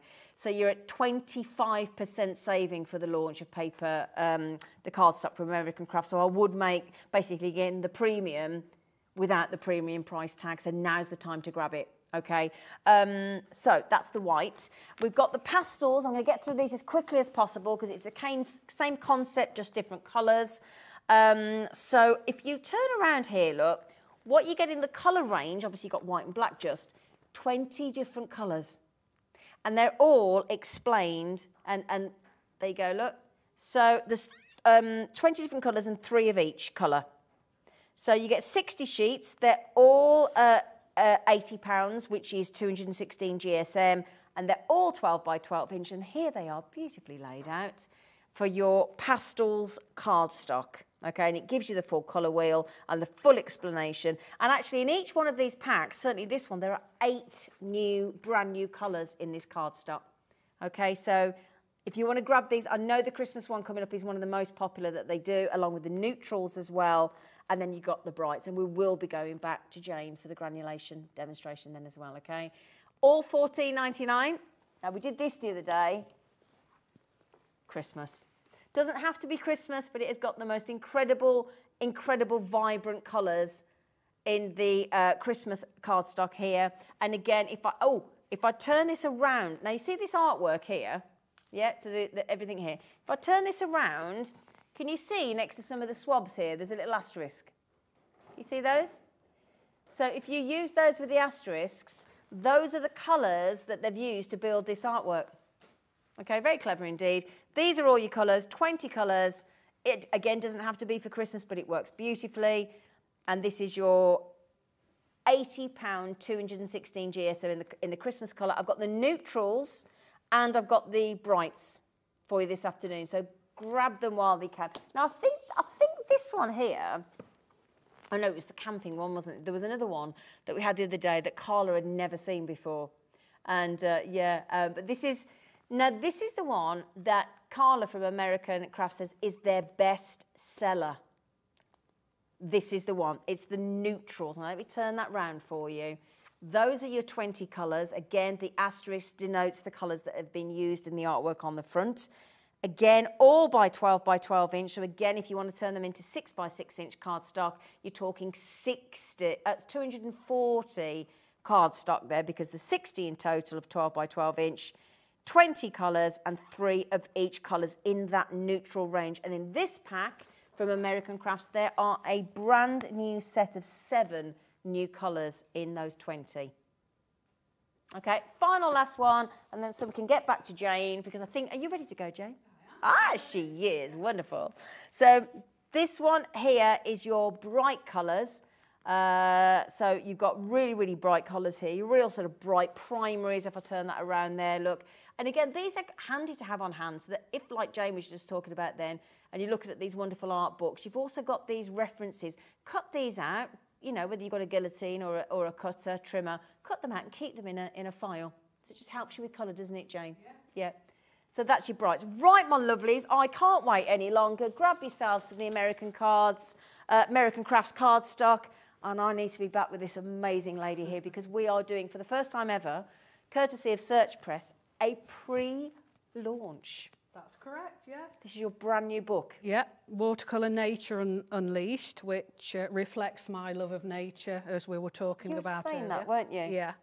So is that the only copy of the book in existence at the moment? It is at the moment, wow. The only one. Yeah, so I didn't get it till Friday. Oh my gosh, this is brand new. Wow. Just worked out. Are you pleased with it? Oh, I love it. Yeah, nice. I'm so pleased with it. Oh, Jane. Right. So basically this book starts off the same again, very simple watercolour instructions, how to mix your paints, etc. So you can use it for a beginner, you know, or an experienced painter will be interested in the information further on in the book. Brilliant. So at the very beginning, there's just simple watercolours, really nice. That's typical watercolour. You're catching the light and everything. It's quite delicate in places, but and then we start doing other things with our watercolours. Wow. I start painting on printed paper, like maps.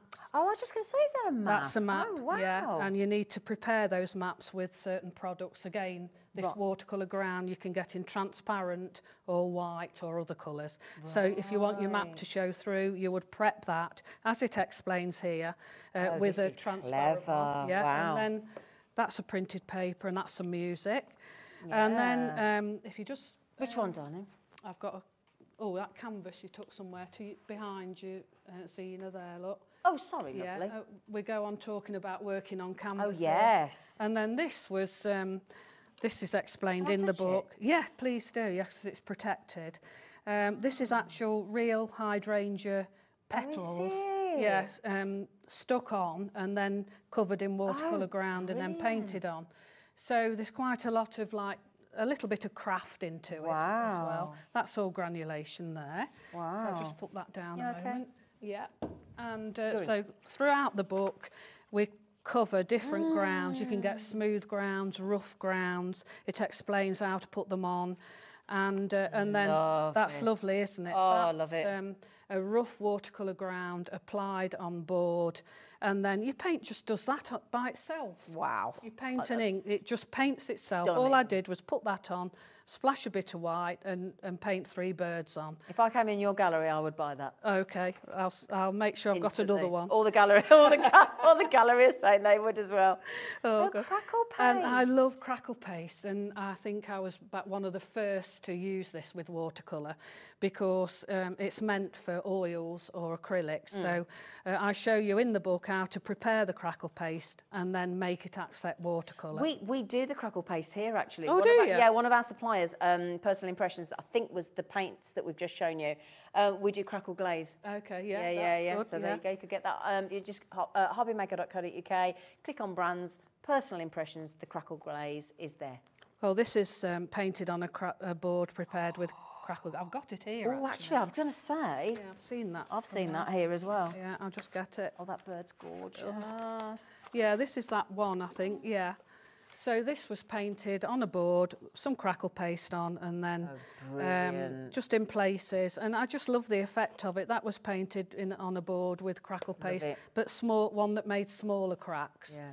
Nice in the book, but when you see it in person there, wow. So then we go on to using tissue paper, preparing a board or paper with scrunched up tissue paper, putting the ground on top of the tissue paper, and it makes a rigid surface to accept the paint. That's a big fish. So you've got all crinkly surface to work on.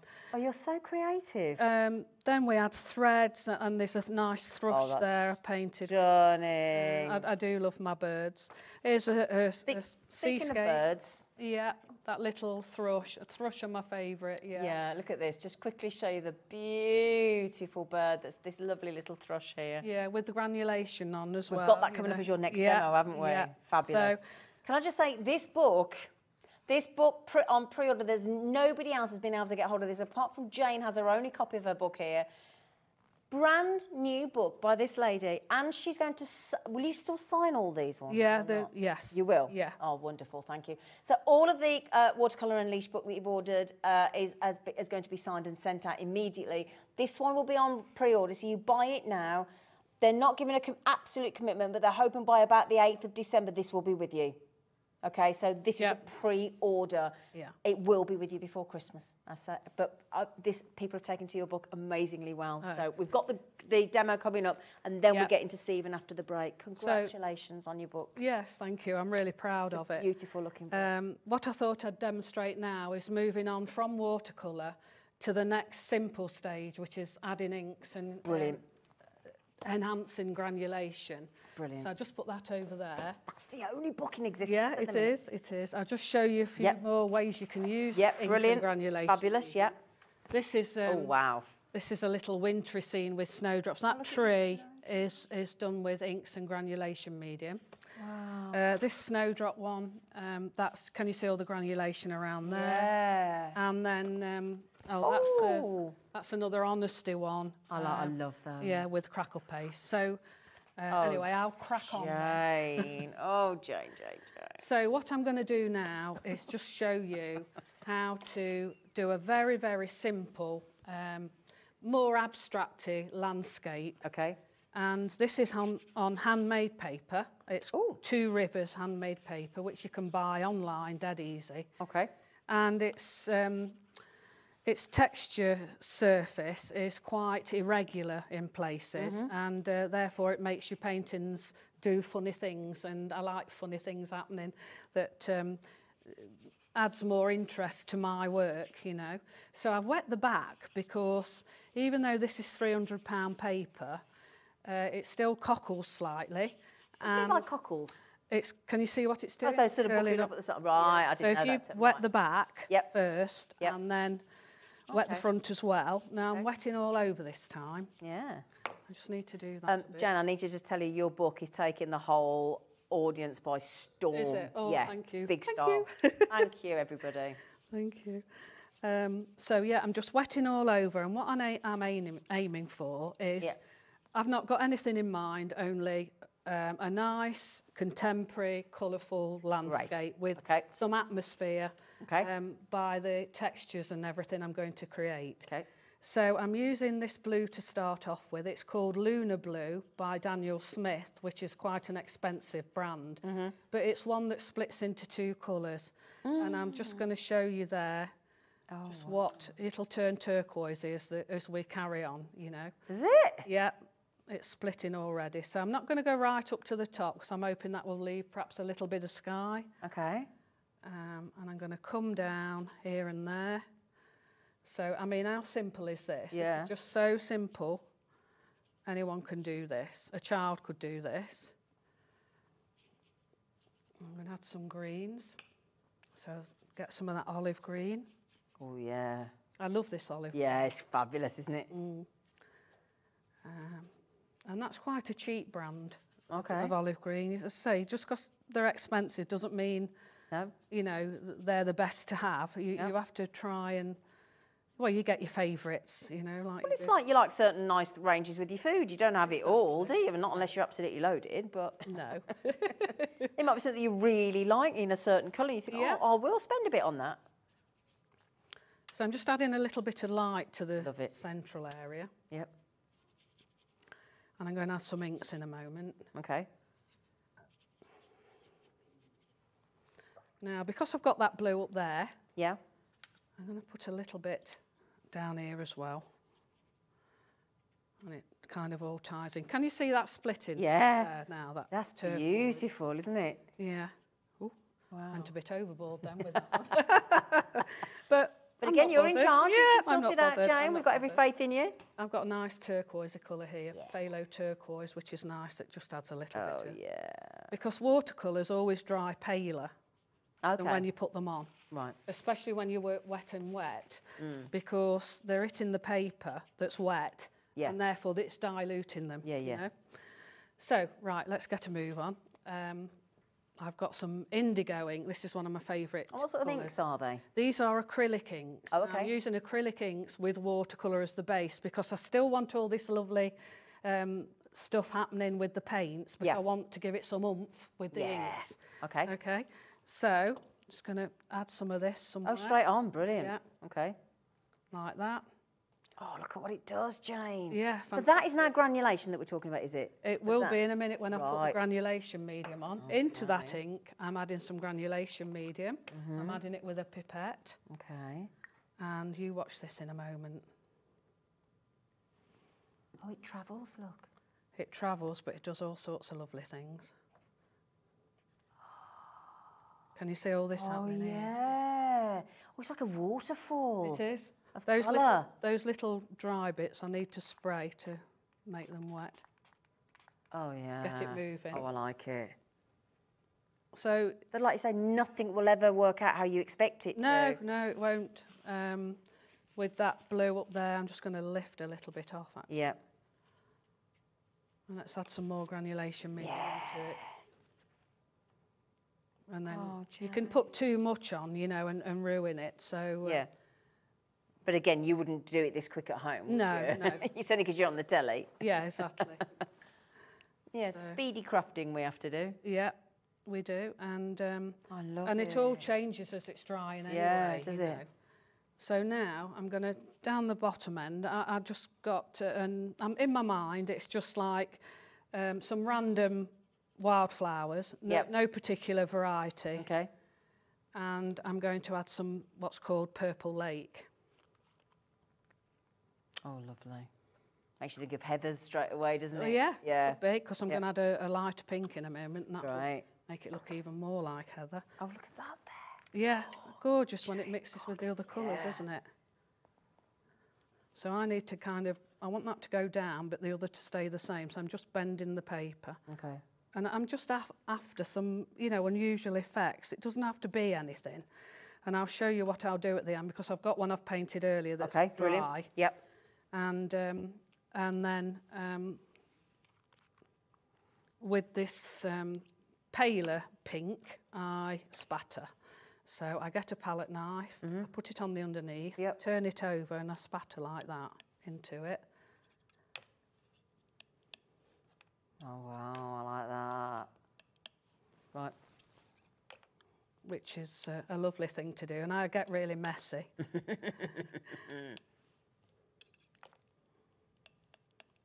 Oh, that looks good. Oh, I see. Wow. Oh. And then I'll do that with the pale green, and then Brilliant. It's as simple as that. That looks amazing. That pink just has brought the whole thing to... And this is a wonderful green. It's called Genesis Green, and it's quite sparkly. Yeah. Oh, it's what we'd call a peridot green. Is it? Chartreuse, isn't it? Yeah. Yeah. So, wow.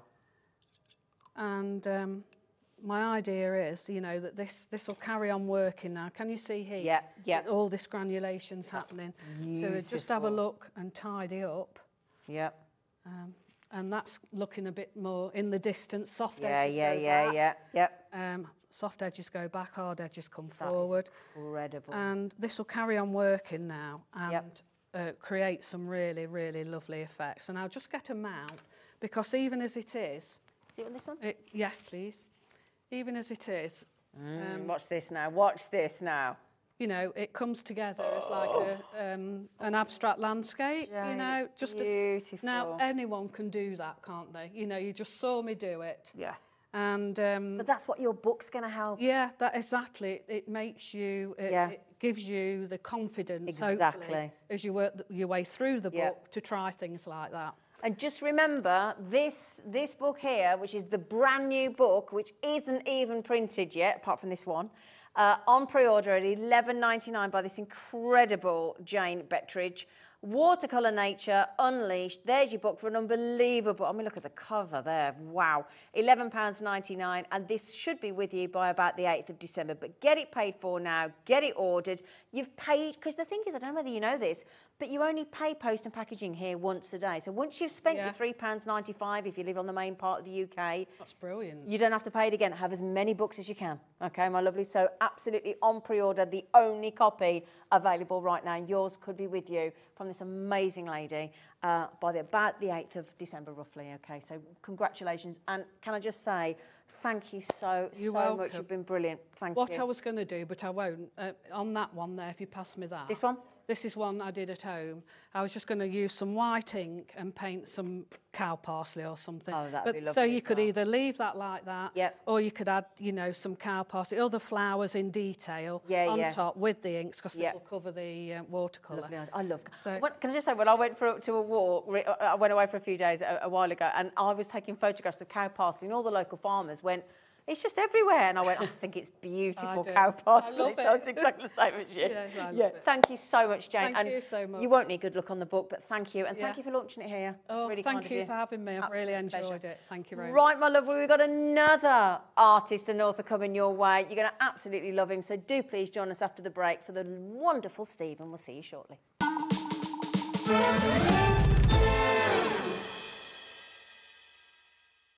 When you purchase anything on Hobbymaker, you have a 30-day money-back guarantee, meaning that you can shop with confidence. Happy shopping with Hobbymaker. Here at Hobbymaker, we love seeing what you've been making, and it's our job to keep you inspired. So how does a £100 credit to your Hobbymaker account sound? Every month, we're going to be giving away a £100 credit to one lucky Hobbymaker's account. And all you have to do to enter is simply send a photo of your craft you makes to studio@hobbymaker.co.uk. We will be picking one winner each month at random, and we'll announce the lucky winner on air in the 5 PM show on the last Saturday of every month. So what are you waiting for? Get crafting, get motivated, and get inspired with Hobbymaker. If you've recently missed your favourite show on Hobbymaker, it's really easy to catch up on our website. Simply visit hobbymaker.co.uk and click TV Guide. Here you'll be able to choose any show broadcast in the last 7 days, which you can watch, pause and rewind at your convenience. And to make shopping even easier, any items featured in the show will appear underneath. With Hobbymaker's Catch-Up, there's never a reason to miss out, no matter what time of day. Hobbymaker are proud to work alongside some of the biggest brands in the industry. Keep watching for these brands and many more here on Hobbymaker. Our call centre is based in the UK and available 24/7. Just call 0800 001 4433 or email help@hobbymaker.co.uk.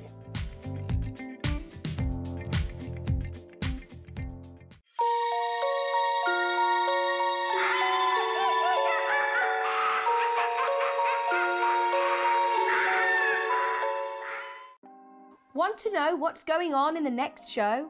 Then head over to our website. Click on the TV guide.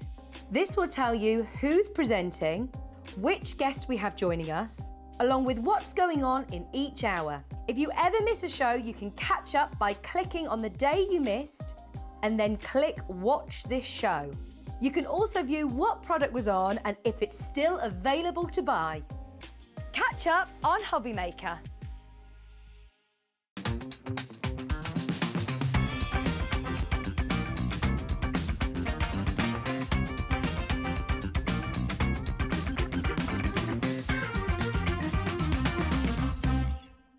Are you having trouble finding the perfect gift? Then why not treat them to the new gift card from Hobbymaker at hobbymaker.co.uk. Simply scroll down to the bottom where it says gift cards, click and you'll be taken to the right place. Decide between posting the card or delivery by email and then decide how much you want to add. You choose the value. So what do you get the crafter that's got everything? Why not treat yourself or them to the Hobbymaker gift card? Hobbymaker are live from 1 PM to 6 PM every day on Sky Channel 670, Freesat Channel 807 and Freeview Channel 73. You can also watch on YouTube via some smart TVs, your computer and phone. Here at Hobbymaker, we want your shopping experience to be as simple as possible. That's why you can buy as many items as you like all day and only pay one postage and packaging fee. It doesn't matter what weight, size or quantity of your order or how many times you check out that day, you still will only be charged one P&P. Shopping made simple with Hobbymaker. If you want to search our website for your favourite brands, simply go to hobbymaker.co.uk, click on brands, and you'll find all your favourite items all in one place. Shopping made simple with Hobbymaker. It couldn't be easier to watch Hobbymaker. You can join us on Sky, Freeview, on our website or on YouTube, so you can watch at home or on the go. Our call centre is based in the UK and available 24/7. Just call 0800 001 4433 or email help@hobbymaker.co.uk. Here at Hobbymaker, we want your shopping experience to be as simple as possible. That's why you can buy as many items as you like all day and only pay one postage and packaging fee. It doesn't matter what weight, size or quantity of your order or how many times you check out that day, you still will only be charged one P&P. Shopping made simple with Hobbymaker. When you purchase anything on Hobbymaker, you have a 30-day money-back guarantee, meaning that you can shop with confidence. Happy shopping with Hobbymaker. Hobbymaker are proud to work alongside some of the biggest brands in the industry. Keep watching for these brands and many more here on Hobbymaker. Join us for the Arts and Crafts Book Show with Search Press, with exclusive prices and discounts, author demonstrations and exclusive buy-to-win prizes. That's this Sunday from 1 PM on Hobbymaker.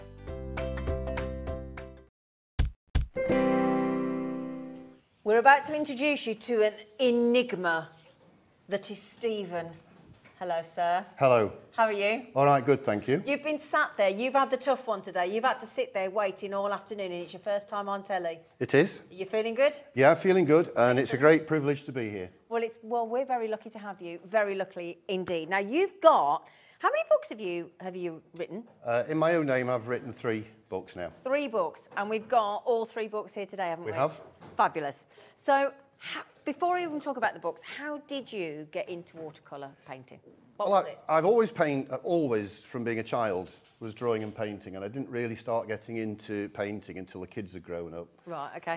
And watercolour was the thing that I really wanted to pursue, what I loved the best. And like a lot of people, I went and got the stuff and found it incredibly difficult, because it is, it's quite a troublesome medium, as a lot of, people who've tried it will know. But I persisted and I worked very hard at it, and eventually somebody said to me, have you ever considered teaching?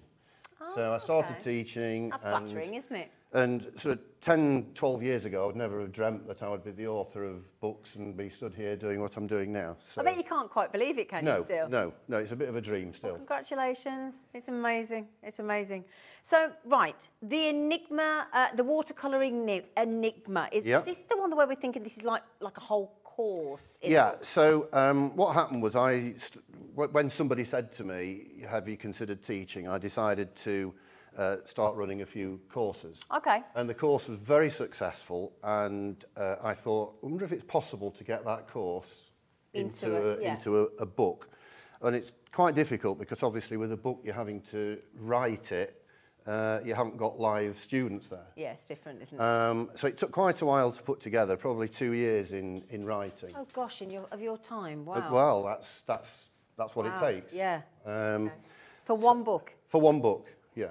Wow. Yeah, pretty much from concept to publication is a couple of years. But we say all this, all that experience of you painting, all of that experience of you teaching, and then you've had to write your first book, and then James and I were saying earlier of Search Press, we were saying all of that, and then Search Press managed to get that into a book with you. Yeah.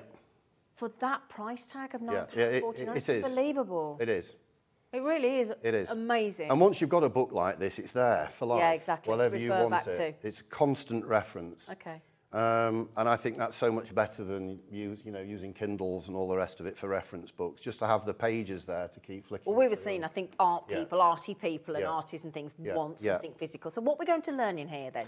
Well, the watercolour enigma is explaining about the paint itself, the science behind it, because a lot of people get a little bit confused about the different paints. So oil and acrylic paint, for example, are solid mediums that both set, they go hard. Yeah. And they're also opaque, which means the paint is quite thick. Yeah. So you can keep layering paint upon paint. Yeah. You can finish a painting off with highlights, yeah, with the whites. But watercolour paint is totally different because the pigments are just suspended in water. Right, okay. They don't set. Okay. So once the water evaporates and the water starts to disappear, the paint starts to settle. Ah, okay. So that's why you have to paint fairly quickly and fairly loosely, and that's a discipline that a lot of people find really difficult. Yeah, Jane was just saying that. Getting on with it. Yeah. So we have to plan carefully, and we have to make sure the palette is thoroughly prepared. Okay. I mean, obviously I've been watching Jane, and I know how Jane paints. She paints flat, on a flat surface with enormous amounts of water. Yeah. Her end result is quite impressionistic and loose. Yeah. Mine's a little bit more controlled. I don't use quite as much water as her. And you're angled, aren't you, at the moment? I'm on a slight angle. Right, okay, interesting. But I still use plenty of water. Okay. And watercolour should be used very fluidly. So what I want to show you is this course takes you right from the very beginning. So even if you're already painting watercolour and are finding it really difficult, which a lot of people do. Absolutely. Yeah. They'll look and say, why am I not getting that sort of result? So this book really deals with that. It explains exactly what the paint is all about. Okay. And then you can follow a series of exercises through the book. Okay. So there's a very detailed section at the beginning about the sort of science of it, which I've just explained. And then this opening I've got these blue markers, by the way. That's brilliant. Try and get rid of. Yeah, yeah. This opening exercise is just the easiest exercise you could possibly imagine. This is just called feeling the fluidity. So what people do is they tend to be a bit scared of the water. And having watched Jane, you'll have seen her splash it on and chuck the paint in. But generally, people are a bit frightened of the water because they don't feel they're in control of it. Right. This is all about control. Okay. So this early exercise, if I just very quickly show you, I'll brilliant. just get my sort of palette here, stick that over there. So I've just put some paints on here, which I'll tell you about in a sec. I'll just get my water up. Isn't it fab seeing these people in action? So this is just a standard number 8 brush. This is one of my spearhead brushes that Pro Arty make for me. This is ultramarine. Oh, lovely. So shall I move those in case they get splashed on? Do you mind? No, not at all. I don't want your new books being splashed. No, that's fine. So you can, I don't know whether you can see that all right. I'm putting we quite... may not be under it, actually. I'm putting quite a lot of water in that. So that's quite a loose sort of puddle of paint. Okay. Now, this is what... where is the overhead camera there? That's the one over sort of where you... So if we have a look... Put that overhead so you can see that's now. where so that's what you can see, look. Yeah. So this is what people will do. They'll get the brush like that and then they'll scrape it on the side of the pot. Yep. And that's safety. Right. Okay. It's taking out the risk factor. I'll just scrape it on the side of the pot. Okay. By doing that, you're removing at least half of the water from the brush. Okay, good to know. Then the dip into the paint is very tentative. Right. Okay, so I just want to show you the difference. So on here, I'm just going to just hold the brush down and paint a single line across. Right. And then you can see it's stuttering now. Yep. And the brush has now run out of paint. Okay. Okay. That's interesting. So that's still wet there. Yep. But it's almost dry immediately here. Yeah, yep, okay. So if we put the brush in the water again now, and we might just shake the loose bit off rather than scrape it. Yep. And roll it in that paint so that it's totally full. Okay. So we've got a fully loaded brush now. You can see that this will, you can see it's, look how much further, how much more paint there is, and we can scrape that all the way across. Oh, lovely. So that's the same brush. Yep. That's dry, deprived of water, and this is a full brush. Right, interesting. So it's this sort of fluidity that people tend to be a bit frightened of. And that's that whole section that you're talking about, fluidity in the... Exactly, yeah. Okay. So what we can also do, I just wanted to show you this, because this is, especially because I'm just painting on a slope, if I load an area here with some of this ultramarine, this is something that people get really frightened of when they see it.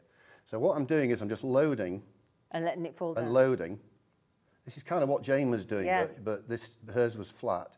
So because I'm on a slope, this water is gathering here. Yeah. But this meniscus line that forms here will not break. Oh, really? The water will hold for as long as you want it to.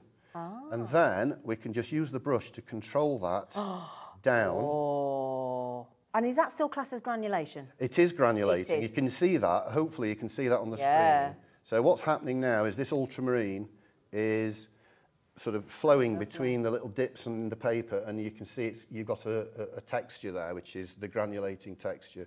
This is something a lot of amateur watercolour artists never experience because they just paint too dry. Right, okay. So that's shame, isn't it? That's scary because that much water, people think, ooh, you know. So in the book, we sort of move through a series of exercises. So there's one of the exercises in here. Beautifully laid out, by the way, Stephen. Really well, I mean, I've got to thank Search Press for some of that because their design team were quite brilliant. So one of the early exercises in here is just this painting of 3 pebbles on the sand, which has got a very strong source of light. But to create this, we've got to just learn how to control blending paint, which I just want to very quickly share with you.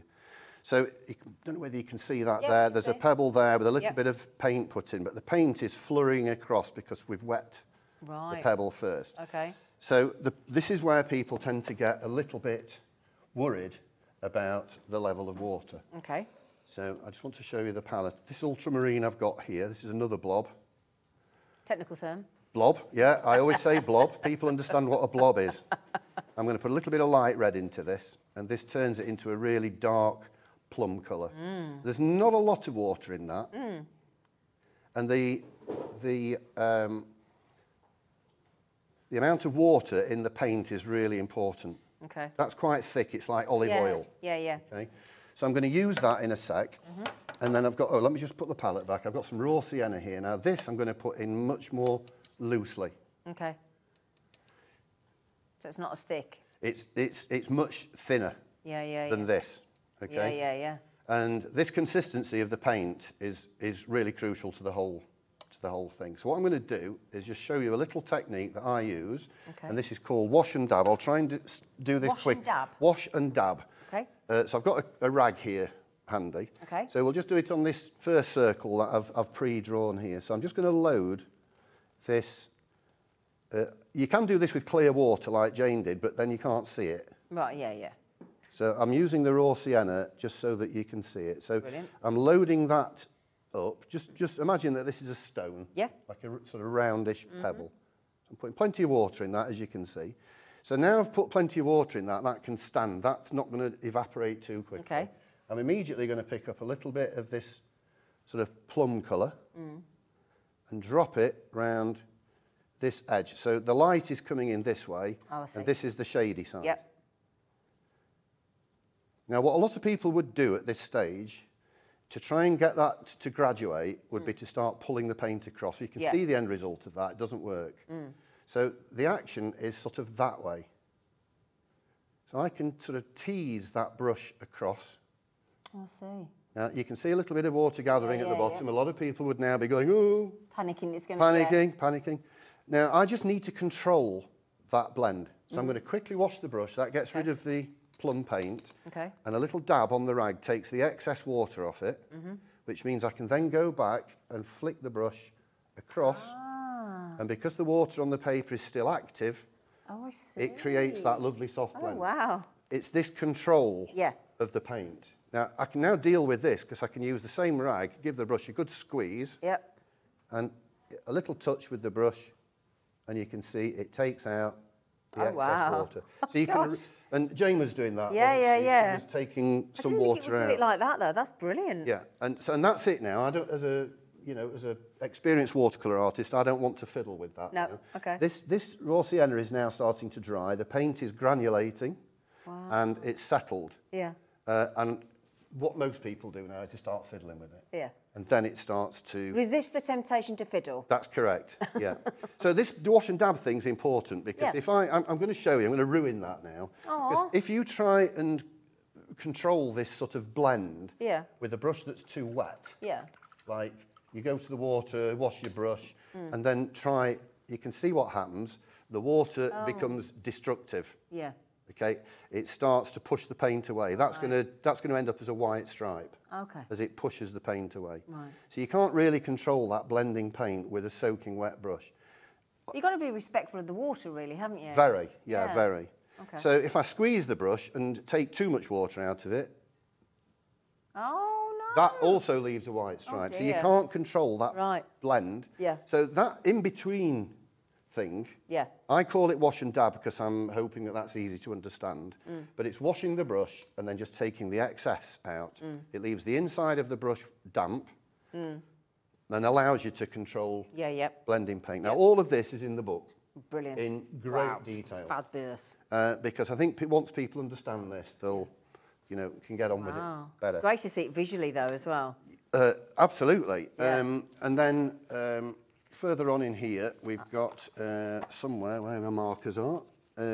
I've got this sort of this painting of a winter scene with the snow and the trees. But what's important here is the way that the light comes in from the left here. The right-hand side of the trees is dark, and it's a case of controlling that blend from the light side to the dark side. Amazing. So I can very quickly show you that with exactly the same colours. Brilliant. These are a couple of trees that I drew earlier. So if again, using the same loose raw sienna, I can scribble that paint up and down there. I've got plenty of time to do that because that's really wet and loose. Okay. And then I'm going to just pick up a little of this plum colour. To do the and shading. we'll just drop that down that right-hand side, and immediately you should see a bit of granulation, and you can see the plum sort of running into the raw sienna. Right, I'm going to go in and get a little bit much stronger paint and drop that right down that outside edge on the dry side of the tree. I'm going over my line a little bit, but it doesn't matter. So that's thicker paint. Wow. And now, if I want to, sometimes you'll do that and the paint will just move and you go, whoa, I don't need to touch that. Other times, you might just want to control it. Again, it's a wash and a dab, and literally just flick that up and down that intersection. And you can see, because there's still water there, you're kind of teasing the water again, and it encourages. Oh, look at that! Yeah, you can see that. Yeah. I just want to show you this with clear water, because this is. A lot of people paint silver birch trees this way. So I've so far just been using the raw sienna. So I'm just going to put clear water in this. I want you to see what happens when you use clear water. Okay. And just a little paint. And you'll have seen that in Jane's demonstration earlier, how the paint just pulls. Yeah. Just pulls across. Look how that just pulls. Oh gosh, yeah.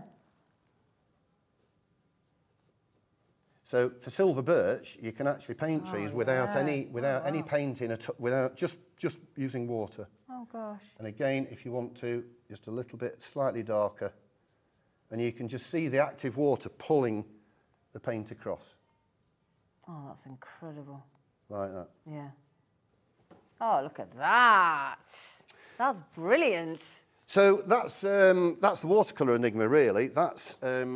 That's a really good sort of workshop course in there, isn't it? Yeah, and there's a series of exercises that you can do throughout the book, which just takes you from one step to another. Brilliant. So you can produce learning curve. Some paintings as well, and it's been really interesting. These are just some of mine in the back there. Just some of mine in here.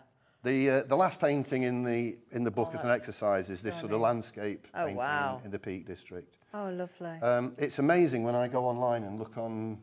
When I sort of search on Google how many people post paintings that they've done online. That's amazing. And I see them from this book. Yeah, yeah. And it's quite gratifying to see that people are doing that. Wow. So when was that book launched? 2014. 2018. Well, I've got it down that you've sold I think. 7,500 copies of that. Yeah, it's done well. Wow. Yeah, it's done well. 2018? Yeah. And you've done 7,500 already? Yeah, yeah. Wow. Wow, wow, wow. Okay, that's brilliant. Right, so fantastic. That was awesome. So now this almost seems like you're going to start doing a sort of session. What's the word? A painting? No, like a series. That's the word I was thinking of. With the easy guide to. Yes. And this one is painting skies in watercolour. Yes. So I approached Search Press 2 or 3 years ago and said, I'd love to do a book on skies. Okay. They were planning this series, the Easy Guide to. So they've asked me to do the first one, and I'm working on the second one now. And if I'm honest, when I first came to painting watercolour, it was skies that I absolutely was enthralled by and really wanted to paint. And I watched a guy called Frank Clark on television who used, this is what we're coming to now, he used a big broad brush like this. Oh, wow. And he was always banging on about 2 minutes. 2 minutes and don't fiddle with it. Right. And he used to paint these skies in 2 minutes. Wow. And I thought, I want some of that. Okay. That spoke to you, did it? Absolutely. Now, this is called a hake.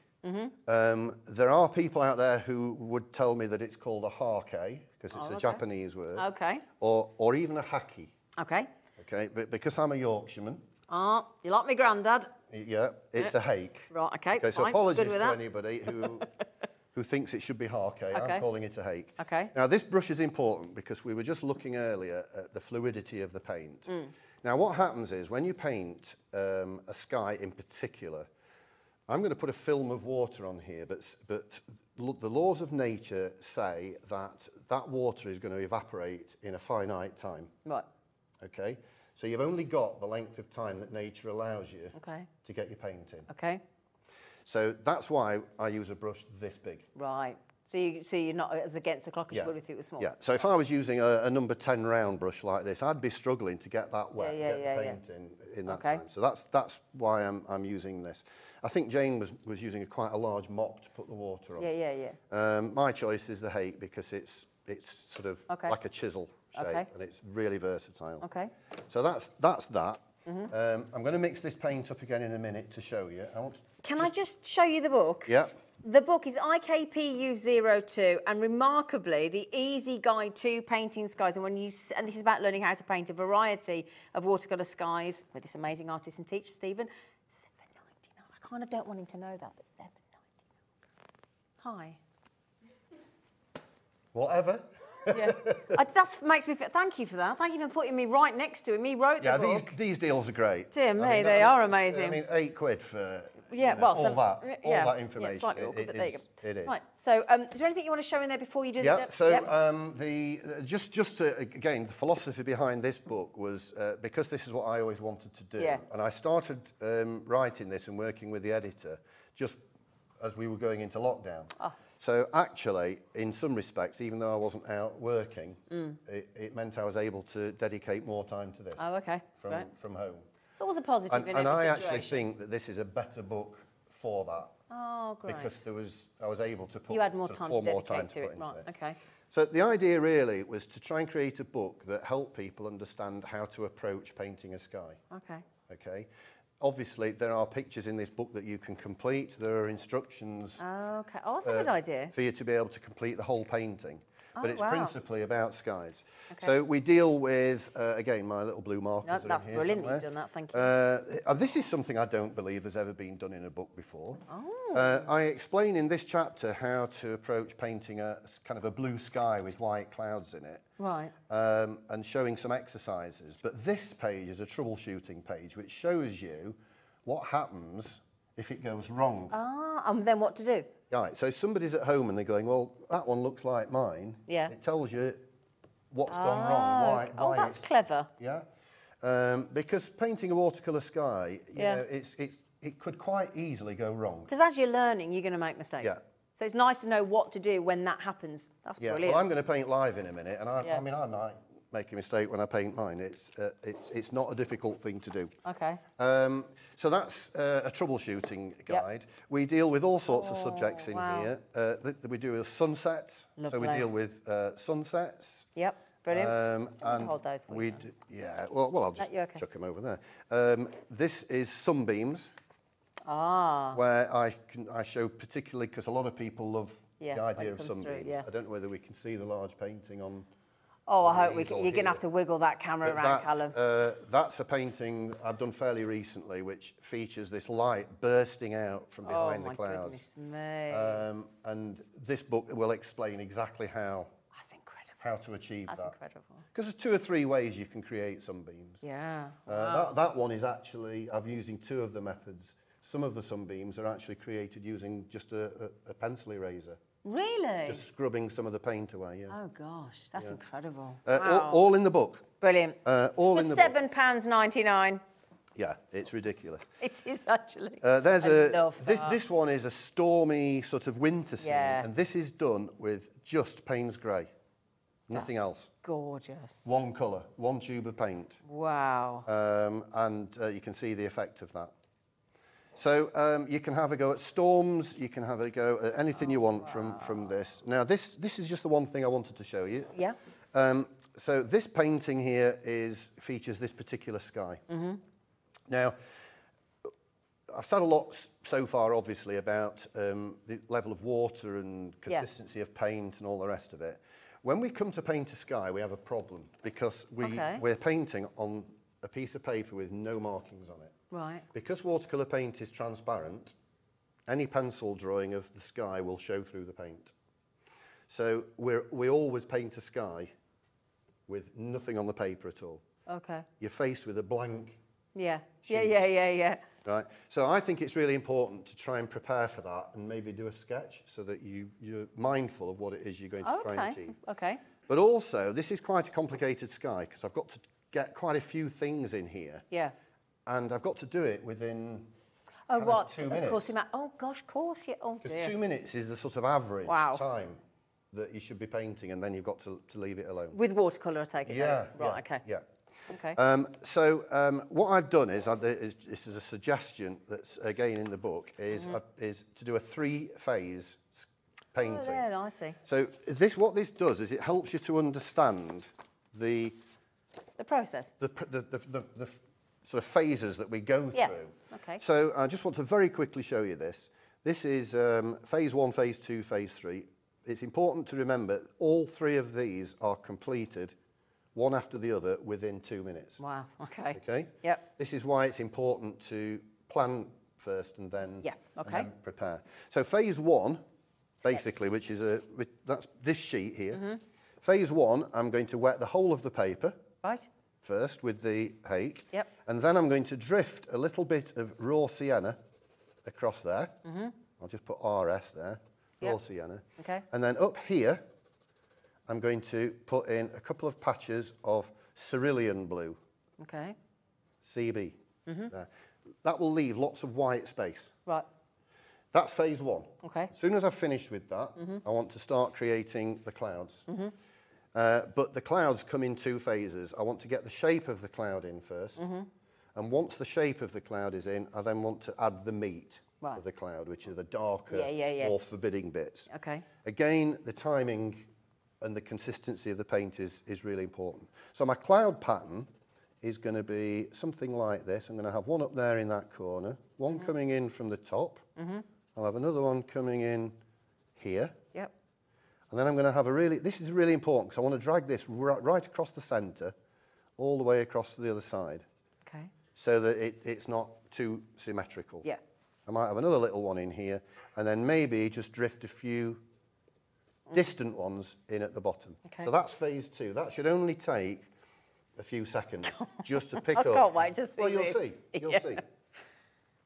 Then to finish that off, I'm going to bring in to phase 3, which is to pick a load of this really strong plum colour up. And I'm going to introduce it just sort of from, oops, board's slipping off. Oh, okay. So I want to introduce this, but I don't want to cover all of the clouds. I just want to flick a little bit in. Okay. Here and there, so that the remainder of the clouds will settle off, and then I'll have this sort of beefy bit. Okay. So this is just helpful, I think, for people to understand. This is 3 phases. We'll do that bit first. Yeah. Then we'll do that bit, and then... In 2 minutes? Which is why it's important now to make sure the palette is ready. So this plum colour, let's just work on that for a sec. So this is ultramarine, and this is light red. Yep. It's not a light red, it's called light red. Oh, okay. It's a specific colour. Okay. And light red is quite strong, it's really opaque, so you don't need that much of it. I'm going to use all of that ultramarine and just build that up until I get a really lovely sort of damson plum colour. Actually, if you look at clouds in the sky, stormy clouds, you'll find that they very often look purple rather than grey. So that's what I'm hoping to achieve. So that's really thick, that's strong, it's like almost like motor oil. Okay? So that's ready. Okay. And I need to make sure I've got enough of that. Let me just squeeze out a little bit of cerulean blue. Okay. Well, you don't need much, do you? No, only needs a little bit. I'm going to use a smaller hake to put the cerulean blue in. Okay. And I'm going to use the large hake to wet the paper and put the clouds in. Okay. So. We're prepped and ready to go. Right, there's my plan. Got it. Okay. There's my palette. Ready. Yep. Now all I've got to do is paint. So I've done a lot of waffling. You haven't, it's been fascinating. But most watercolour artists will tell you that this early stage is crucial. Just to let you know, we literally have got a couple of minutes. It's good news, because you've got 2 minutes on this one. Right. Is that all we've got? On this one, yeah.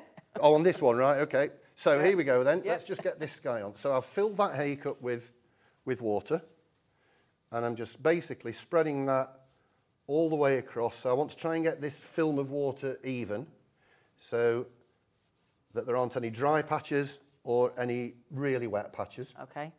So that means that the whole section will dry evenly then. Right, okay. I'm just going to step down because I want to make sure that I've got the right amount of water on that. I don't want to get this wrong on television. Nope. So I'm barely touching the paper with this brush. It's a very soft touch. Okay, so going to my plan, I'm going to pick up a little bit of this raw sienna, just a little.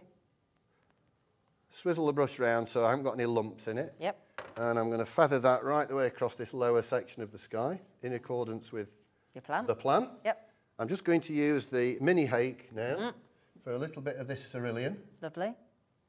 And that's coming in here at the top. You can see as I'm putting the paint in, it's diluting in the water on the paper. And I have a little patch up here. Okay. Now, you probably won't have noticed because it's probably been out of shot, but I've still got the hake in my hand here. So it's important not to wash this out. I don't need to wash it out. I'm just going to go straight to this plum now. And where's my plan? Right, phase 2 now we're starting. Gosh. So I'll just bring in that cloud up there. I wanted one up here. Yep. I wanted one up here coming in this side. Another little one down here. This was the important one, which is this one that comes... Yeah, so it wasn't symmetrical. All the way down there. And I can use what paint there is left in the brush now, just to drift in, turn the brush on its side and drift in some lovely distant clouds there. And then this is the pièce de la résistance, which is to cut in this really deep, dark paint. So this is the thick sort of oily paint there. A little bit there, we'll just drift that across. Now, 2 minutes, that's it. I now know as a watercolour artist that my sky is done. And what a lot of sort of amateurs will do now is they'll start fiddling with that. Yeah, that's what you said, don't do that. And what happens is you then disturb the granulation, you disturb the development of the paint by constantly. Is that now settling? Is that what you call it? It's granulating. You can see some of this paint is just drifting gently. The red and the blue are separating, and we've got a really lovely sky there. Wow. I'm just going to mop up the excess water from around the edge. Well, I'm so sorry we're against the clock. What we've got to do is get your final book in so that I've got to then go over to James and make sure we just finalise there. I told you it'd go quick, didn't I? Yeah, that's absolutely. Absolutely. So are we okay? Because I'm told constantly I talk too much. You don't. You're lovely. You don't. Is there such a thing? I get told that as well, Stephen. So. Yeah. Well, you're a presenter. It's your job. So this one as well is your final book that we've got here. Welcome to the wonderful world of watercolour. But this is watercolour with lakes and rivers. So you're taking us to the next stage of lakes and rivers with this one? Yeah, I mean, the Lakes and Rivers book is about reflections, really. It's about water. Okay. Just getting water to look like water by... Well, it's like the one that you've got here in the studio, yeah. The one on the front cover has got the swans on. You can see the reflecting. But all of these books feature reflecting light in water. But the key thing about the Take 3 Colours book is that hold on to that it's part of a series. Yeah. So this is, I'm going to have to just change boards in a second. I just want to leave that to settle off a bit. Okay. So the idea behind this series is that there's 9 paintings in the book. Oh, brilliant. They're all done with just 3 colours. Oh, this is the one you were saying, there's 3 colours. So we use, I think there's 6 in the series. Brilliant. 5 different artists have written a Take 3 Colours book. Oh, each one has chosen their own primary colours. So people don't understand colour very much, but yellow, red and blue are the 3 primaries. Yeah. We have a choice of different primaries. My choice was raw sienna, the light red and the ultramarine, which are the colours I've got on the palette now. Absolutely. You would be absolutely staggered at what range of colours you can from just those 3. And so it's just 3 colours and just 3 brushes? And just 3 brushes. Wow. So pictured in the corner there Brilliant. Are ultramarine, light red, raw sienna, this little mini hake that I use, a number 8 and a number 2. Brilliant. And so, all of that in that book for $6.99. Yeah, $6.99. Absolutely. Can I ask you a quick question? Yeah. You very kindly, because we've got a competition to just announce the winners of, you very kindly offered a piece of your mounted artwork. Which one is it, my lovely? It's this one here. This one? There's a light shining on it. Can I grab it? Do you mind? This is actually the same plum colour we've just used in the demonstration. It's very similar sky, as you can see. Wow. And then I've used the plum colour for the background hills, and then you can see the reflecting light in the water. That's incredible. Some birds on there somewhere. Yes, as well. They're right in the background here, look. Yeah. Spotted. So it's a really lovely, peaceful landscape. That's absolutely gorgeous. That's very kind of you. Thank you so much. You're very welcome. Thank you, thank you, thank you. Thank you as well for proving that you can do an awesome skyline in 2 minutes. Yeah, absolutely. Well, brilliant. I have to, yeah. Right then, my lovelies, what we're going to do is, thank you so much. You're very welcome. Thank it's been a pleasure to be here. Yeah, honestly, thank you. And I know that was nerve-wracking, but that's his first time on television. Can we just say, well done, Stephen, you'd never have known. You're absolutely brilliant. Thank you. Thank you. Right then, I'm going to head over back to that lovely mount over on the couch, and there we're going to talk you through. There are actually going to be 5 winners, and I'm just going to mosey on. Thank you so much, Stephen. Just going to come back to the lovely James, sales manager of Search Press. Well, that was a lovely afternoon, wasn't it? Brilliant. Eh? Brilliant. Oh, I've had the best afternoon. Mesmerising, really. Oh. Just sitting there watching it, I find it fascinating. You lot are brilliant. You lot are absolutely brilliant. Still got Maz here, still got Susan here. We've still got our lovely, lovely Stephen here. I don't know whether... I think Jane might have had to go because she's got a long way to go. Right then, so have you enjoyed this afternoon then? It's been brilliant, yeah, thank you. Thanks for having us. When you said your prices, all right. When you said your prices were going to be brilliant, we didn't realise they were going to be that brilliant. No, I feel bad now. I should think so. Poor Stephen over there. Right, she's going to come and sit by, you know it. Right then. So, the winners, these are epic prizes to be given away by Search Press. So I'd like to thank all of Search Press and James. Ivy wants to come and I told you she'd come up. Right then, up you go, thanks you. Right, it was had to be done. She wanted to sit by him. Right then, my lovely. So the winners of the competition this afternoon, thank you for all the books that you've purchased for a start. And the winners are, have we got them? Yep, sorry, they're just coming up, but there you go. So the winner of the amazing piece of artwork that we've just seen from Stephen is the Pamela Prigmore has just won your piece of artwork, Stephen. So we say congratulations. Well done, my lovelies. The next one is the Eco Craft Christmas craft book by the where is she? Is she over there? There you are. Hello, Maz. Sorry, I couldn't see them, Maz. So Maz, the incredible eco-friendly Eco Craft Christmas book is Patricia 4. So congratulations, Patricia. We want to see all your makes coming on share your makes. The winner. This is one we're all waiting for, isn't it, as well? The £250 worth of books. You better warn your postie. You better warn your... Janet Morgan! Congratulations, Janet.